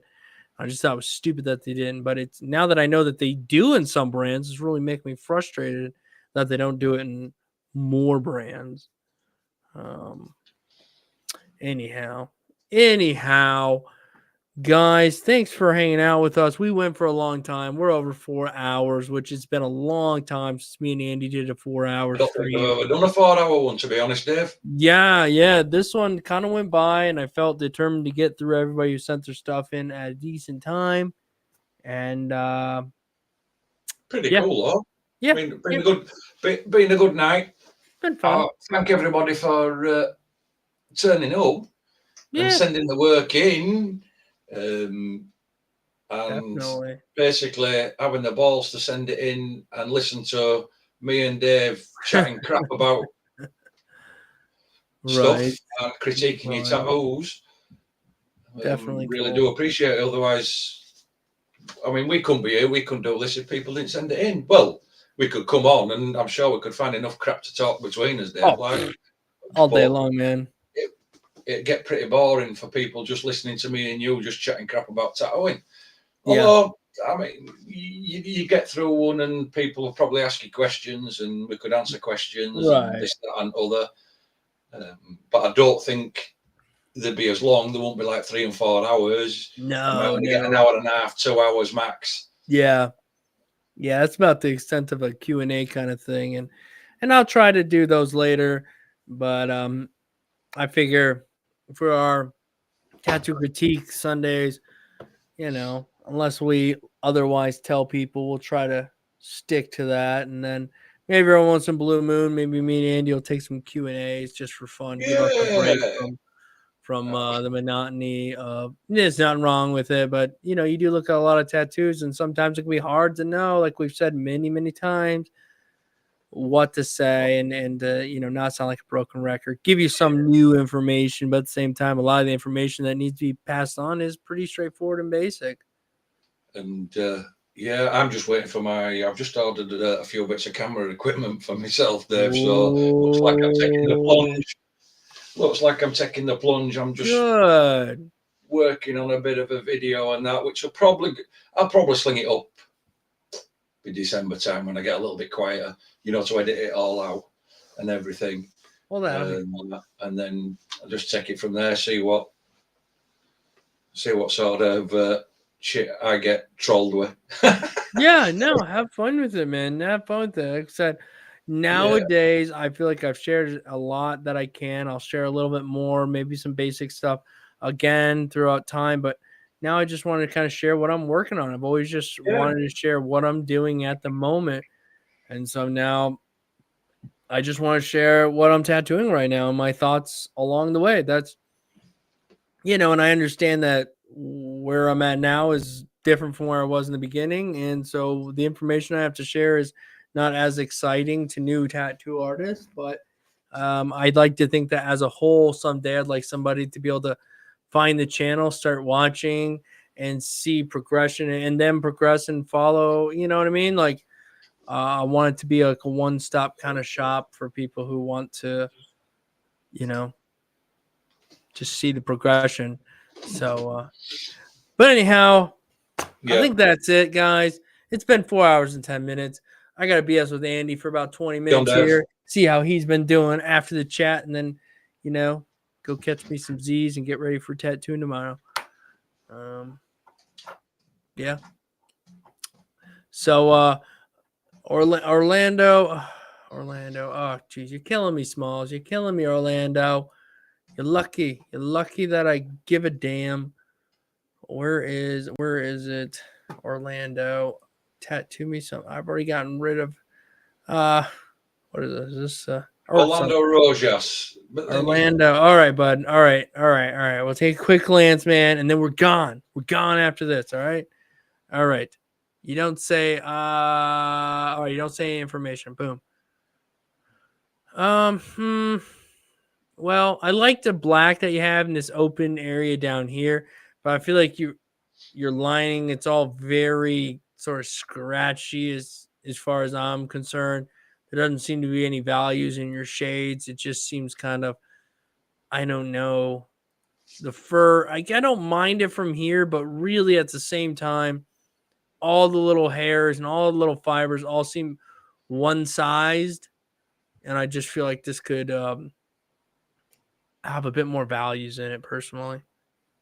Yeah, I mean, from far away, from away from it, the piece looks quite nice. I just don't know what's going on at the top of the leopard's head. I don't know what that is. That black stripe that's running out. I do like the heavy black underneath it and the negative space for the leaves. Right. But I just think the execution of the leopard and the leopard's fur could have been a little deeper, and a little bit more in depth, just to give it that feel. It looks a little bit, especially around the mouth, it looks a little bit unfinished and a little bit hurried in. Right. For how black that bottom is, it could have been executed a little better. Yeah. And again, slow yourself down, watch what you're doing, and then if needs be, go up through it, come away, look at it, take a photograph of it, look at it. Yeah. Well, I'll go back in there now and I'll just whip some of them out. Don't be scared to go back in. But I think the other thing too is that some of this might heal out and be a bit softer looking. So I mean, it might heal out and kind of give you a little bit more of a softerish look. But this hair and this fur seems very kind of, I don't know, not really flowy, just kind of scratchy. And fur is a tricky thing, so But like you say, away from it, coming away from it and standing back, the initial impact is a nice piece, and I'm sure the client was happy with it. But it's just when we go in and you look at your line work, and this is what a critique's about. You go in and you look right in at it, because unfortunately you will get some clients that will go right up to a mirror or go like that and look at a tattoo. Oh, absolutely. And then they say nothing. I think there's a lot of memes and videos about that. They're like, You get this tattoo and it's all said and done. All right, go check out. And they're like, yeah. and then they pay you, and you're like, okay, well, I know I liked it, so I don't know what's wrong. I don't know what they're thinking, but it's got me to the nowadays. I'm to the point where I'm like, I didn't know, like, all right, well, I like it, so I don't know. They're very quiet, but most of my clients nowadays, if you like it, and it's only when you ask them, they're like, oh yeah, man, I freaking love it, man, really great. It's like, oh, thank God. Well, geez, don't feel like you gotta say anything when you're looking in the mirror. But like, oh yeah, it's nice. Just be completely quiet and act like you hate it. But no, I mean, again, somebody who was saying, someone's like, "Man, you guys really go in and." No, I'm just saying. I mean, like, again, you look at a piece, you're like, okay, this person's trying to work on furs. This person's trying to work on making this look like a certain thing. Let me tell them that I think they're like halfway there. I just don't think they quite hit the mark. That's all. But again, from here, I don't think this person's walking away with some horrible tattoo. I mean, No. it's like, oh yeah, cool. I can tell what that is. I think personally that this could be just a touch hair better if certain things were done. Yeah. But again, that comes, it just is what it is. Sometimes we look at a piece and it's like, and we give it more love than it needs to. We're just human beings. So that's it. We just Orlando, glad you like it. Just two regular artists with his own shops that right. Just make a living from tattooing virtually every day. Yeah. So I just look at tattoos every single day, all the time, which also means I hate my own tattoos every single day, all the time. Yeah, but I also, you know what I mean? It's just the way it goes. It's just. Yeah, you're not the only one. There's a lot of tattoos I do, and I don't like them. I don't like the design, but that's the design that the customer wants. Right. And I think it's a while since, when you do some, it's been a while since I've done some, and I thought, wow, I really like that. I did one this week, which I think you've seen it, David, with the skeleton hands. I enjoyed doing it. Yeah, dude, I thought that was fantastic. Yeah, I enjoyed doing it. And I thought it was a nice piece, but I thought it was quite plain. If you understand what I mean, I could see what you're saying, but I thought you had the right balance of dark to open skin with a very touch of a smooth out blend, right? Like that piece worked exactly how you made it. Could it be different? Maybe, but I don't see far how there's not a big stretch of how different that could have been in my opinion. I quite liked it actually. I mean, that's done with blacks and true greys. I've really pulled away from using grey washes at the minute. It's done with blacks and true greys, and to be honest, we got done. And the girl that had it done, she was only 19 years old, and she sat like a trooper all the way through that. That's a lot of back area to cover, technically. Yeah, just smashed it out. And then right at the last minute, she was like, do you think I could get some UV ink in it? I'm like, hell yeah. I'm like, hell yeah. What we'll do is we'll get some invisible UV ink in this, just in like. Yeah, that's when you use the UV ink right there. Yeah, I'm down for that. Yeah. I personally thought I really liked that one actually, Andy. But all right, we better say goodbye to everybody we got to say bye. All right, guys, till next Sunday or in a couple days, I'll put out a very long form content video for people who want to watch that long form versions. It'll be there. But anyhow, and keep an ear out. Andy will be making a video here in the next coming time. Sometime. Which we will all go over there and support and watch it and like his videos. Either that or say, get the hell off YouTube. Just stick to Sunday critiques. Get off YouTube, you crap. Get off. And then you cannot listen to them, Andy. You cannot listen to them because if you listen to them, we'll quit. Cannot quit.